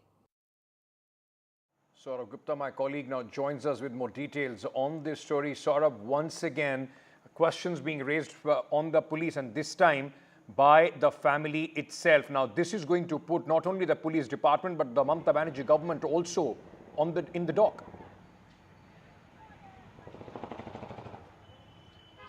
Well, I mean, obviously this is a very serious allegation now, but the point is that this is not the first time that this allegation has come. This had earlier come also from the lawyer of the family, Bikash Ranjan Bhattacharya. I mean, he had said, of course, the chief minister had offered money, that was compensation money.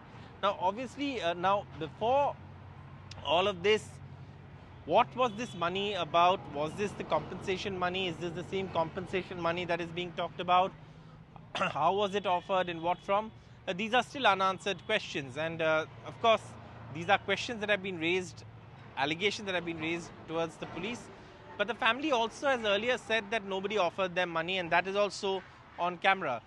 So, there is a little bit of a confusion on this, and perhaps, there needs to be more clarity at this point on who offered the money, for what purpose, etc. All of these things need to be ascertained. And like I said, the murder and the rape investigation is currently with the CBI, but the Trinamool Congress held a press conference a short while ago. They also responded to this, saying that, that if there is any of these allegations are true, the CBI can look into it. But obviously, these are allegations that have also, raised the political temperatures around this case. This has become a case that has also seen a lot of politics play out around it. And, also a lot of protests are taking place. Yesterday also there were protests in some cases. For example, in Barashot, the police had to remove protesters because they blocked the national highway there. So the protesters were removed by the police, is what we are being given to understand. In Mathabhanga, there was some trouble between the protesters and the, and Trinamool. And apparently some Trinamool supporters, got into a scuffle with some of the protesters, and some of the graffiti that was drawn was wiped. So, there are continuing protests. There's genuine anger. There is genuine frustration with what has happened. People are angry that a young doctor could be, brutally raped and murdered in such a fashion at her workplace. Then, of course, there are these allegations that have come now, and these are serious allegations that have been raised. However, there is a little bit of confusion given that there are, multiple comments that have been attributed to the parents. Yesterday, the parents did say these things that, that there was money offered to them. However, whether it's the same compensation money that they're talking about or is it something else is something that's still not clear. Thank you so much for joining us with all those details at this moment. Moving on to Kerala, where the Kerala High Court has now constituted a two-judge special bench to hear HEMA committee-related cases. Justice A.K. Jayasankaran and Nambiar and Justice C.S. Sudha are going to be part of this special bench. Remember, this has been a huge controversy, which is now, in fact, has embroiled the entire film industry in Kerala. Many Kannada actors have also, in fact, now come out in the neighbouring state of Karnataka as well. As we were talking about Karnataka film industry, now Kannada actors Chetan and Kishore Kumar are among the many who have signed a petition requesting the Siddaramaiah government to form a committee and probe into sexual assault cases in the Kannada film industry, also known as the Sandalwood. This comes in wake of the HEMA committee report in Kerala, which has exposed sexual assault cases in Malayalam film industry. Speaking exclusively to, in fact, certain other media channels, Chetan and Kishore shared why they signed the petition and why they want what they want from the government. Let me go across to my colleague Pratibha Raman, who is joining us with more details at this moment. Pratibha, just bring our viewers a sense of how deep this rot runs and what is the government, the film industry is saying about these corrective measures. In fact, when you talk about the film industry, yes, the Sandalwood industry has been deeply anguished with what has happened in the Malayalam film industry.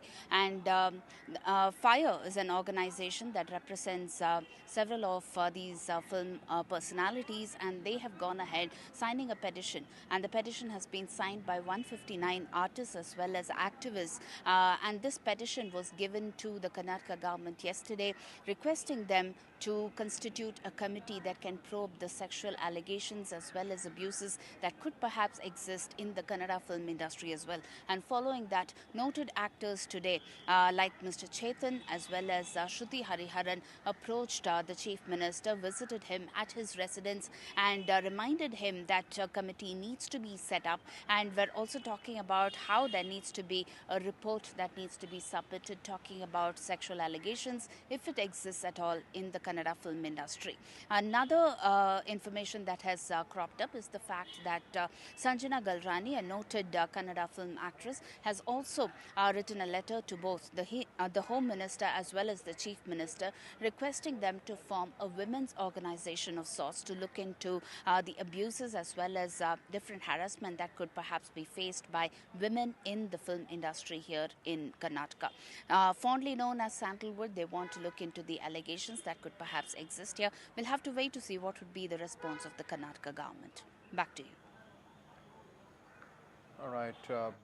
Pratibha, just stay on with me. There is another story from Karnataka where the Karnataka government has decided to withhold the Teachers' Day Award announced for Ramakrishna B.J., principal of the Government Pre-University College in Udupi district. The state government on Wednesday withheld the Best Principal Award for 24-25. The controversy dates back to the incident 2 years ago when the principal enforced a ban on female students wearing hijabs.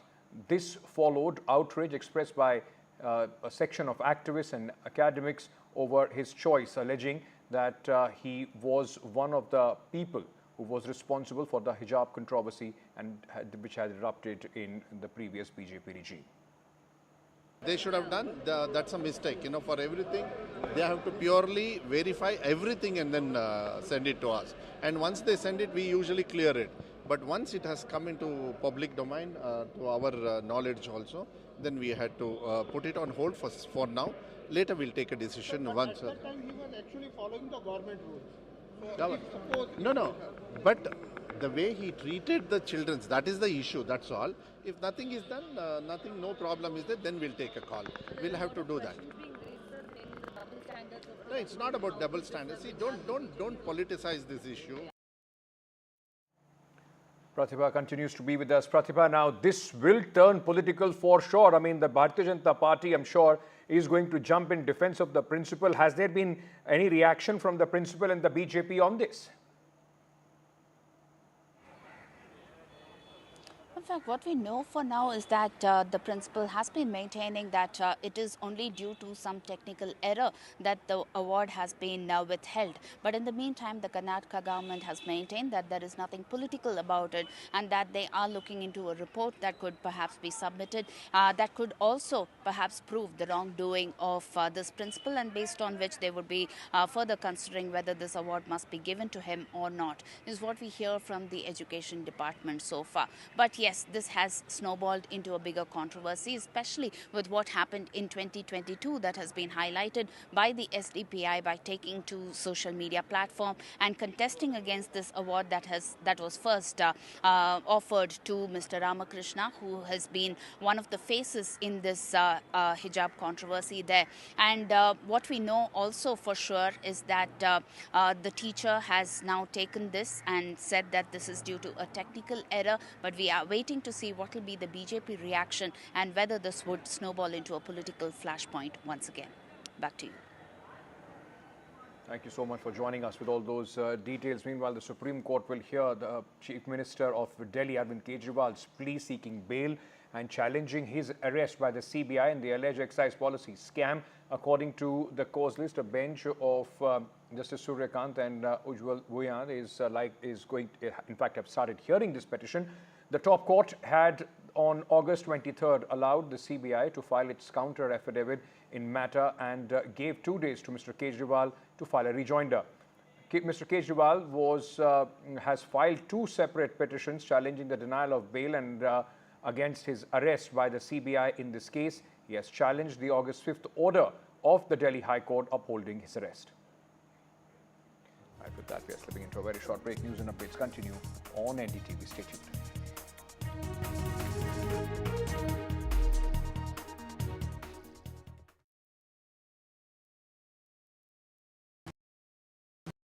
Hi, I'm Shreya Saran.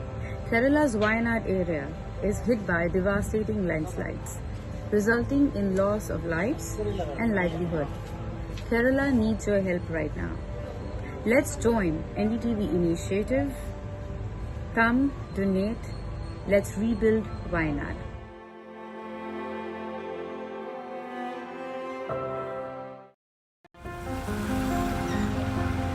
You have seen their blockbusters. Now meet the legends.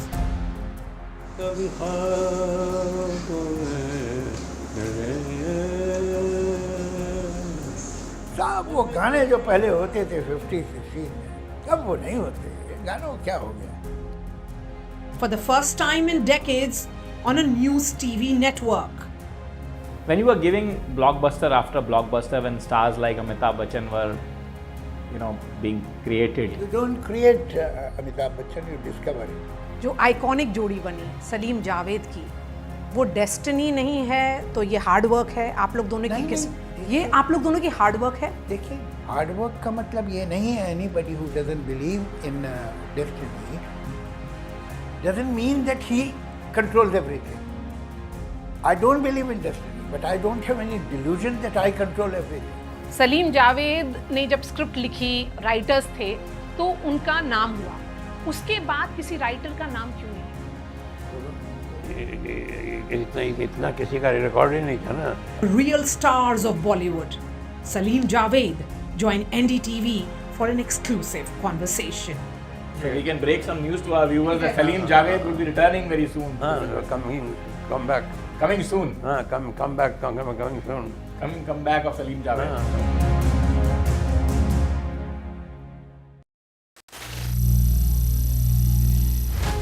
Some people say the metaverse will only be virtual. One day this lecture hall will be made of code. And driverless cars would be trapped in intersections. But even in this maze of the future, you can't wish away health. It's time to become more resilient.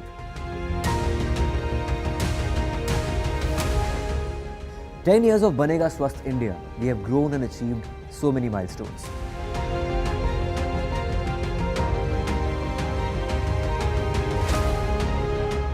And now I have a plan to beat the urgency, to stop breathing with difficulty, to relieve getting choked with inactivity.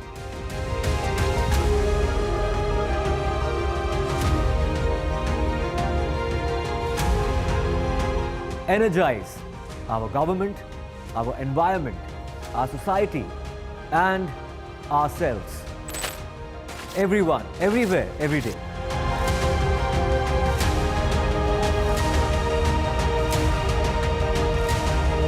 Banega Swasth India. One world hygiene. Stay informed and entertained with the new and updated NDTV News app. You can watch all our channels live, listen to podcasts, read breaking and exclusive news from around the world and more.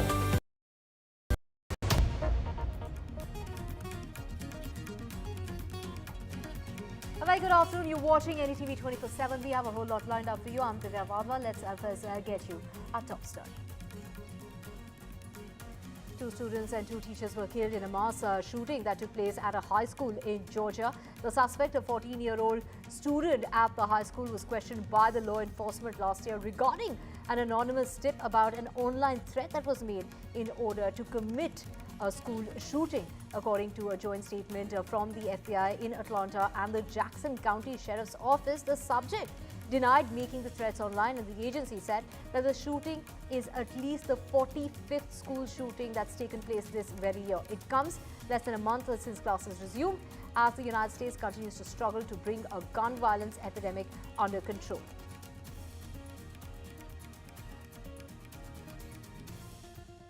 Before I begin, I do want to say a few words about this tragic shooting that took place this morning in Winder, Georgia. We're still gathering information about what happened, but we know that there were multiple fatalities and injuries. And, you know, our hearts are with all the students, the teachers, and their families, of course. And we are grateful to the first responders and the law enforcement that were on the scene. But this is just a senseless tragedy on top of so many senseless tragedies. And it's just outrageous that every day in our country, in the United States of America, that parents have to send their children to school worried about whether or not their child will come home alive. It's senseless. It is, we've got to stop it. Now, the United States accused Russia of waging psychological warfare on Americans as part of Moscow's sprawling campaign to influence the 2024 presidential election. Authorities allege that the Kremlin-backed news outlet, formerly known as Russia Today, was behind criminal actions that included paying U.S. influencers millions to post pro-Russia content. The U.S. charged 2 Russian RT employees and sanctioned its executives. That has been described as the Biden administration's most significant response yet to Russian interference efforts. Now, as far as the U.S. intelligence is concerned, they believe that if efforts could favor Republican nominee Donald Trump, whom Moscow views as a Ukraine skeptic. Experts have also warned that AI has made it easier for countries like Iran and China to sway the United States public opinion ahead of the elections in November.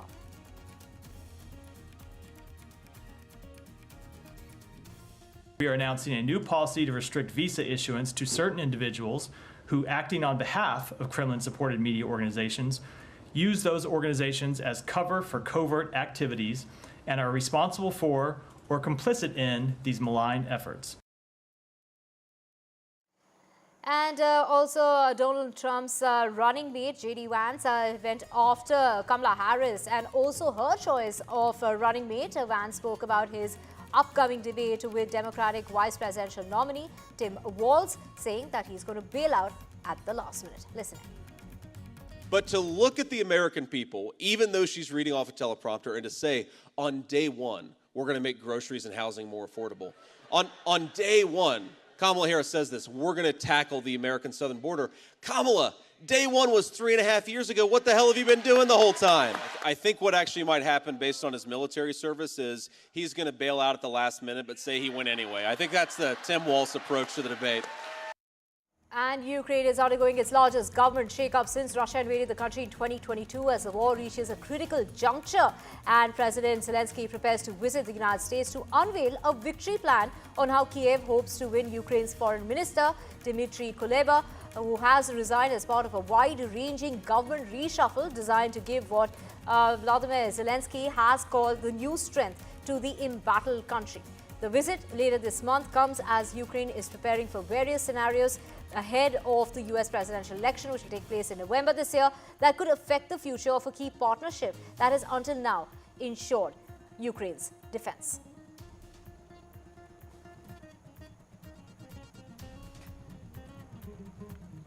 And 6 people, including a 10-year-old girl, were injured in a Russian missile strike that took place on Wednesday on the Ukrainian city of Kyiv and the hometown of President Zelensky. Well, a 57-high-rise building and several other educational institutions were damaged, as well as shops and cars. A 3-story hotel building also caught fire and was destroyed.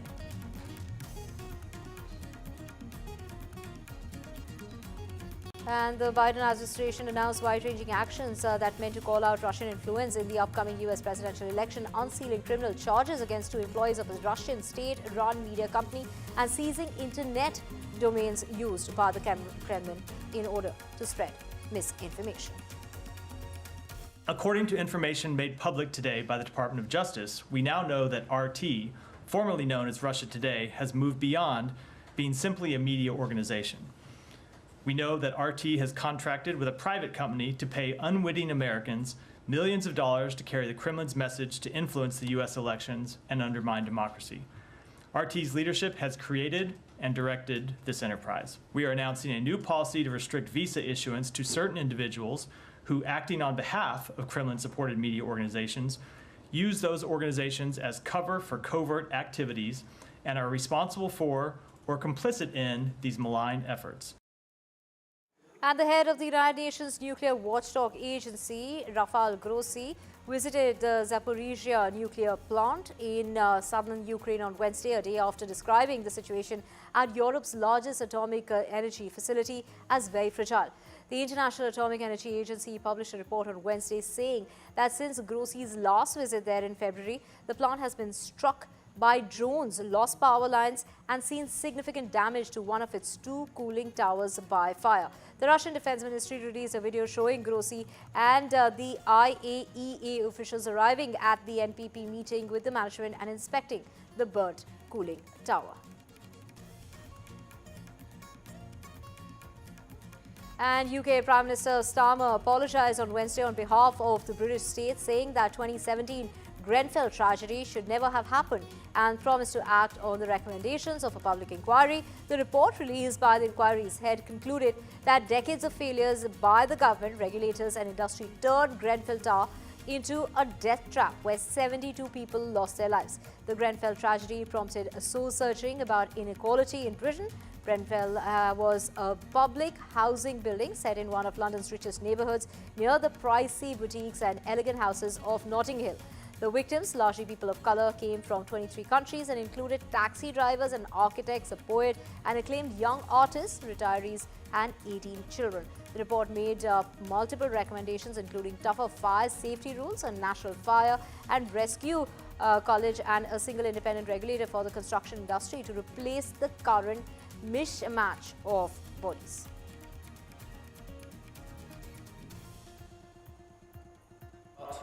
With an apology on behalf of the British state to each and every one of you, and indeed to all of the families affected by this tragedy. It should never have happened. The country failed to discharge its most fundamental duty to protect you and your loved ones, the people that we are here to serve, and I am deeply sorry. I also want to express my admiration for the strength it must have taken to relive these events when giving your evidence to the inquiry. And indeed, to see written down today that, and I know I cannot change that with just words today. And Israeli Prime Minister Benjamin Netanyahu remained defiant late Wednesday, reiterating that Israel must maintain control over the so-called Philadelphia corridor to prevent Hamas from smuggling weapons into Gaza. The corridor is located on the Gaza side of the border with Egypt and has emerged as a major obstacle as far as talks aimed at halting the Israel-Hamas war and freeing scores of hostages is concerned. I'm willing to make a deal. I made one already. One that brought back 150 hostages, 117 alive. And I'm committed to return the remaining 101. I'll do everything I can to get them in. But leaving Philadelphia does not advance the release of the hostages. So I ask you, what has changed? What has changed in this week? What's changed is that they murdered 6 of our hostages in cold blood. Now the world will seriously demand that Israel make concessions after this massacre? What message does this send to Hamas? I'll tell you what the message is.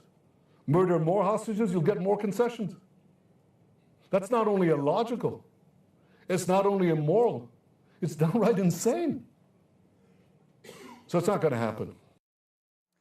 And the world creates 57 million tons, 52 million metric tons of plastic pollution every year and spreads it from the deepest oceans to the highest mountaintops to inside of people's bodies, according to a new study that also said that more than 2/3 of it comes from the global south.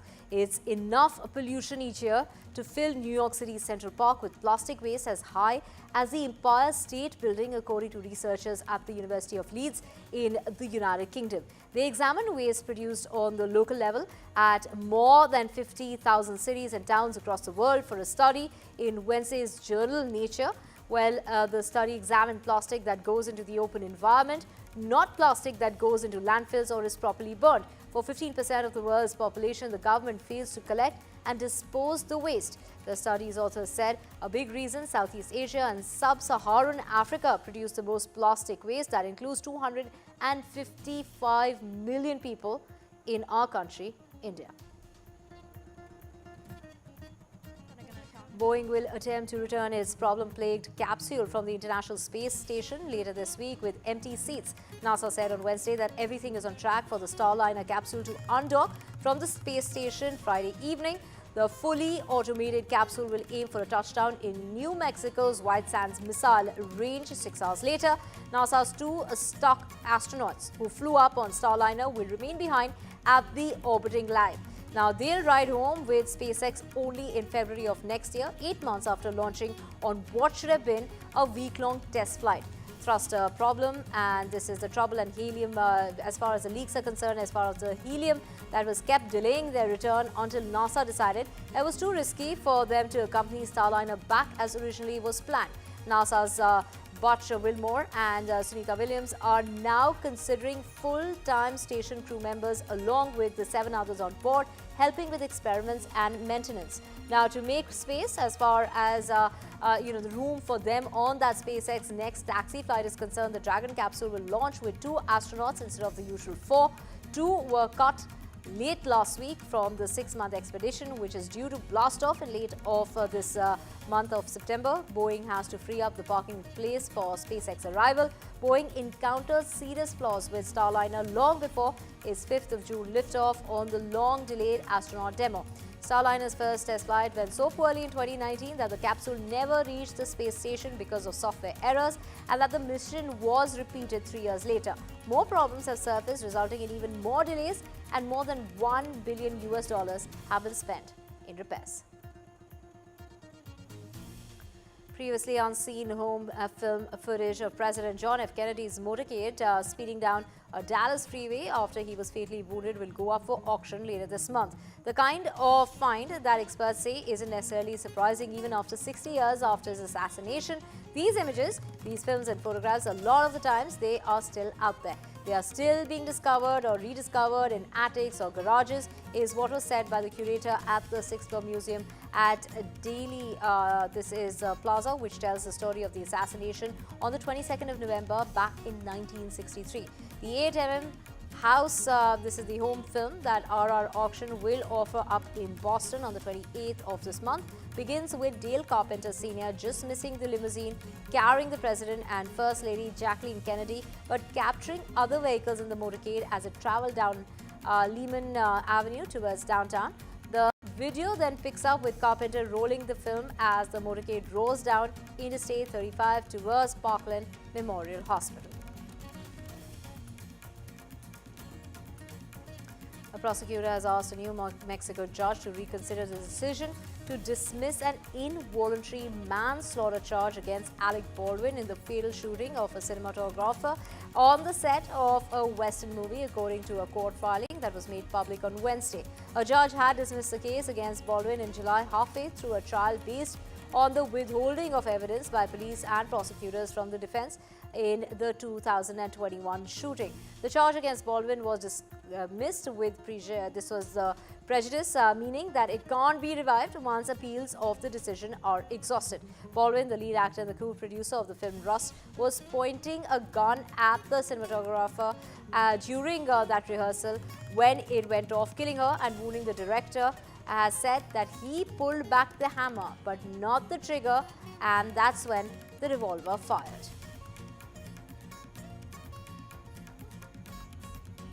And Anna Sorokin, the con artist who was convicted of swindling banks, hotels and friends in 2019 after falsely building a reputation as a wealthy German heiress named Anna Delvey, was found her newest venture, that's Dancing with the Stars, complicating her latest starring role in the ankle bracelet that she's been wearing back since 2022.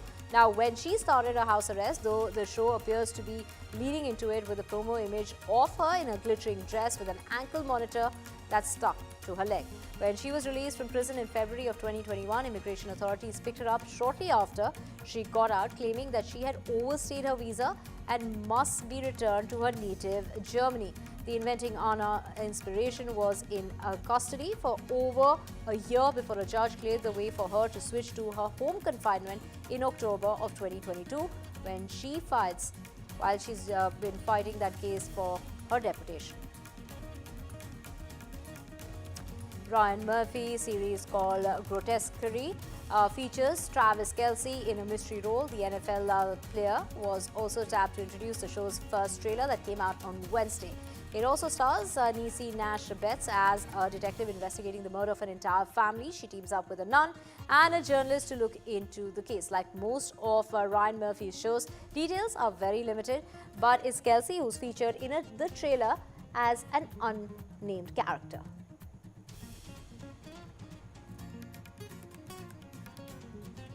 And there was no shortage of star power for the premiere for Fight Night, the $1 Million Heist in New York on Wednesday. It was Samuel L. Jackson, Kevin Hart, Taraji Henson and more that turned out for the 70s themed premiere, complete with some of the cast strutting down a groovy catwalk. And Nicole Kidman says that the premiere of her film Baby Girl in Venice was quite a relief.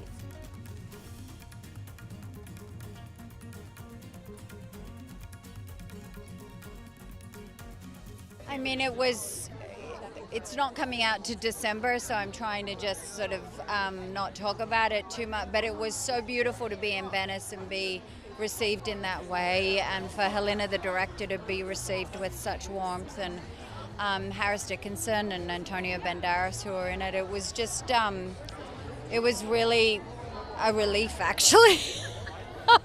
Yeah, because there's a lot of stress leading up to something like that, and you're worried and all of that. So it was actually just like a big exhale in a weird way, and it was the warmth at the whole festival, I think. And it's also, I love film festivals because there's so many great films to see.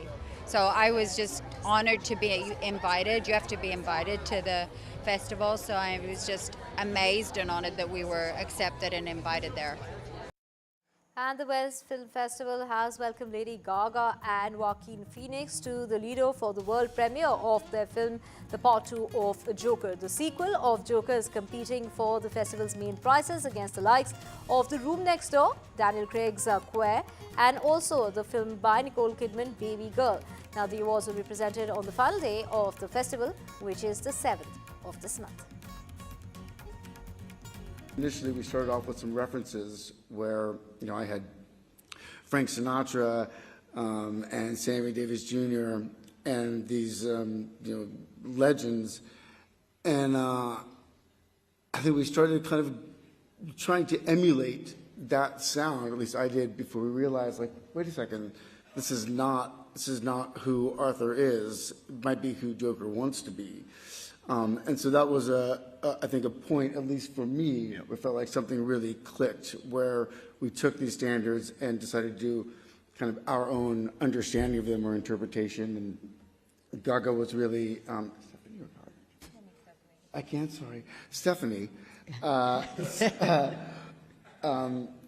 was really, early on, she was like, oh, we're going to sing live. And I was like, no, we're not. Or you can sing live if you'd like, but I'm not. And ultimately we did it, yeah. And it was really the only way. I mean, not only did we sing live, but every part of the recording was live. We didn't sing to completed tracks or to click track. We were working with a pianist, on set. So each take was a different version of the song and of singing the song. So that felt really exciting. I think it created an energy that was necessary, at least that I felt.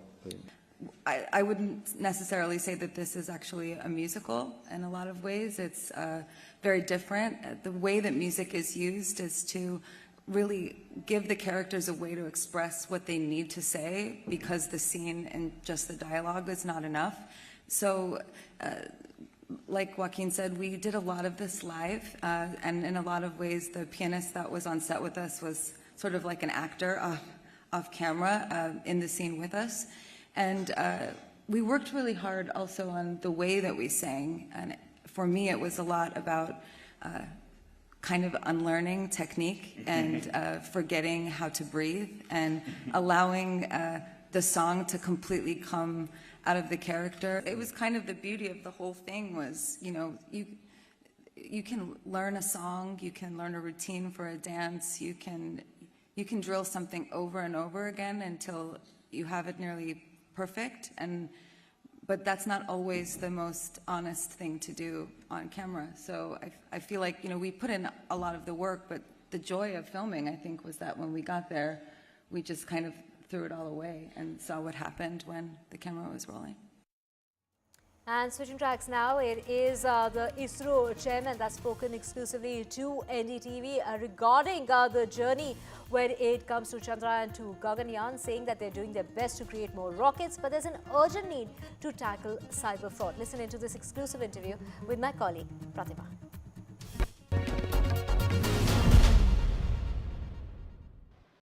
We have with us Mr. S. Somnath, who is the ISRO chairman. So thank you so much for joining us. So you come here to inaugurate and partake in the foundation stone laying ceremony for cyber security. Do you think that India has done enough to combat cyber frauds, and how do you think they could do that, especially when it comes to boosting digital literacy as well? See, I will speak about the type of growth that is happening in the digital domain in India. It's really phenomenal. In the last few years, we have seen the growth of the digital payment infrastructure, the utilization of digital infrastructure for learning, education, and even in trade and commerce. Those are really growing very well. And along with that, the threat related to that, cyber, is also growing. So it's a two-pronged approach. One, you need to increase the digital ecosystem, but also have to handle these threats, which are mostly from outside the country. So it's a national requirement to strengthen it. So it happens in various counts. It happens in national institutions as well as in private ecosystem. Today, CISA is one of that associate which will support the national growth in cyber strengthening, and they have been working with many of those national institutions in the past. And today they are laying foundation stone for a different thing. It's not just to create a business, but to create an R&D ecosystem of cyber security through collaboration with other partners as well as academic institutions. This is really a good step, and calling it by Nalanda as a place where the global partnership happens. So I'm really happy because of that idea that I came over here and to have the foundation stone laid. So Have you been a victim of cyber fraud yourself? of course, not a victim, but there were a lot of attempts, like all of you would have also faced telephone calls and putting you to those type of situations. But fortunately, I am a little more educated on what are the possibilities, so I did not fall into any of them till now. Today is also Teachers' Day, so who would be your greatest teacher? All those teachers, starting with my younger days, school days, and I always found a good teacher who will be able to inspire me, and went through that career. So there are many. I don't want to name. So this is a day of thanking them all. So you've also mentioned that you would like more investments in the space sector. And what do you think are the challenges, especially when it comes to the satellite launch market? Satellite launch market is very, very demanding. Today there are not enough rockets across the globe, so there are more satellites than the rockets. But then the launch market is it's a geopolitical thing. It's not just the number alone that matters, but the cost, the other political influences, the regional demand structure, all this matters. So we are trying to do our best to create more rockets and make it available for commercial ventures. So I find it is very, very interesting in various sectors. One small satellite side, there is a huge demand. That's why there are a lot of startups working on them. In the middle level, there we have PSLVs, which is doing very well. In the high level, we still don't have enough of capability, high capacity, so we are trying to develop. So we look at in various ways. So it has different complex models. After Chandrayaan, there's Gaganyaan. Do you think that your expectations are really high? I need to. Nervous? Thank you. No, there is no nervousness at all. Thank you.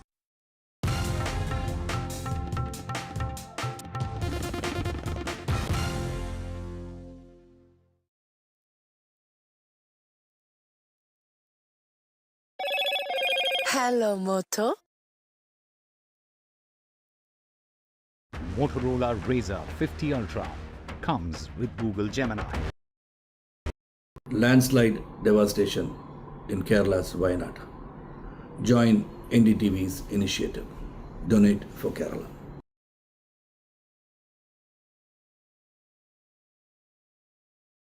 New day, new show, a new experience. Start your day with the news, not views. We bring you stories that matter and impact your life. News that informs and keeps you ahead. From Maximum City, Mumbai, to the seat of power, Delhi, NDTV brings you the best breakfast show. Breakfast news on NDTV, 8 a.m. every day. Hi, I'm Shreya Saran. Kerala's Wayanad area is hit by devastating landslides, resulting in loss of lives and livelihood. Kerala needs your help right now. Let's join NDTV initiative. Come, donate. Let's rebuild Wayanad.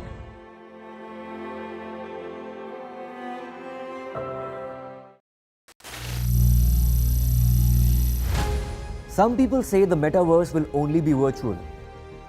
One day this lecture hall will be made of code, and driverless cars would be trapped in intersections. But even in this maze of the future, you can't wish away health. It's time to become more resilient.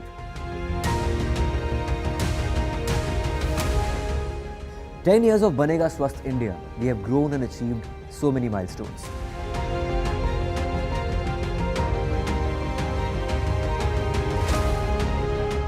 And now I have a plan to beat the urgency, to stop breathing with difficulty, to relieve getting choked with inactivity.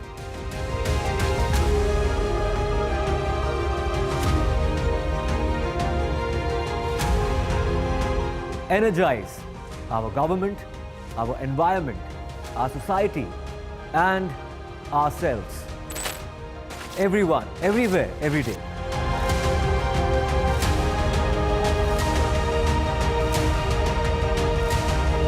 Banega Swasth India. One world hygiene.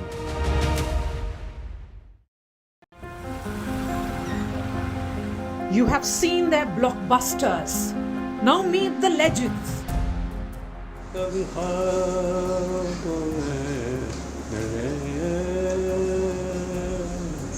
साहब वो गाने जो पहले होते थे 50, 60 में अब वो नहीं होते गानों क्या हो गया For the first time in decades on a news TV network. When you were giving blockbuster after blockbuster, when stars like Amitabh Bachchan were, being created. You don't create Amitabh Bachchan, you discover it. जो iconic जोड़ी बनी सलीम जावेद की, वो destiny नहीं है तो ये hard work है आप लोग दोनों की ये आप लोग दोनों की हार्ड वर्क है। देखिए हार्ड वर्क का मतलब ये नहीं है anybody who doesn't believe in destiny doesn't mean that he controls everything. I don't believe in destiny, but I don't have any delusion that I control everything. Salim Javed ने जब script लिखी, राइटर्स थे तो उनका नाम हुआ, उसके बाद किसी राइटर का नाम क्यों नहीं? इतना किसी का रिकॉर्ड ही नहीं था ना। Real stars of Bollywood, Salim Javed join NDTV for an exclusive conversation. So we can break some news to our viewers that Salim Javed will be returning very soon. Come back. Coming soon. Come back. Coming soon. Come back of Salim Javed. Stay informed and entertained with the new and updated NDTV News app. You can watch all our channels live, listen to podcasts, read breaking and exclusive news from around the world and more. Download the NDTV app today and get access to the best journalism and storytelling on your smartphone or tablet. The NDTV app.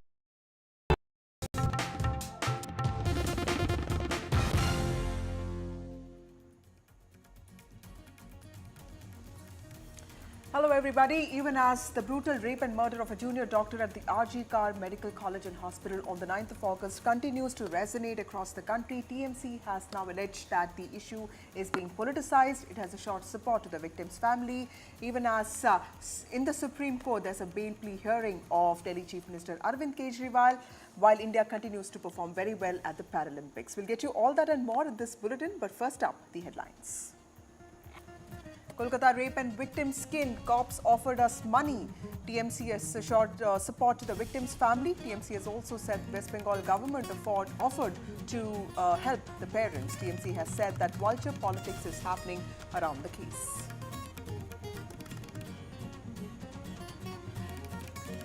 Maharashtra Chief Minister slams politics on Shivaji statue collapse. Chief Minister Eknath Shinde has said that the accused has been arrested and the issue has to stop now. Shivaji statue sculptor has been arrested by cops. Kerala High Court forms a special bench for Mollywood Me Too woman judge to head the bench for Mollywood assault cases. The bench will also hear matters related to Hema panel report. Delhi Chief Minister Arvind Kejriwal's bail plea hearing in Supreme Court today, not a threat in money laundering case. That's what Kejriwal has told the Supreme Court. The CM has also challenged arrest in CBI case linked to liquor policy. Delhi government wakes up to desilting task after monsoon. Delhi drain disorder. NDTV does a reality check. Monsoon recedes. Delhi drains still clogged.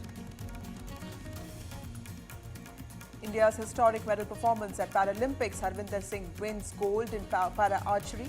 Paralympics Day 7, 24 medals in India's kitty, a PhD gold medalist for India.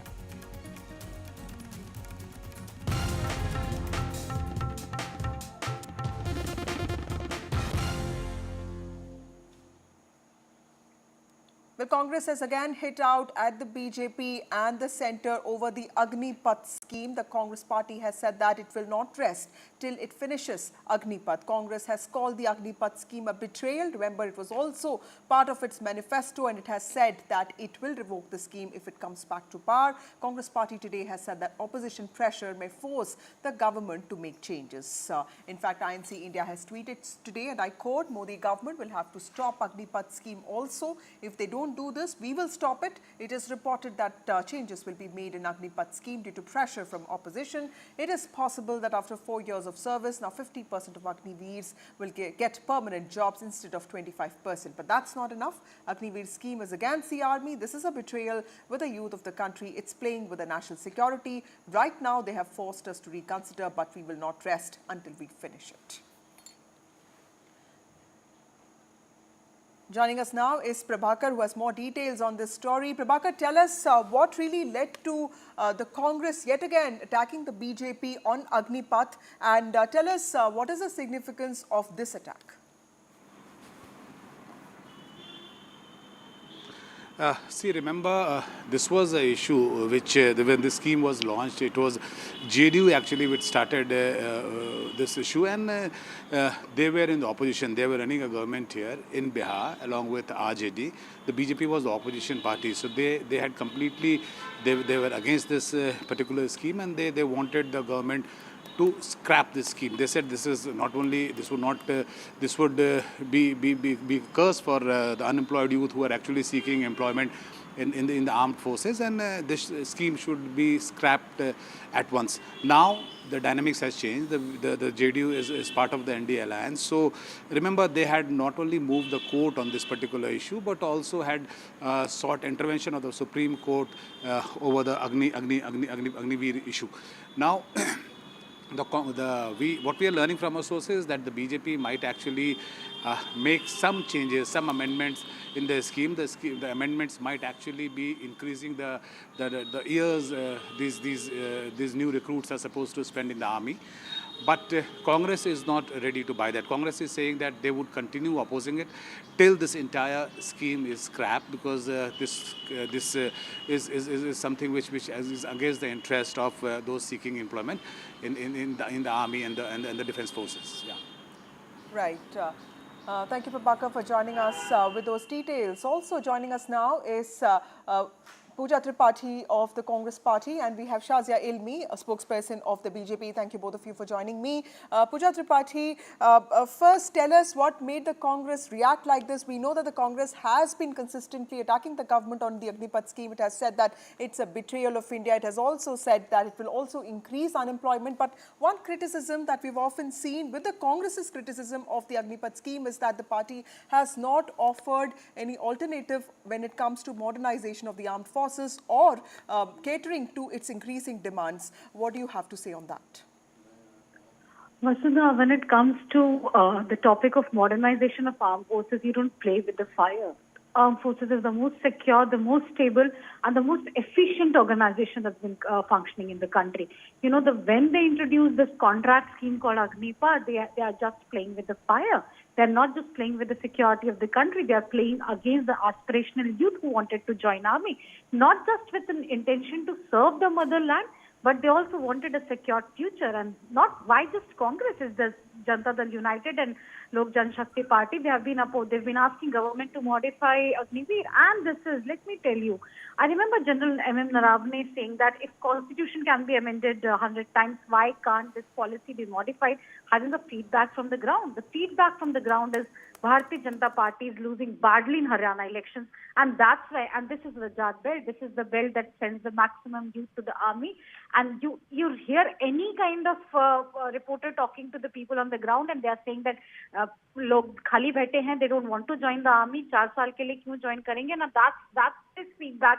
And they have made a U-turn after the Waqf board, after the lateral entry, after the broadcast bill, LTCG jokes, and the pension scheme. This is another huge U-turn by the government that claimed the 400 par, but could just be, limited to 240. This and many more to come, Vasudha, I must say, because the problem, the demand of Congress is Agniveer scheme should be scrapped altogether. Don't play with the fire, don't mess with an organization that's responsible for maintaining the security of the country when 3 of our borders are porous, and there's a huge problem lying along with the security from Pakistan and from China, and you just don't give them inexperienced soldiers to fight on, and then leave those trained man-force in the market for after 4 years. I think this is not just injustice to the country, it's injustice to the youth of the country too. Shazia, would you like to respond to that? Because in the last few months, leading up to, specifically because of the Lok Sabha elections 2024, we see that the BJP did not have as many numbers as it expected. We did see the party really consulting with its allies when it came to important decisions. There has also been a rollback of sorts because there have been widespread consultations and there has been some focus on listening to what people on ground say. Do you think that there's a possibility that the Agnipath scheme, which was brought in with a lot of promise that the party made, and also the centre said that this will cater to the increasing demands of the armed forces, it will modernize it. Do you think that there's a possibility that it could be revoked, considering that the opposition is consistently attacking it and also elections are coming up now? So first of all, let me tell you that the opposition, the LOP, was called out in the parliament after the new government was elected and was found lying completely on the issue of compensation. All the announcements that have been made, there will be reservations and there will be complete absorption of the Agniveer youth. In case 25% of course will go to the army and others will go to other paramilitary forces, and then others also would be recruited. It has already been announced. But it's very rich coming from those who are actually in an alliance with the National Conference, which is talking about abrogation of Article 370, which is actually standing with the secessionists, with those, with the terrorists, with Pakistan, and which stands for dialogue with Pakistan. I really wonder what, if we're looking at Haryana elections, where they send so many of its young men to the army, I wonder how they would react to Congress party's decision to go with those who want to abrogate Article 370, who want to dialogue with Pakistan, who want LOC trade with Pakistan, who keep scaring India like Farooq Abdullah just did and said that, oh, you know something, India is a nuclear power. Pakistan is a nuclear power and India should be petrified. Farooq Abdullah, who wants Chinese intervention. You think Rahul Gandhi would be able to cut any ice with those people there in Haryana who send their brave men to the army, who says that, हाँ हमारे लोग कैसे पिटे थे, कैसे उनकी पिटाई हुई थी डोकलम में. I think that the truth is quite the reverse, and I think it's really sad that Rahul Gandhi has decided to go once again with the secessionists, and I think this has been planned from day one. Right. So I think they have a lot to answer for. As for Agniveer, their lives have been called out. It stands very much by Agniveer. It benefits many people. It has been tweaked and modified as per demands and concerns, and it is going to make a huge difference. And in fact, this is also coming from Rahul Gandhi, who's compromising the professionalism of the army by talking about not merit, not performance. Pooja, would you like to respond to that? Because it's an important observation. Also, reforms is a tricky business. In a country like India, it has diverse needs. The fact that the opposition, if it keeps stalling every reform move, or for that matter, anything that is being brought in with a vision to sort of revolutionize an existing system, won't that go against the interest of the country?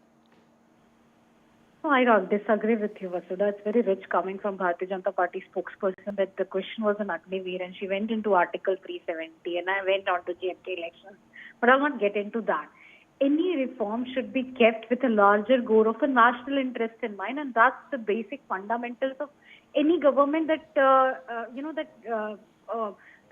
reigning, that any government that forms a government in the Delhi. So a national interest should be prime. And what kind of, when a general has said that this came out of the bolt of the blue, you cannot, as I said, you cannot play with the fire. It was just, she was just mentioning the compensation. Are the Agniveer, suppose Agniveer youth, are they getting any pension? No. Any gratuity? No. Any disability pension? No. Any ex-serviceman health benefits? No. Any canteen benefits? No. Any ESIC? No. Any ex-serviceman status? No. You are just, releasing into the societal manfold a trained manforce, which we are already grappling with the problem of unemployment. You do not make policies that aids to the problem of unemployment of the youth who is looking. These are the youth. It's not, people from Bharatiya Janata Party spokespersons or Congress spokesperson who get into the army. Let's be very honest about it. It's the people from the villages, it's people from the low belt of the marginalized sections of the society. It's from the Dehat who toil hard, who burn their night oil to train for the army and train for future because they wanted a secure future. You just came and just for the sake of modernization of the army, when army generals have been telling you that this is very detrimental to the whole structure of army, the whole health of the army, and then you decided that we'll not modify it. It's Kargil Divas. Last Kargil Divas, Prime Minister was defending it, and now they have come and started modifying it. The role of an opposition is to check the government on where they flaw, to correct the government. Okay. Shazia, because the government is also focusing on a lot of feedback that, like we have seen in the last few months, and also youth are at the center of it. We know that there's a big skilling program that the budget also sort of like centered itself on. Would it be a good idea to, in some ways, for the Defence Ministry to revise the kind of benefits that are there for Agniveers, in some ways to increase retention? Because if there is a plan that is put in place to boost the retention rate of the Agniveers, which is what the opposition's one of the main criticism has been, that would also allow more individuals to extend their service beyond the initial 4-year period, which has been the point of contention.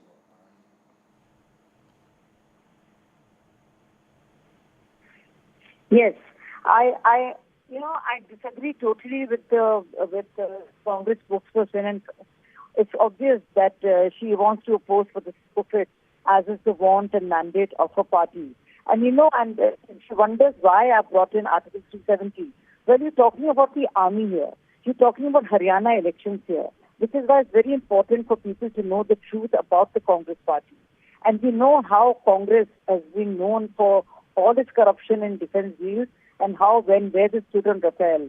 Similarly, they're spreading all these canards about Agniveer, when Agniveer clearly is a way to not just increase the forces, modernize it, and to have shop services commission there, which is there in many countries, but also to provide gainful opportunities for youth to get streamlined into the army and forces and paramilitary forces and learn the discipline that army offers and learn and acquire a new skill set. But obviously these are all new and good ideas, something Congress party would not know anything about. All they've done is this same old identity politics. And of course, now Rahul Gandhi wants caste system even here. There's just desperation by the Congress party who can't think afresh, can't think anew, and is stuck with the same old rotten divide and rule policy. I think they'll have to go and come clean where Haryana elections are happening, and they will have to tell people where they stand on Pakistan, on dialogue with Pakistan, on national conferences, main issue of abolition of 370. Those are the issues that Haryana youth and former servicemen, current servicemen, and those who want to go would want to know more about. So I just want to warn my Congress spokesperson, she better be ready about an answer, because Rahul Gandhi hasn't still mentioned where he stands with 370, knowing very well that he has an alliance national conference and they are traveling together everywhere. So this is something that she'll have to be prepared for, instead of saying, BJP spokesperson is bringing it up. Okay, thank you, Shazia. Thank you, Pooja Tripathi, for joining us on this show. Clearly a politically sensitive issue there. Congress party saying that it will not rest till the Agnipath scheme is revoked. Moving on to some poll-bound states. Moving on to some Haryana stories, BJP leader and Minister Ranjit Chautala has resigned from the BJP, saying BJP gave him an offer to contest from Dabwali, but he will fight only from the Rania seat. Remember that Mr. Ranjit Chautala is one of the 9 MLAs that the BJP dropped in its list of 67 candidates that it has released yesterday. Remember that Haryana elections are scheduled to be held on the 5th of October. Ranjit Chautala is a former MLA from Rania constituency in Sirsa district, and he was lobbying to contest from the Rania seat, but the BJP has fielded another candidate, Shishpal Kamboj, from that constituency. Chautala had joined the BJP earlier this year ahead of the Lok Sabha elections after resigning as an independent MLA, and he had fought the Hisar parliamentary seat but was defeated by the Congress party's Jay Prakash.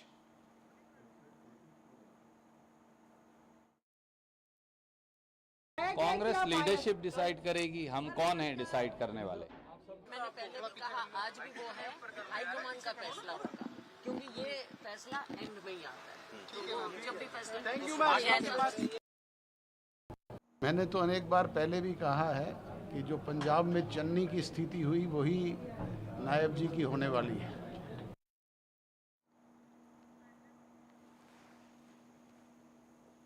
So that is Ranjit Chautala. He's a Haryana minister and he's resigned from the cabinet on Thursday. Gurpreet, my colleague, joins us from Haryana. He's been tracking these stories.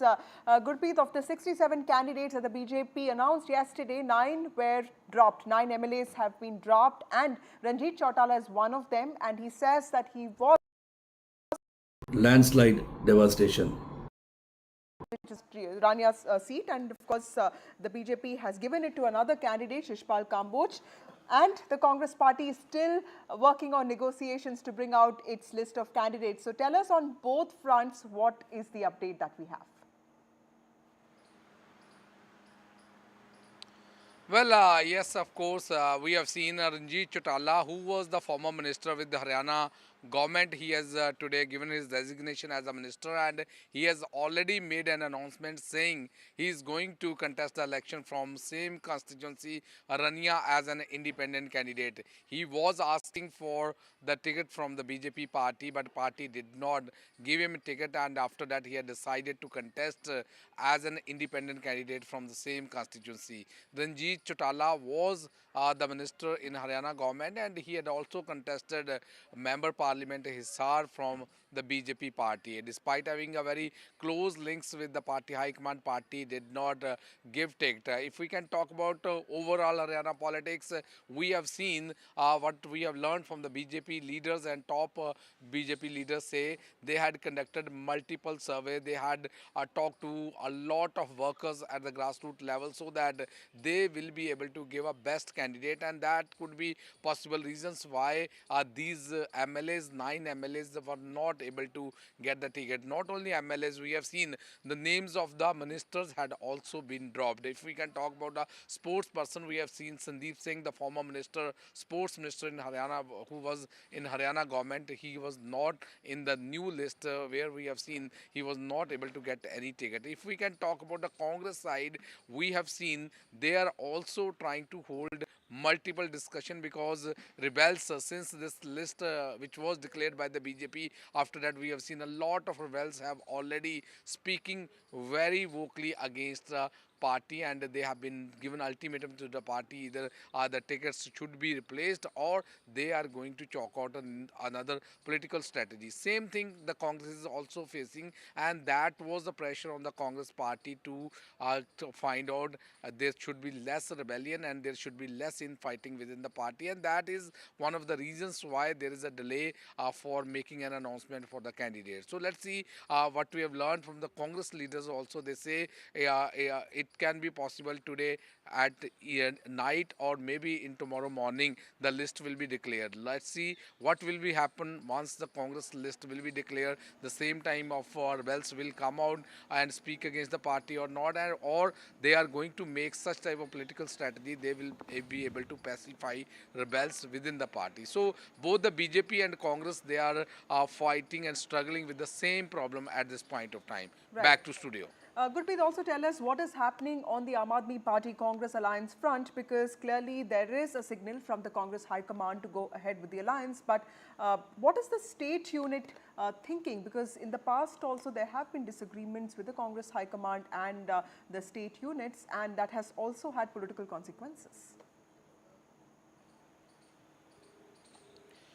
We have seen not only one time, multiple times, Bhupinder Singh Hooda, the former Chief Minister of Haryana, he has denied making any alliance with Aam Aadmi Party. But we have seen a new development has already been come into this new development where these both parties, they are holding multiple talks on the alliance. What we have learned from the state unit does not want to forge any alliance, but seems the central leadership, they are convinced and they want to forge this alliance, and because of that multiple meetings are being held. What we have learned, the state unit, they are talking to the central leadership that how the Congress will be able to come into power, but at the same time the central unit wants to know there should not be division of the votes, and that is their intention to hold a multiple meetings so that they will be able to get all the votes, and votes of the Congress and other people should not be divided into Aam Aadmi Party, and that is the criteria which they are following.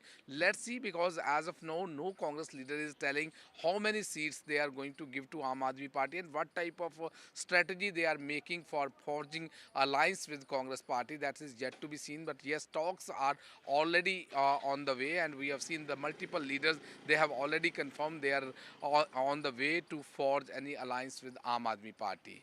Back to studio. Thank you, Gurpreet, for joining us with those critical details. Clearly, a lot of political activity in poll-bound Haryana. Remember, Haryana votes on the 5th of October.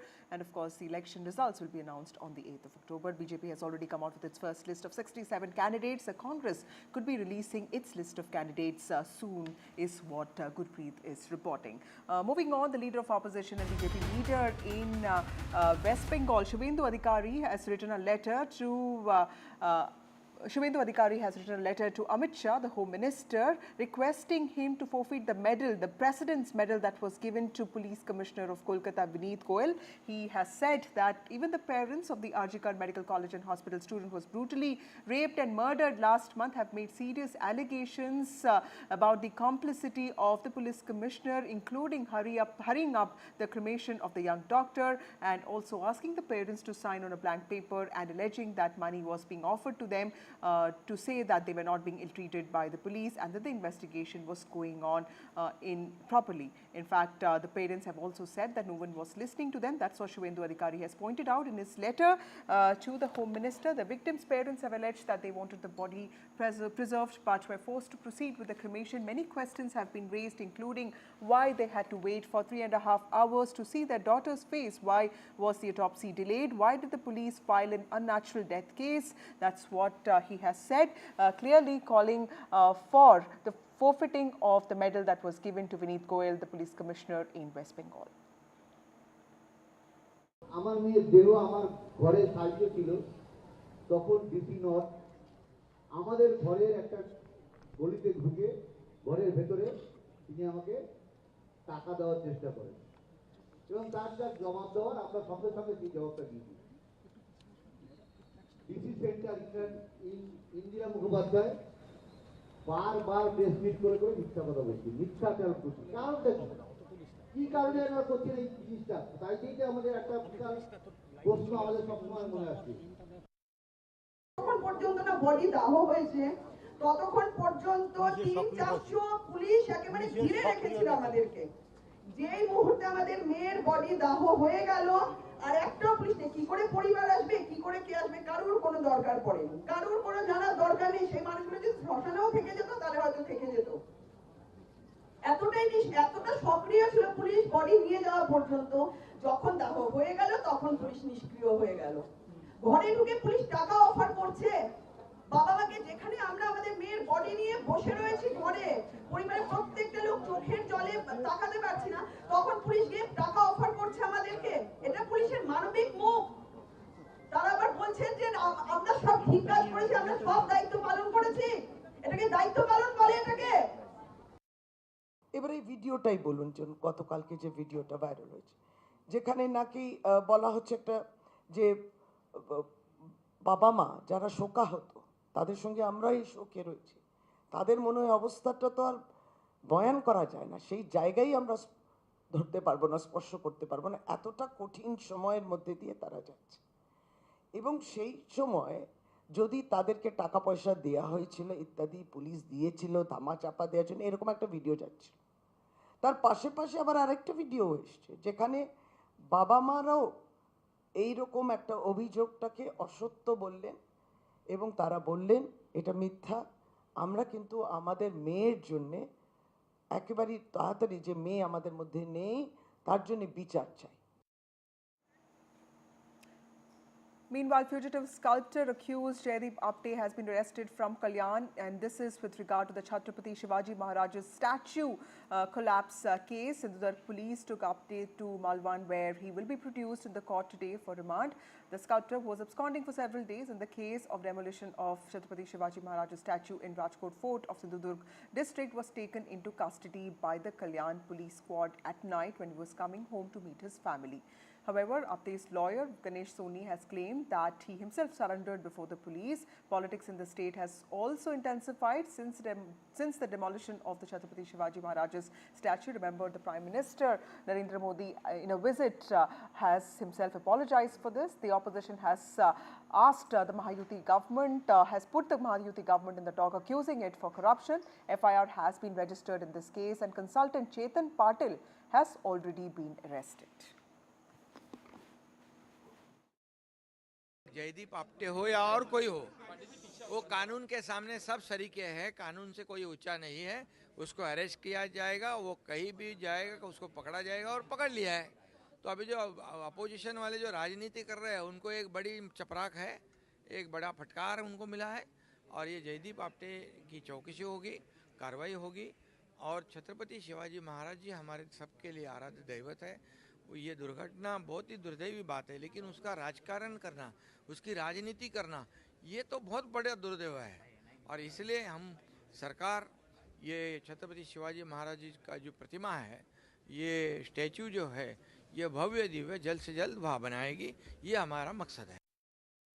Shivaji Maharaj की मूर्ति बनाई गई और मैंने अखबार में पढ़ा कि प्रधानमंत्री ने कहा, मैं शिवाजी महाराज से माफी मांगता हूं।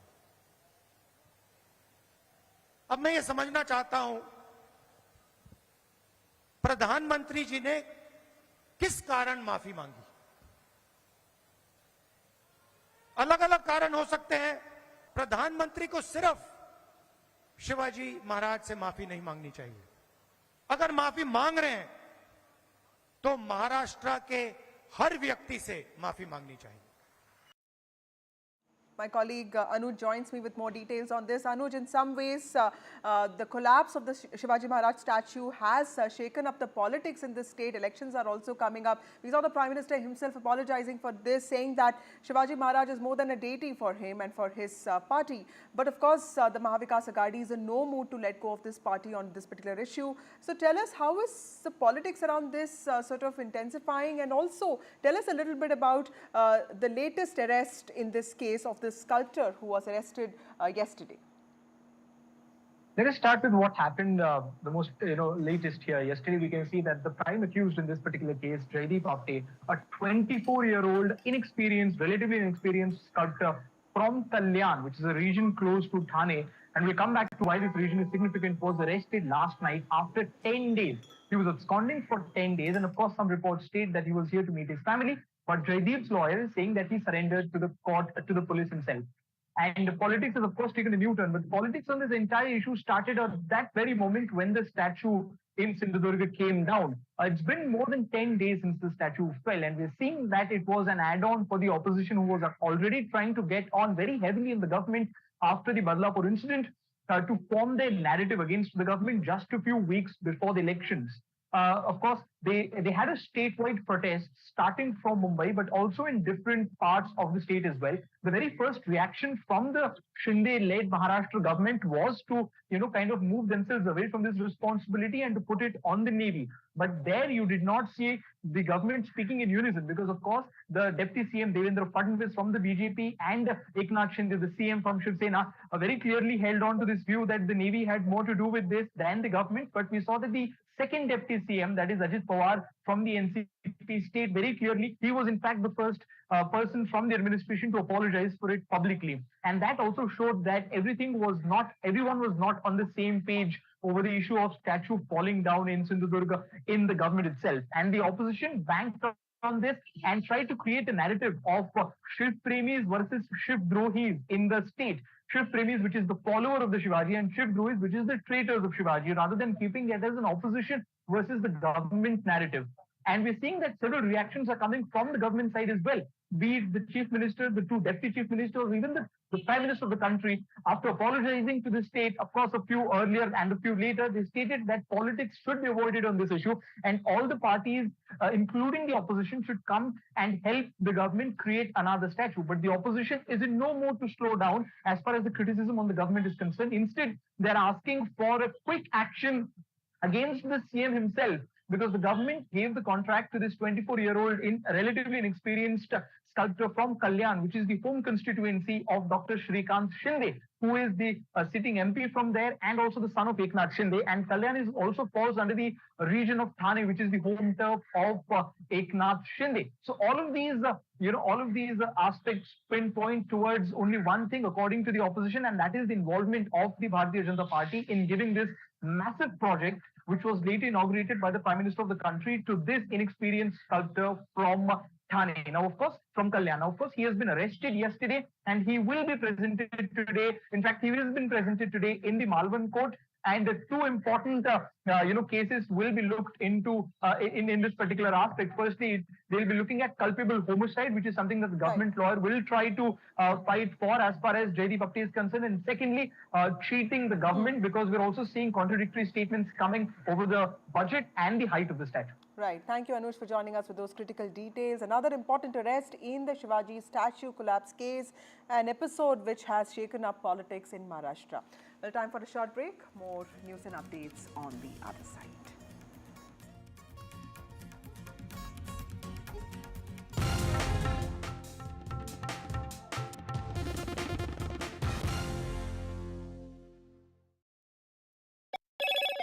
Hello, Moto. Motorola Razr 50 Ultra comes with Google Gemini.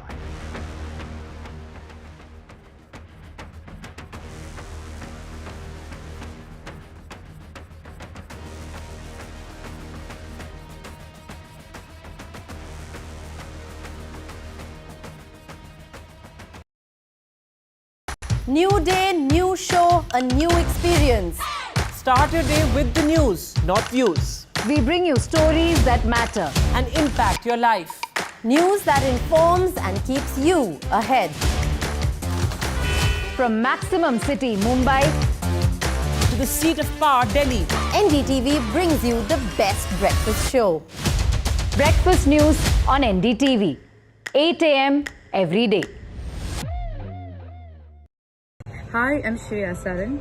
Kerala's Wayanad area is hit by devastating landslides, resulting in loss of lives and livelihood. Kerala needs your help right now. Let's join NDTV initiative. Come, donate, let's rebuild Wayanad.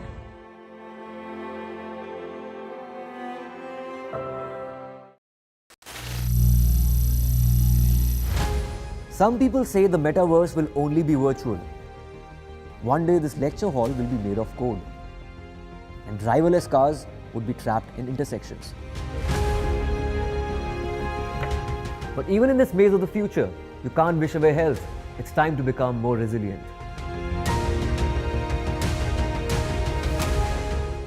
"10 years of Banega Swasth India, we have grown and achieved so many milestones.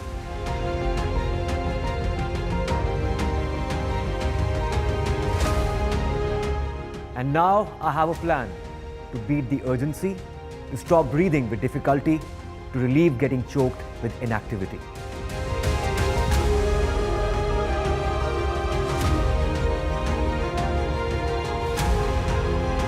Energize our government, our environment, our society, and ourselves. Everyone, everywhere, every day.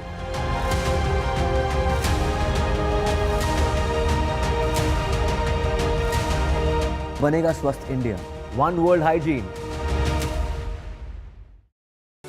Stay informed and entertained with the new and updated NDTV News app. You can watch all our channels live, listen to podcasts, read breaking and exclusive news from around the world and more. Download the NDTV app today and get access to the best journalism and storytelling on your smartphone or tablet. the NDTV app. News that matters to you. Landslide devastation in Kerala's Wayanad. Join NDTV's initiative. Donate for Kerala.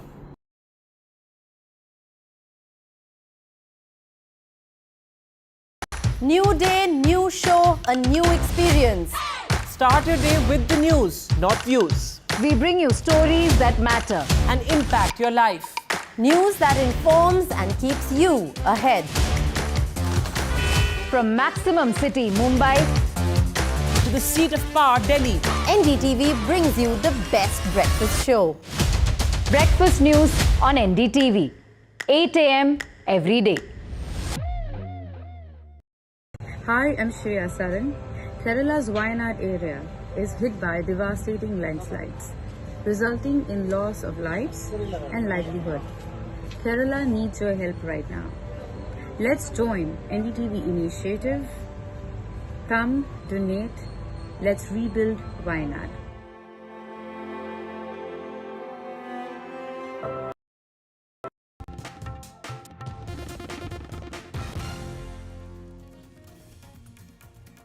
Welcome back. Karnataka government has decided to withhold the Teachers' Day Award announced for Ramakrishna BJ, principal of the Government Pre-University College, Kundapur in Udupi district. Now, the state government on Wednesday withheld the Best Principal Award for the year 2024-25. The controversy dates back to an incident 2 years ago when the principal enforced a ban on female students wearing hijabs. This followed outrage expressed by a section of activists and academics over his choice, alleging that he was one of the people who was responsible for the hijab controversy that had erupted during the previous BJP regime. Let's take a look at the reactions that came in today for this story before we go across to my colleague Pratibha, who has more details on it. They should have done, that's a mistake. You know, for everything, they have to purely verify everything and then send it to us. And once they send it, we usually clear it. But once it has come into public domain, to our knowledge also, then we had to put it on hold for now. Later we'll take a decision once. At that time he was actually following the government rules. So No. But the way he treated the children, that is the issue, that's all. If nothing is done, no problem is there, then we'll take a call. We'll have to do that. No, it's not about double standards. See, don't politicize this issue. Principal has been maintaining that it is only due to some technical error that the award has been withheld. But in the meantime, the Karnataka government has maintained that there is nothing political about it and that they are looking into a report that could perhaps be submitted that could also perhaps prove the wrongdoing of this principal, and based on which they would be further considering whether this award must be given to him or not, is what we hear from the education department so far. But yes, this has snowballed into a bigger controversy, especially with what happened in 2022 that has been highlighted by the SDPI by taking to social media platform and contesting against this award that was first offered to Mr. Ramakrishna, who has been one of the faces in this hijab controversy there. And what we know also for sure is that the teacher has now taken this and said that this is due to a technical error, but we are waiting to see what will be the BJP reaction and whether this would snowball into a political flashpoint once again. Moving on, Kannada actors Chetan and Kishore Kumar are amongst the many who have signed the petition requesting Siddaramaiah-led Karnataka Congress government to form a committee and probe into the sexual assault cases in the Kannada film industry, also known as Sandalwood. Now, this comes in the wake of the Hema Committee report, which has exposed cases of sexual assault in the Malayalam film industry. Speaking exclusively to some reports, some media channels, Chetan and Kishore Kumar have shared why they signed the petition and what they want from the government. My colleague Pratibha has more details on the story. Film industry, yes, the Sandalwood industry has been deeply anguished with what has happened in the Malayalam film industry. And FIRE is an organization that represents several of these film personalities, and they have gone ahead signing a petition. And the petition has been signed by 159 artists as well as activists. And this petition was given to the Karnataka government yesterday, requesting them to constitute a committee that can probe the sexual allegations as well as abuses that could perhaps exist in the Kannada film industry as well. And following that, noted actors today like Mr. Chetan as well as Shruti Hariharan approached the Chief Minister, visited him at his residence and reminded him that a committee needs to be set up, and we're also talking about how there needs to be a report that needs to be submitted talking about sexual allegations if it exists at all in the Kannada film industry. Another information that has cropped up is the fact that Sanjana Galrani, a noted Kannada film actress, has also written a letter to both the Home Minister as well as the Chief Minister, requesting them to form a women's organization of sorts to look into the abuses as well as different harassment that could perhaps be faced by women in the film industry here in Karnataka. Fondly known as Sandalwood, they want to look into the allegations that could perhaps exist here. We'll have to wait to see what would be the response of the Karnataka government.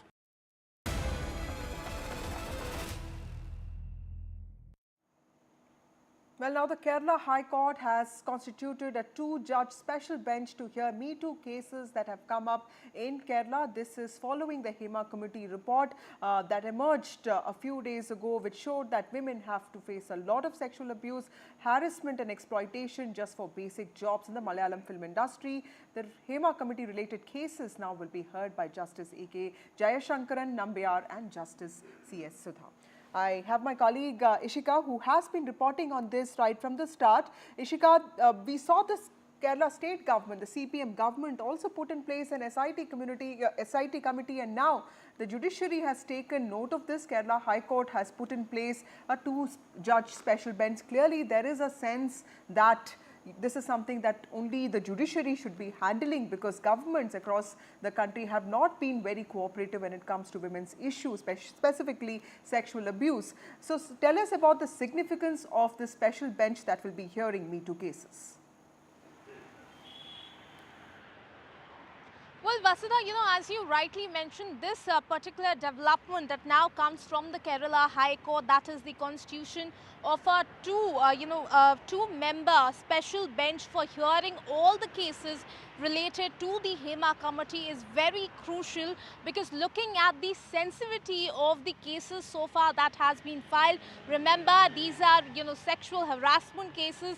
These are in fact rape charges, in fact, that have been leveled against Mollywood heavyweights. So after seeing all of that, Kerala High Court in fact had decided to form this two-member special bench to hear into this matter. And remember that if we talk about the Mollywood heavyweights against whom such cases have been filed, like actor Siddique, he had also approached the Kerala High Court, seeking anticipatory bail in the matter. So that matter is also, going to be posted, is expected to be posted for this two-member special bench. Apart from that, another PIL demanding that the case be transferred to CBI will also be heard by this bench. Over to you. Well, thank you, Ishika, for getting us those critical details. Moving on to an important story from the capital of the country, the Supreme Court began hearing critical pleas against the CBI from the Delhi Chief Minister Arvind Kejriwal. Today, Mr. Kejriwal is seeking bail in the now scrapped excise policy case. The Delhi High Court had extended his judicial custody on Tuesday until the 11th of September. Mr. Kejriwal is also challenging the Delhi High Court's decision, which upheld his arrest by the CBI. Arvind Kejriwal is being represented by Abhishek Manu Singhvi, who is his lawyer, and he has said, and I quote, that the CBI is obsessed with everything except the CRPC, while the CBI has said that the Delhi High Court will be highly demoralized if the Supreme Court grants bail to the Delhi Chief Minister. Let me remind my audience that the Supreme Court is hearing Delhi Chief Minister Arvind Kejriwal's plea seeking bail and challenging his arrest by the CBI in the now scrapped Delhi liquor policy. This is a bench comprising, a bench comprising Justices Suryakant and Ujjwal Bhuyan, while considering the bail plea on the 14th of August, had denied Mr. Kejriwal interim bail.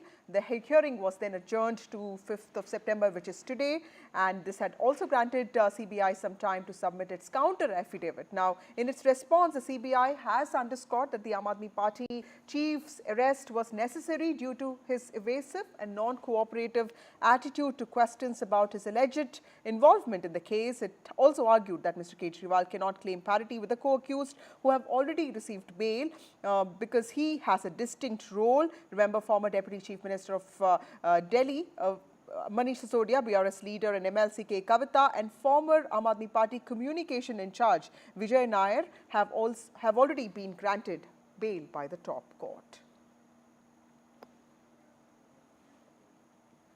Remember that the Delhi Chief Minister was initially arrested by the ED on the 21st of March. This was in connection with the alleged corruption in the excise policy scam. He was alleged to be receiving kickbacks from the South Group. He remains in custody due to his subsequent arrest by the CBI because on July 12th, the Supreme Court granted him interim bail in the ED case.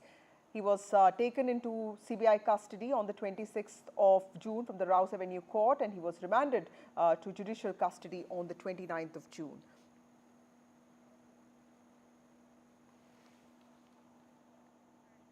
Today, Abhishek Manu Singhvi in the court representing Mr. Kejriwal has said that the Chief Minister's case is exceptional. He has been granted bail thrice under the stringent PMLA bail provisions. And he's also pointed out that the CBI did not arrest Kejriwal for 2 years after registration of the case.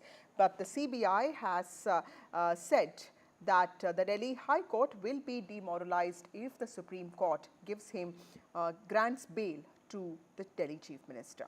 But remember that the Supreme Court has been insisting on bail being the rule and jail being the exception, which is why the other co-accused in this case, which includes BRS leader K. Kavita, former Deputy Chief Minister of Delhi Manish Sisodia, and former Aam Aadmi Party communication in charge Vijay Nair, have already been granted bail by the top court in the last few days. Those are the visuals. Remember, Delhi High Court is hearing Delhi Chief Minister Arvind Kejriwal's plea seeking bail and challenging his arrest by the CBI in the now scrapped excise policy case. Remember that a Supreme Court bench, while considering the bail plea on 14th of August, had denied him interim bail, after which the hearing was adjourned to 5th of September, and this had also granted CBI some time to submit its counter affidavit. Going across to my colleague Sunil Prabhu, who has been reporting on this case. Sunil, very interesting arguments in the Supreme Court today. Abhishek Manu Singhvi saying that Mr. Kejriwal's case is exceptional and that the other co-accused have already received bail in this case. Tell us what really happened in the court today.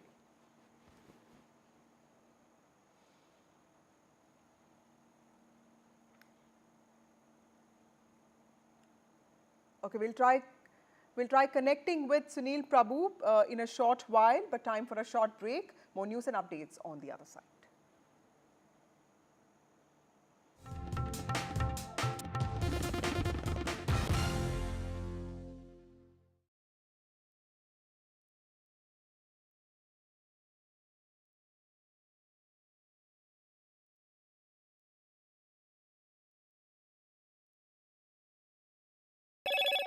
Hello, Moto. Motorola Razr 50 Ultra comes with Google Gemini.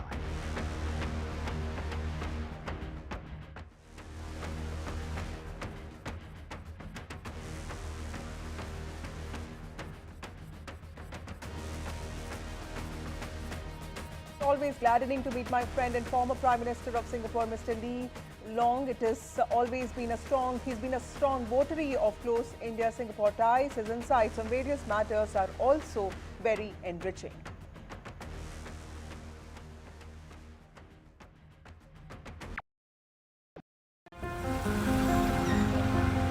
You have seen their blockbusters. Now meet the legends.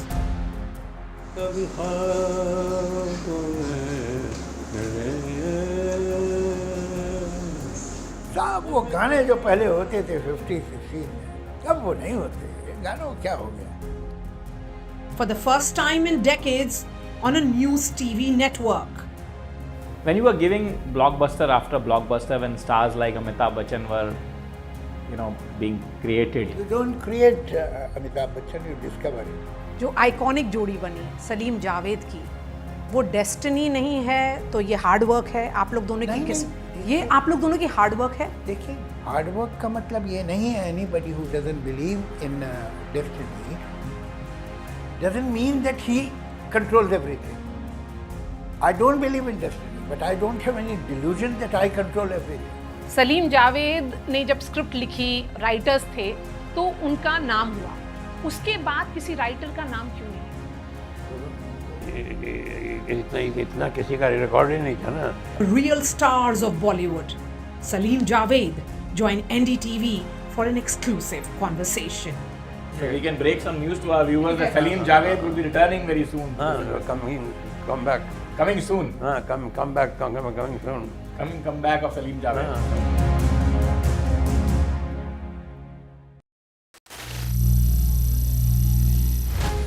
Some people say the metaverse will only be virtual. One day this lecture hall will be made of code, and driverless cars would be trapped in intersections. But even in this maze of the future, you can't wish away health. It's time to become more resilient.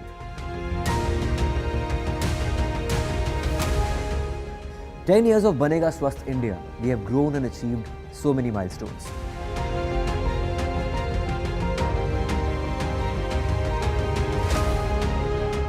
And now I have a plan to beat the urgency, to stop breathing with difficulty, to relieve getting choked with inactivity.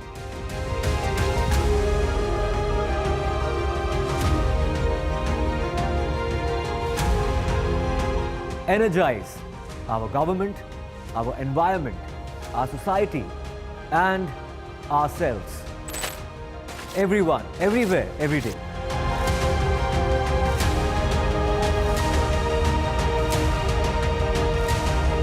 Banega Swasth India. One world hygiene. Stay informed and entertained with the new and updated NDTV News app. You can watch all our channels live, listen to podcasts, read breaking and exclusive news from around the world and more. Download the NDTV app today and get access to the best journalism and storytelling on your smartphone or tablet. The NDTV app. News that matters to you. Landslide devastation in Kerala's Wayanad.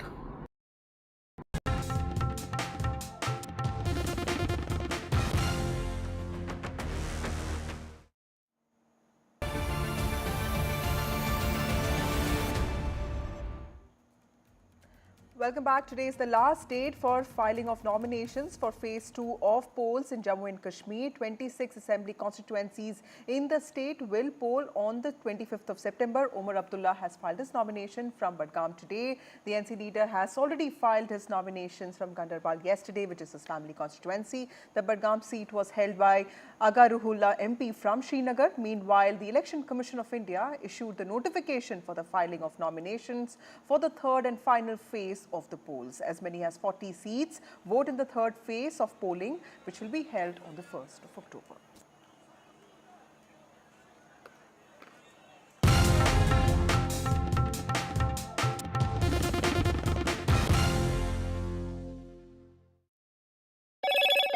Hello, Moto. Motorola Razr 50 Ultra comes with Google Gemini.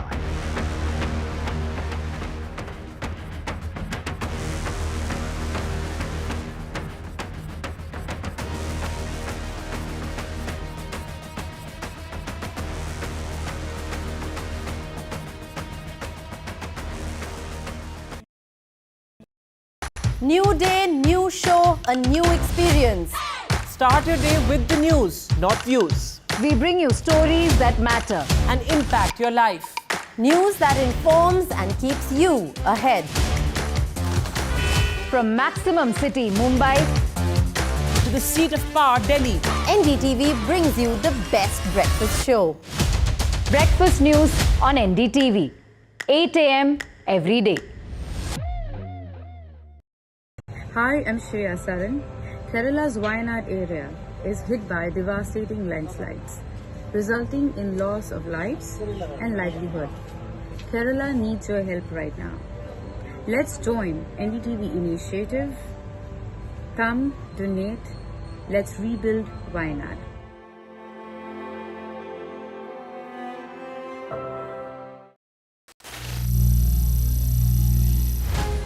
Some people say the metaverse will only be virtual. One day this lecture hall will be made of code, and driverless cars would be trapped in intersections.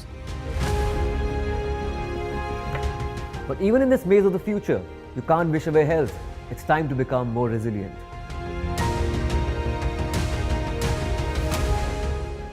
"10 years of Banega Swasth India, we have grown and achieved so many milestones.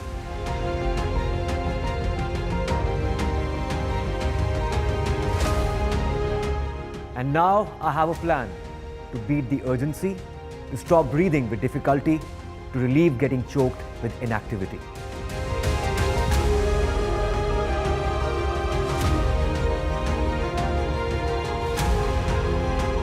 Energize our government, our environment, our society, and ourselves. Everyone, everywhere, every day.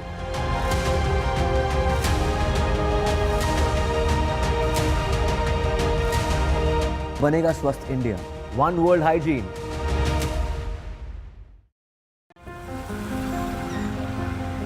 You have seen their blockbusters.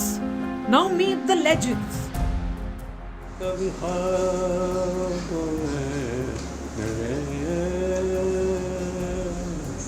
साहब वो गाने जो पहले होते थे 50, 60 में, अब वो नहीं होते। गानों को क्या हो गया? For the first time in decades on a news TV network.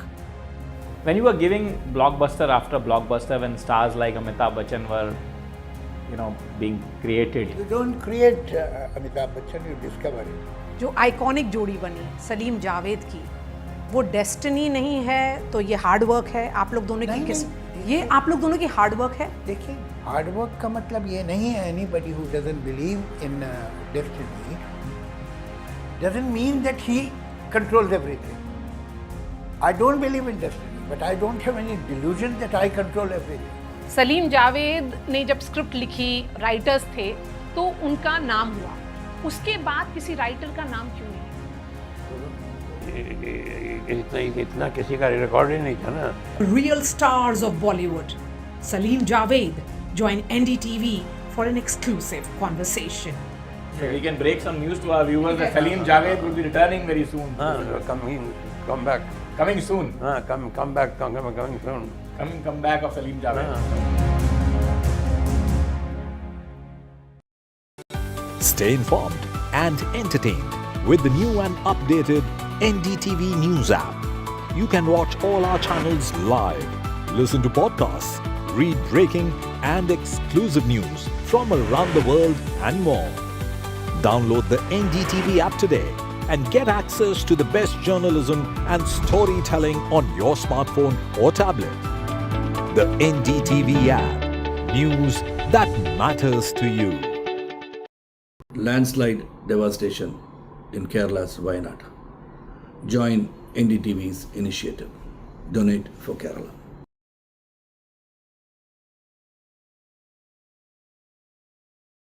New day, new show, a new experience. Start your day with the news, not views. We bring you stories that matter and impact your life. News that informs and keeps you ahead. From Maximum City.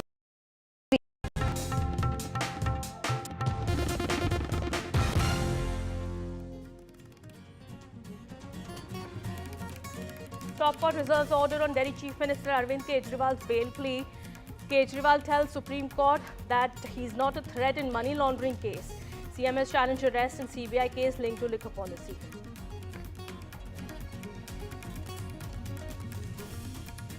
Ahead of Jammu Kashmir Assembly polls, it's an NDTV exclusive with Iltija Mufti. Ex-Chief Minister Mehbooba Mufti's daughter tells NDTV that there will be no government in Jammu Kashmir without the PDP.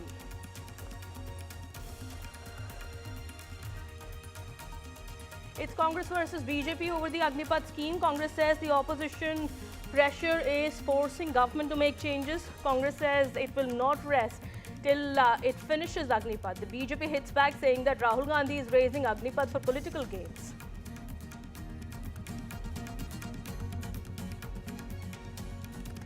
Kolkata rape victims' parents alleged that the cops had offered money. TMC has assured support to the victim's family. TMC says West Bengal government has offered to help the parents, and vulture politics is happening in the case.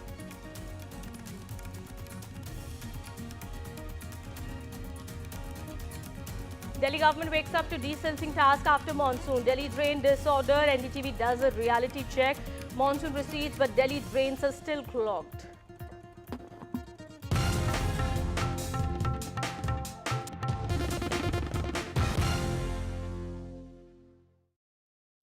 Welcome, you're watching NDTV 24/7. My name is Kitty Bahel. In this edition, we have some breaking news now coming in at the top of the hour. We're learning the Supreme Court has now reserved the order on Delhi Chief Minister Arvind Kejriwal's bail plea. Remember, the Supreme Court was hearing crucial pleas against the CBI after the Delhi Chief Minister Arvind Kejriwal had moved the top court seeking bail in the now scrapped excise policy case. My colleague Sunil Prabhu is now joining us on the broadcast here. He's getting us more details. Sunil, we believe the top court has reserved the order. What happened in the court? What more details are coming out? Well, so as you rightly pointed out, the orders have been reserved. It's taken, as Justice Suryakant pointed out, for a bail matter an entire day. That shows how pendency in the Supreme Court takes place. And as he himself said, to quote Justice Suryakant, for what will happen for poor people, and both Mr. Singhvi as well as Mr. Raju, starting from 10:30 this morning, concluding at 4 o'clock with a small recess for lunch, have argued their matters for and against. Mr. Singhvi, of course, leading the arguments and saying the points very clearly that how things have played out. So it's in that backdrop now we'll have to wait and see what the judges decide. Most importantly, Mr. Singhvi stressing about Mr. Kejriwal, saying that he's not a flight risk, he's a constitutional authority, citing a number of case laws and arguing on a continuous basis that this was, the CBI's case was an insurance arrest that had been done and carried on. Mr. Raju on his part pointed out procedural issues on the bail conditions, on the various facts that the charge sheet has not been put, and it's on that ground that Mr. Singhvi countered and said that all those points that he had put do not substantiate, and clearly that Mr. Kejriwal is a fit case, and citing various other factors including Manish Sisodia in his bail plea, that they should be able to get relief for the Delhi Chief Minister, who has remained in jail now for over 5 months. Okay, so we are also learning that the ASG had said that if Arvind Kejriwal is released today, if the bail is granted, then it will demoralize the HC, and witnesses in the case could be, there could be an attempt to, in this case, we do understand, as the information is coming out, that there could be an attempt made by the Kejriwal side. That is what we are learning, to influence the victims as well. All right, more details now coming out. Well, we do understand, Sunil, you'll be able to shed more light on that. What were the arguments that were made from the other side? Well, I think the judges, Mr. Ujjwal himself, countered that and said, on what basis are you saying that they will be demoralized? So, these are arguments that are made and proponents made by the additional Solicitor General. He even cited, for example, the Punjab case, that, there are witnesses who are still there and, out of fear, they cancelled and withdrew the application in terms of the liquor policy in Punjab, the Mahavir case, for example. So a lot of points put forward. As I said, it's been an entire full day of the Supreme Court taken to hear Mr. Arvind Kejriwal's bail plea. The top lawyers of this court, Mr. Singhvi as well as Mr. Raju on behalf of the CBI, arguing on various technical grounds of why Mr. Kejriwal should not be released and why Mr. Kejriwal should be released from his lawyers. the judges themselves, just listening to that point, Justice Ujjwal, of course, quite clear in his mind about the fact that, what are the conditions on why bail should be granted. Justice Suryakant wanting to go into more details into the merits of the case, and that is the reason why it's taken a long time to discuss this entire matter before, of course, the reserved orders. We'll have to wait and see when they issue this decision. It's not clear yet whether they will be able to give a judgment at the earliest. But definitely, as we've been seeing from the president onwards, saying that pendencies of cases, and as Justice Suryakant himself said today, why should a poor man suffer if you take one full day for hearing this matter? So it's in this point that both have argued on the liquor policy, why they should be released. Mr. Singhvi continuously arguing on a continuous basis about the flight risk, about the point that he's a constitutional functionary, he meets the twin tests that are required, and of course from Mr. Raju, the procedural issues, the points that the courts haven't taken cognizance of various other points, concurrent issues that have been laid, as well as, of course, the fact that he can tamper with the witnesses. Absolutely. Well, those were some important arguments that were made in the court from both sides. Yes, Sunil. Well, there is no relief for Arvind Kejriwal yet in this case at this point in time that we are learning. The order has been reserved for now. We'll be waiting for that, more details to come out. Meanwhile, that's the latest that we're picking at this point in time. Thank you so much, Sunil, for getting us all those details there. Well, we have some more news that we're tracking at this point in time. This is from Jammu Kashmir now. Today is the last day of filing of nominations for phase 2 of polls in Jammu Kashmir. 26 assembly constituencies in the state will poll on 25th of September. Now, Omar Abdullah has filed his nomination from Budgam today. The NC leader also filed his nomination papers from Gandarbal yesterday. But the Budgam seat has been held by Aga Ruhullah, who's an MP from Srinagar now. Meanwhile, the Election Commission of India issued the notification for the filing of nominations for the third and final phase of the polls. As many as 40 seats will be voting in the third phase of polling that will be held on October 1st. Listen into Omar Abdullah. हमने ये लड़ाई लड़नी है कि हमारी जो खोई हुई इज्जत, हमारा जो छीना हुआ वकार, हमारी जो पहचान है, उसको हमने दिल्ली से लड़ झगड़ के दोबारा वापस हासिल करना है। और इसमें रुकावटें आएंगी। दिल्ली की तरफ से हमारी आवाज को कमजोर करने की मुकम्मल कोशिश की जाएगी। इस इलेक्शन में हम अपनी आवाज को कमजोर होने नहीं देंगे। All right, that was NC leader Omar Abdullah after filing his nomination, speaking to the media there. My colleague Nazir is also now joining us on the broadcast here. Nazir, we do understand Omar Abdullah will be contesting from 2 seats. Earlier, he had filed his nomination from Gandarbal, from where he's been elected as an MP, as an MLA as well. And now, today, he's filed his nomination from Budgam as well.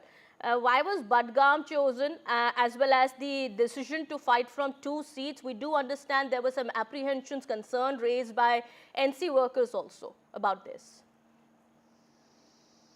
Well, there has not been any official statement why Omar Abdullah has filed nomination from the 2nd seat when he was fighting from, yesterday filed nomination papers from Gandarbal, which has been traditionally the Abdullah family seat, where Sheikh Muhammad Abdullah, Farooq Abdullah and Umar Abdullah has also fought elections in the past. And today he filed his nomination papers from Budgam. This seat was held by Aga Ruhullah, who is now the MP from Srinagar. What we believe is there was some internal politics with an Aga family and the National Conference in Budgam, and they have asked Umar Abdullah to contest election. But the critics have been saying, look, he may not be confident about Gandarbal, given the fact one jailed separatist has filed nomination papers from Gandarbal. That is what is said.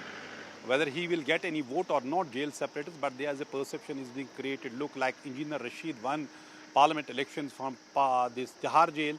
There's another separatist who was actually leading anti-India protests and calling only gun solution in 2016 is now filing nomination papers from Ganderbal, while earlier he had filed nomination papers from Shopian Parliament Assembly constituency that was rejected by Election Commission on the technical grounds. So having said that, this is not first time also when Umar Abdullah is fighting from 2 seats.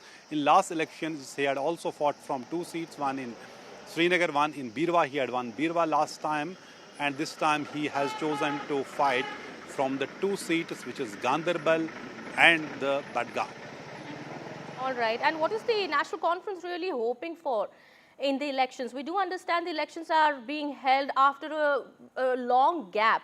And everybody, of course, all parties, the BJP as well as the Congress-NC alliance have their eyes on the Jammu Kashmir Assembly elections. But what is the NC really hoping for, given the fact that now it's, of course, is in alliance with the Congress party for the elections. There have been some apprehensions earlier also about getting into this alliance between the Congress and the NC party. But what are the expectations here? Well, National Conference has been sounding very confident after this election because the way they have got the vote share, NC Congress Alliance has got, which was more than 41% in the recent parliament elections. So they say they can build on that vote share and be win the majority in the next in this election. But clearly, it is easier said than done. So Umar Abdullah contesting from 2 seats, it also, while it party say, and I spoke to a senior leader in the party this morning, and he said, look, we want double victory for the Umar Abdullah. So that is one side of them, and then they say, look, the way they have formed an alliance with the Congress. And yesterday, Rahul Gandhi visited here. He addressed 2 rallies talking about restoration of the state, talking about restoration of the rights of the people of Jammu and Kashmir, launching scathing attacks on the BJP and the Lieutenant Governor for what he called the resorting to corruption and giving resource to the people from outside Jammu and Kashmir and the outsiders and denying same rights to the people of Jammu and Kashmir. All these things, National Conference and Congress are hoping that they can win the majority in this assembly elections, given the fact they are saying the BJP has snatched statehood and the rights from the people of Jammu and Kashmir. But BJP, on the other hand, is also confident that they can get the most of the seats. What the BJP's General Secretary, J&K in charge, Ram Madhav, has said, so is the Dr. Jitendra Singh. All appear to be confident, but the BJP clearly has the stronghold only in the Jammu region, where they are fighting all the 43 seats, while as in the Kashmir Valley, they are not actually fighting many seats. All right. Thank you so much, Nazir, for getting us those details there. Well, it's last day for filing nominations for Phase 2, and Umar Abdullah has just recently filed his nomination papers. He is fighting from 2 seats, remember, this time from Ganderbal as well as Badgaon seat. And, well, that's the latest coming in. At this point in time, we'll keep an eye on the developments taking place here with regards to the Jammu Kashmir polls. Now, the National Conference and PDP have fielded over half a dozen members of political families for the first assembly elections in the region in a decade. Iltija Mufti, who's former Jammu Kashmir Chief Minister Mehbooba Mufti's daughter, will face a first political test in a direct contest with Bashir Ahmed Veeri of National Conference. Well, Brijbehara is seen as the home turf of the Muftis, and the party has been winning for this seat for the past 28 years. Her mother had won the assembly segment in 1996 on a Congress ticket. We've had an exclusive conversation with Iltija. Listen in. Because elections are taking place after 10 years. We don't know what would be the situation. Elections will tell us. Yeah. Do you still feel it is a bastion or there are challenges? Look, we spoke previously in the car for a bit, and like I said, I don't like being complacent. It's not in my nature. I'm a very restless person. So even if something seems easy, I don't like assuming it's easy. So last election, when I remember there was in 2014, it was like a PDP wave in Brijbehara. It appears that is missing. It's not that wave is in favor of someone else. But despite we have seen massive participation of people in the parliament elections, still I see the campaigning subdued and not seeing such a wave. Well, because a lot happened in the past 10 years. I think that there is no way for any particular party in all of Jammu and Kashmir. You must have noticed, aap itna travel karte hain. And that's because this is not usually an election in any part of India is like a festival. It's like an occasion of celebration. But there's no reason to celebrate in Jammu and Kashmir, and it's largely been subdued for every party because there's a sense of disempowerment People have been living a life of seed since 2019, and that sense of disempowerment is so acute that you can't go amongst people laughing and smiling and, But your alliance with the BJP responsible for that, because when you contested, you were not in politics that time, but of course you were part of the daughter of the former chief minister, daughter of former chief minister. That 2014 election was contested by PDP on the premise that you will not allow BJP to come to power. Yeah. And then you became part of that, and everyone is asking that question. Is that coming in your way of, when you have to talk to people? I remember that campaign, Mehbooba ji very clearly said that give us a clear majority. And they kept explaining that give us a clear majority so that we don't need the support of any other party, even if it's Congress, because PDP and the Congress alliance fell apart in 2008, if you remember. But what happened was that you got a fractured mandate. And when you got a fractured mandate, already there's this stereotype about PDP that it only panders to Muslims. There's this stereotype that's attached to us, which the media unfortunately plays a role, that we're anti-Hindu. So obviously when BJP won such a huge chunk of vote in Jammu, my grandfather felt that you couldn't just overlook that mandate. You couldn't just sidestep the wishes and aspirations of the people of Jammu and just create a coalition with the Congress and the PDP. If he wanted power, if he wanted to usurp the seat, he could have taken that decision within a minute. No, my point is that did that help you, or it has hurt your party's image or the interest? Nazir Saab, every decision in politics has to be seen through the prism of your intention.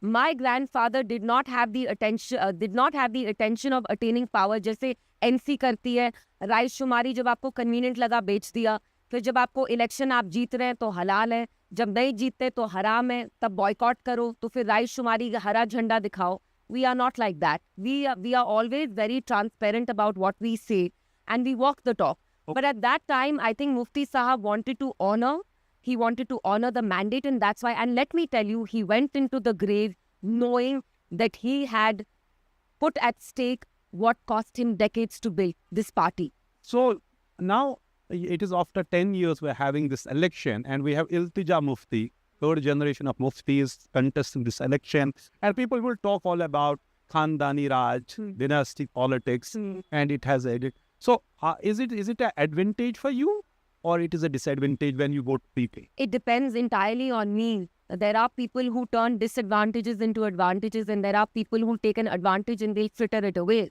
So it entirely depends on me. I don't just inherit my mother's genetic makeup physically. I also inherit good things about her and bad things about her. So that entirely depends on me. And this family propaganda doesn't bother me at all. In your speech, you are telling people there will be no government without the PDP support in Jammu and Kashmir after elections. Yeah. So there are two possibilities. One is India Alliance, which is NC Congress. They have chosen not to make you part of the alliance. A second is BJP.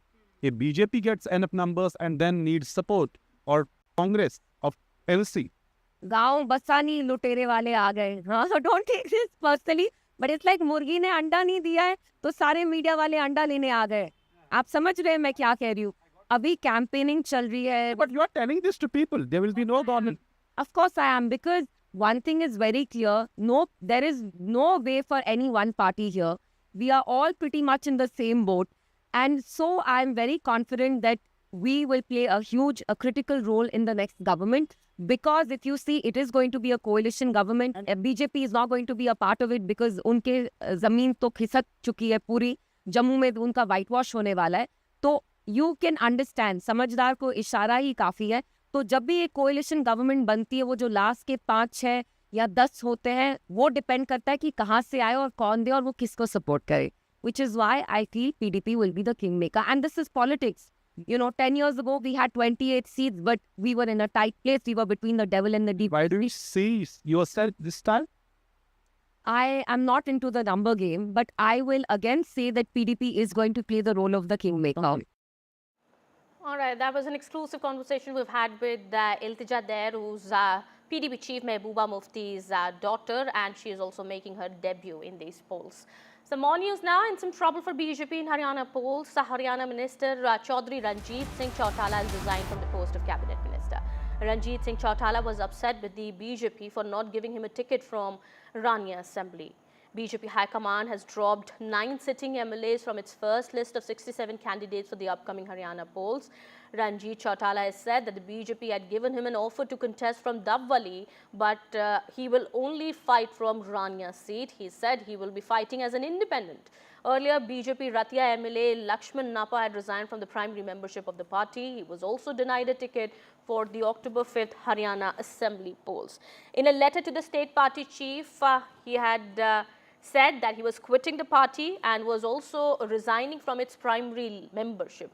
Meanwhile, the Congress party is also holding a crucial meeting to select candidates for Haryana polls today. We'll be getting you more information on that in just a bit. We have reactions coming in. Listen in. Congress leadership decide करेगी, हम कौन हैं decide करने वाले। मैंने पहले भी कहा, आज भी वो है, हाईकमान का फैसला होगा, क्योंकि ये फैसला एंड में ही आता है। जब भी फैसला मैंने तो अनेक बार पहले भी कहा है कि जो पंजाब में चन्नी की स्थिति हुई वही नायब जी की होने वाली है।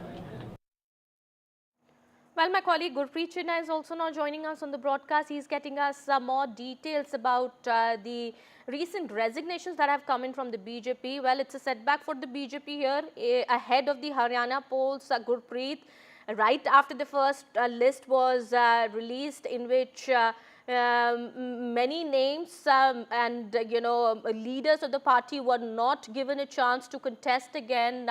A series of resignations is something that we are witnessing now.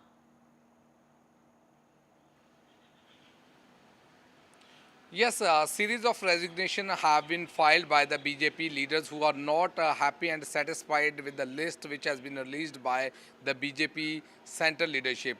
They have allotted a ticket to 67 people in a various Vidhan Sabha, and after that we have seen a lot of rebels. They have come up vocally against the party, and some of the leaders, they had given an ultimatum to the party high command saying if they are not going to take any decision in their favor within 2 days, they will try to chalk out their own political strategy. We have seen Lakshman Napa, that is from Ratia MLA. He has already put in the papers and he has already given resignation and decided to join the Congress party. Anytime he can join the Congress party. At the same time, we have seen that the former minister of Haryana BJP government, Mr. Kamboj, he has also filed his resignation, and he says he will discuss the next political strategy with his own workers and supporters. At the same time, we have seen Ranjit Singh Chautala, that was a minister in Haryana government. He has already given a resign as a minister, saying he is going to contest the election independently from Rania constituency, because that was the constituency from where he was elected as an independent candidate. After that, he joined the government and he was able to become the minister in the state government. So now we have seen he said they were trying to give him, BJP party was giving him ticket from Dabwali, but he denied. He had decided to contest an independent candidate from Rania constituency. So a series of resignation which are coming from the various pockets of Haryana. It's a big setback for the BJP, but what we can understand, the party high command is trying to pacify them. The main focus of the party high command, they should not join the other parties. They are trying to placard all the leaders who have already raised a red flag against the party. So let's see what type of political strategy the BJP is going to adopt, so that they will be able to keep all these leaders in the party, and there should be less damage to the party in Haryana polls. Back to studio. Well, the BJP, of course, has a task cut out in front of them as they have to counter the Congress and the JJP also, but also the internal rebellion that the party is now facing at this point in time is something that the party will have to tackle. As my colleague Gurpreet here is informing us, that the party is trying to placate these leaders, but whether it will be able to do that successfully or not, that remains to be seen. Thank you so much, Gurpreet, for getting us all those details there. We'll come back to you later for more as developments take place. Some more news now that we're tracking at this point in time. A huge face-off erupted between the Congress and the BJP over the Agnipath scheme once again ahead of the Haryana polls.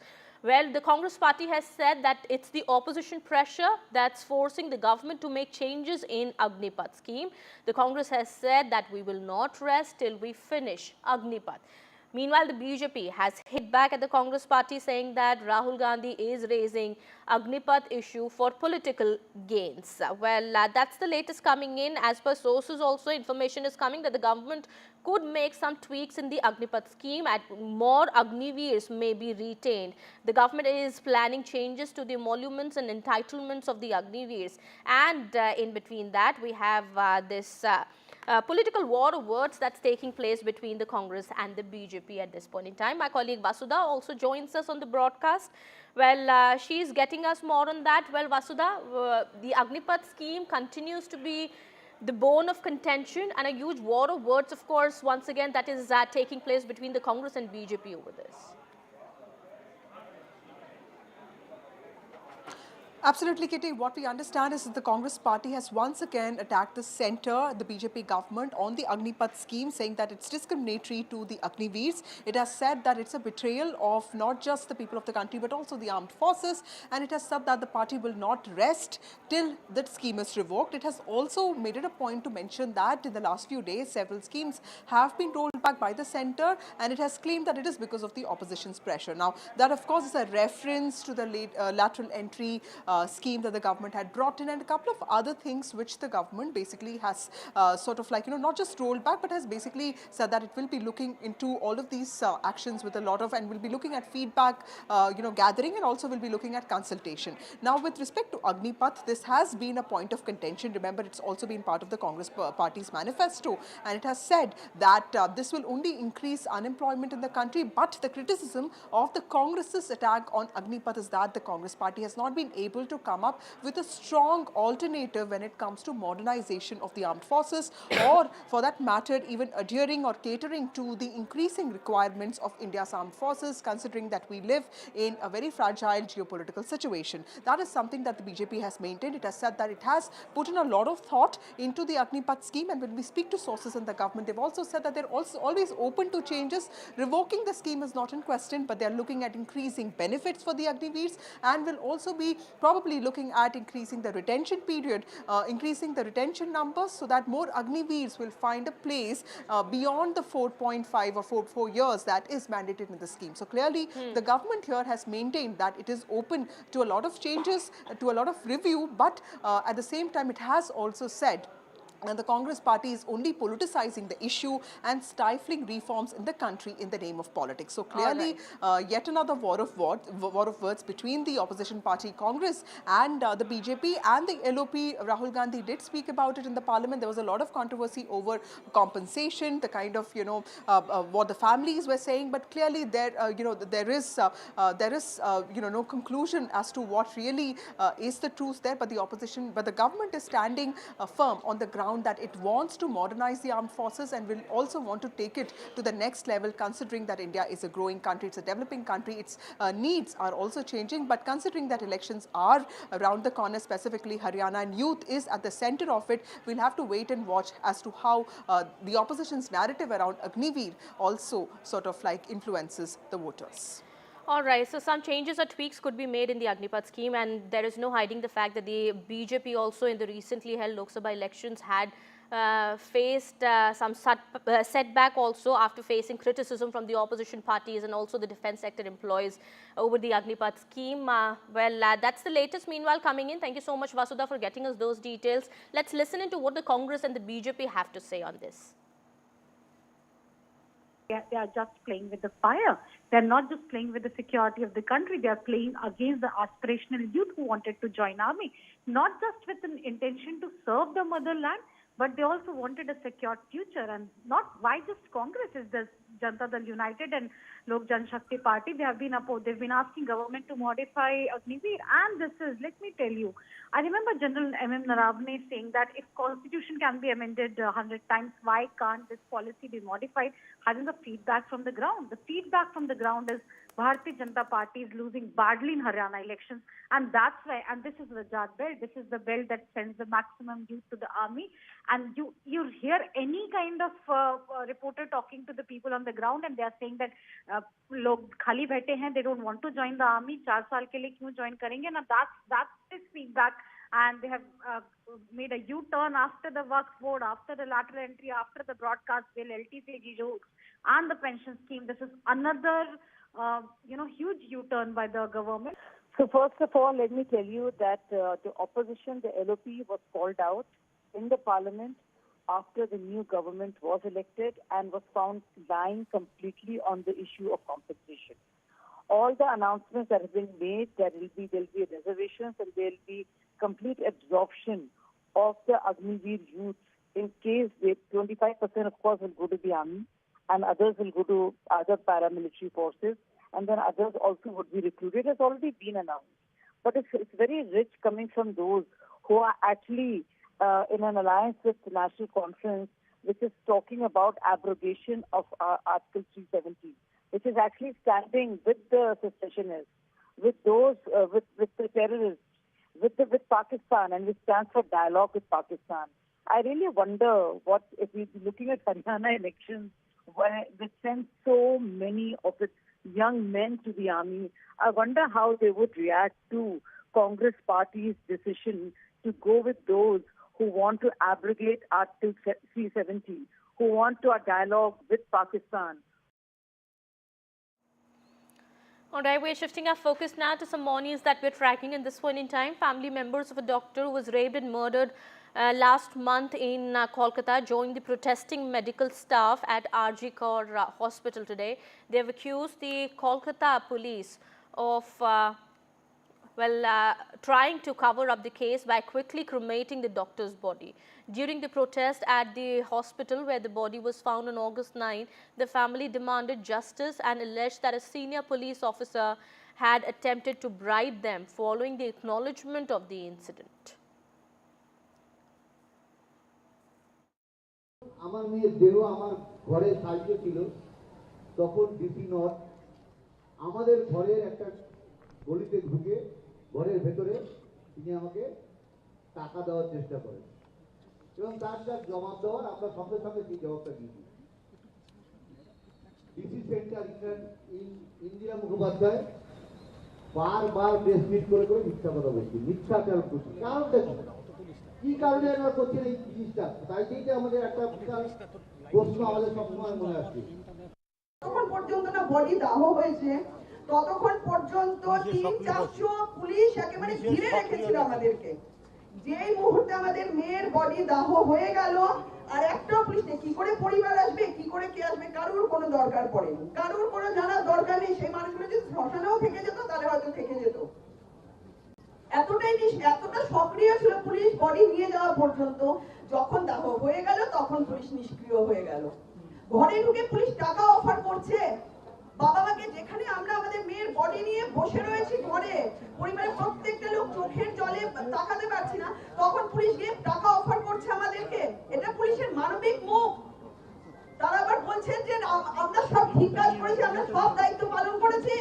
এটাকে দায়িত্ব পালন বলে এটাকে এবারে এই ভিডিওটাই বলুন গতকালকে যে ভিডিওটা ভাইরাল হয়েছে যেখানে নাকি বলা হচ্ছে একটা যে বাবা মা যারা শোকাহত তাদের সঙ্গে আমরাই শোকে রয়েছি তাদের মনে হয় অবস্থাটা তো আর বয়ান করা যায় না সেই জায়গায় আমরা ধরতে পারবো না স্পর্শ করতে পারবো না এতটা কঠিন সময়ের মধ্যে দিয়ে তারা যাচ্ছে এবং সেই সময় যদি তাদেরকে টাকা পয়সা দেওয়া হয়েছিল ইত্যাদি পুলিশ দিয়েছিল ধামা চাপা দেওয়ার জন্য এরকম একটা ভিডিও যাচ্ছিল তার পাশে আবার আরেকটা ভিডিও এসছে যেখানে বাবা মারাও এইরকম একটা অভিযোগটাকে অসত্য বললেন এবং তারা বললেন এটা মিথ্যা আমরা কিন্তু আমাদের মেয়ের জন্য একেবারে তাড়াতাড়ি যে মেয়ে আমাদের মধ্যে নেই তার জন্য বিচার চাই You know, I mean, obviously this is a very serious allegation now, but the point is that this is not the first time that this allegation has come. This had earlier come also from the lawyer of the family, Bikash Ranjan Bhattacharya. I mean, he had said, of course, you know, the Chief Minister had offered money, that was compensation money. Now, obviously, now before all of this, what was this money about? Was this the compensation money? Is this the same compensation money that is being talked about? How was it offered and what from? These are still unanswered questions, and of course these are questions that have been raised, allegations that have been raised towards the police, But the family also has earlier said that nobody offered them money, and that is also on camera. So, there is a little bit of a confusion on this, and perhaps, there... Breaking news now coming in. We're learning Prime Minister Modi is speaking at the moment. He's in Singapore for his visit. Listen in. से एक package बना करके चल सकते हैं, क्योंकि भारत में शायद मुझे बहुत ही निकट भविष्य में 100 से ज्यादा एयरपोर्ट बनाने होंगे। यानी अपने आप में एक बहुत बड़ा मिशन है, क्योंकि जिस प्रकार से मेरा यहाँ एविएशन सेक्टर का ग्रोथ है और जिस प्रकार से एस्पिरेशनल सोसाइटी के ये जो मांग है, आज मैं उसको कैटर नहीं कर पा रहा हूं। हम कम पड़ रहे हैं, हमें बहुत बड़ी आवश्यकता है। उसी प्रकार से आज खुशी की खबर तो है ही है, एयर इंडिया का आपके साथ यहाँ मर्जर होना, ये अपने आप में एक बहुत बड़ा काम हुआ है। लेकिन ये भी हम सोचे कि Bharat with in India domestic air traffic के लिए हम चाहते हैं कि कंपटीशन की स्थिति बने, अधिक कंपनी आए। आज वो स्थिति नहीं है, बहुत पूरा स्काई ओपन पड़ा है जी। और मैं चाहूंगा कि आप में से जो कंपनियां उस दिशा में भी आगे आना चाहती हैं, तो उसके लिए भी अवकाश है।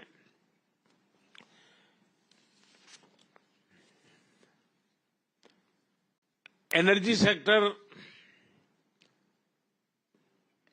में यहाँ पर काफी चर्चा हुई, ग्रीन हाइड्रोजन की, अमोनिया की। हमने पूरी दुनिया को एक वादा किया है और हम ग्लोबल वार्मिंग को जो चैलेंज मानते हैं, उसमें हम सिर्फ अपनी संवेदना व्यक्त कर करके अटकने वाले नहीं है, हम सॉल्यूशन देने वाले लोग हैं। और हमने 500 गीगावाट का लक्ष्य टारगेट किया है और 2030 तक मुझे करना है। और उसमें मैं न्यूक्लियर की तरफ भी उतना ही जाना चाहता हूं, हाइड्रो पर भी जाना चाहता हूं, सोलार पर भी जाना चाहता हूं, विंड पर भी जाना चाहता हूं। उसी प्रकार से हमने बायोफ्यूल की पॉलिसी बनाई है, उसकी दिशा में भी एक बहुत बड़ा काम। और आपने G20 समिट में भी हमारे जो आउटकम है उसमें बायोफ्यूल की बात आपके ध्यान में आई होगी। भारत उसको लीड करना चाहता है। मैं चाहूंगा ऐसे अनेक क्षेत्र हैं एनर्जी से जुड़े हुए, जिसके कारण ग्रीन जॉब की पूरी संभावना है। उसके लिए भी हम काफी इनिशिएटिव ले रहे हैं।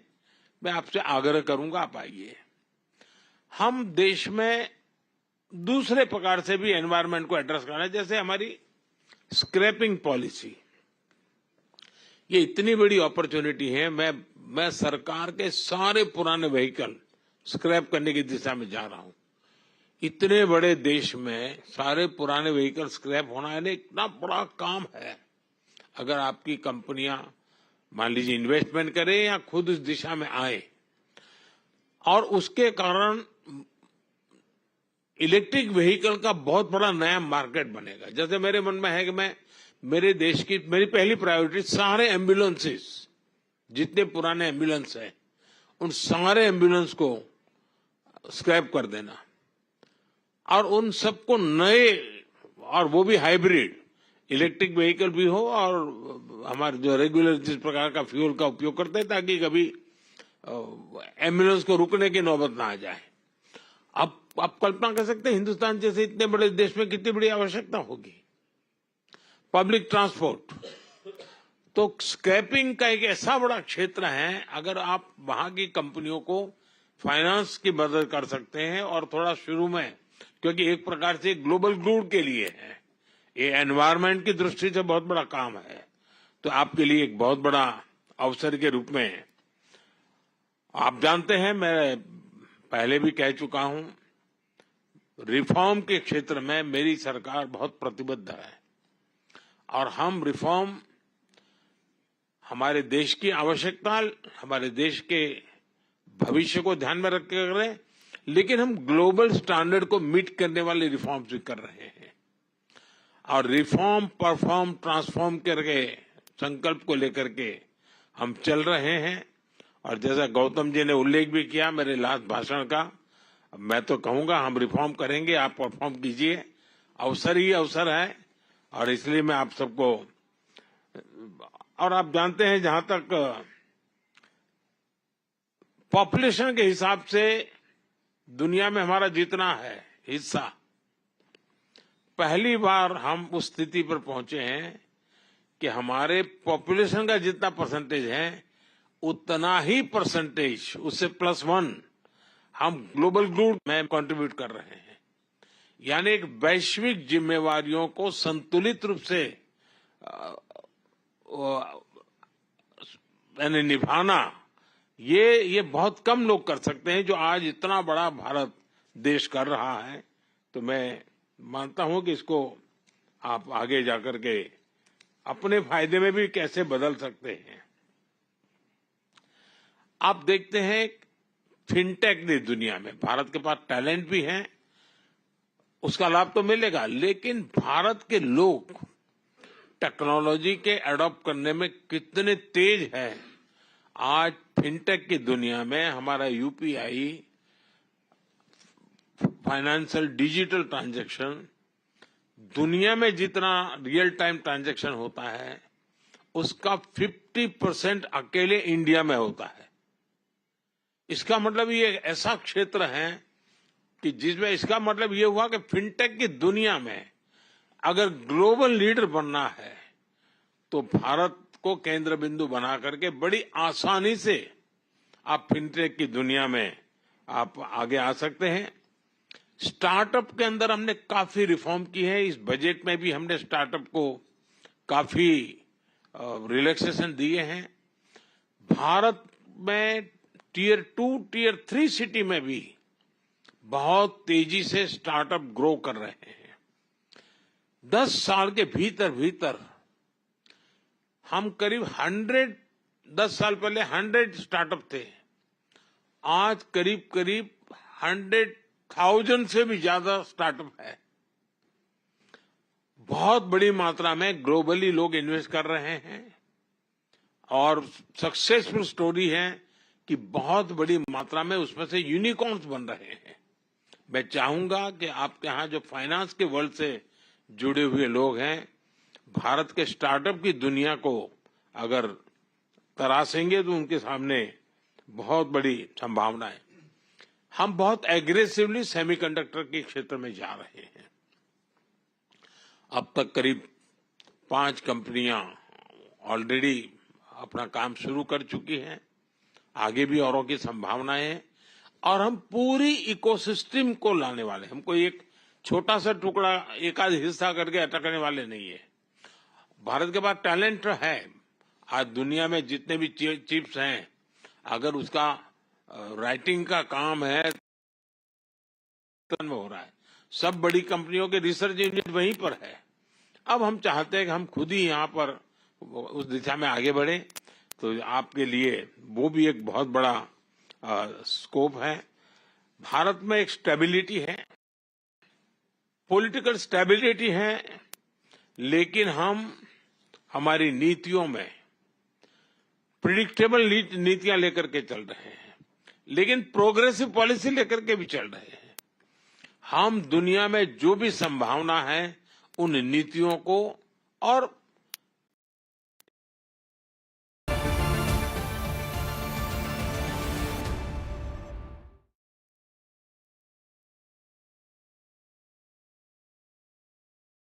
Hi, I'm Shreya Saran. Kerala's Wayanad area is hit by devastating landslides, resulting in loss of lives and livelihood.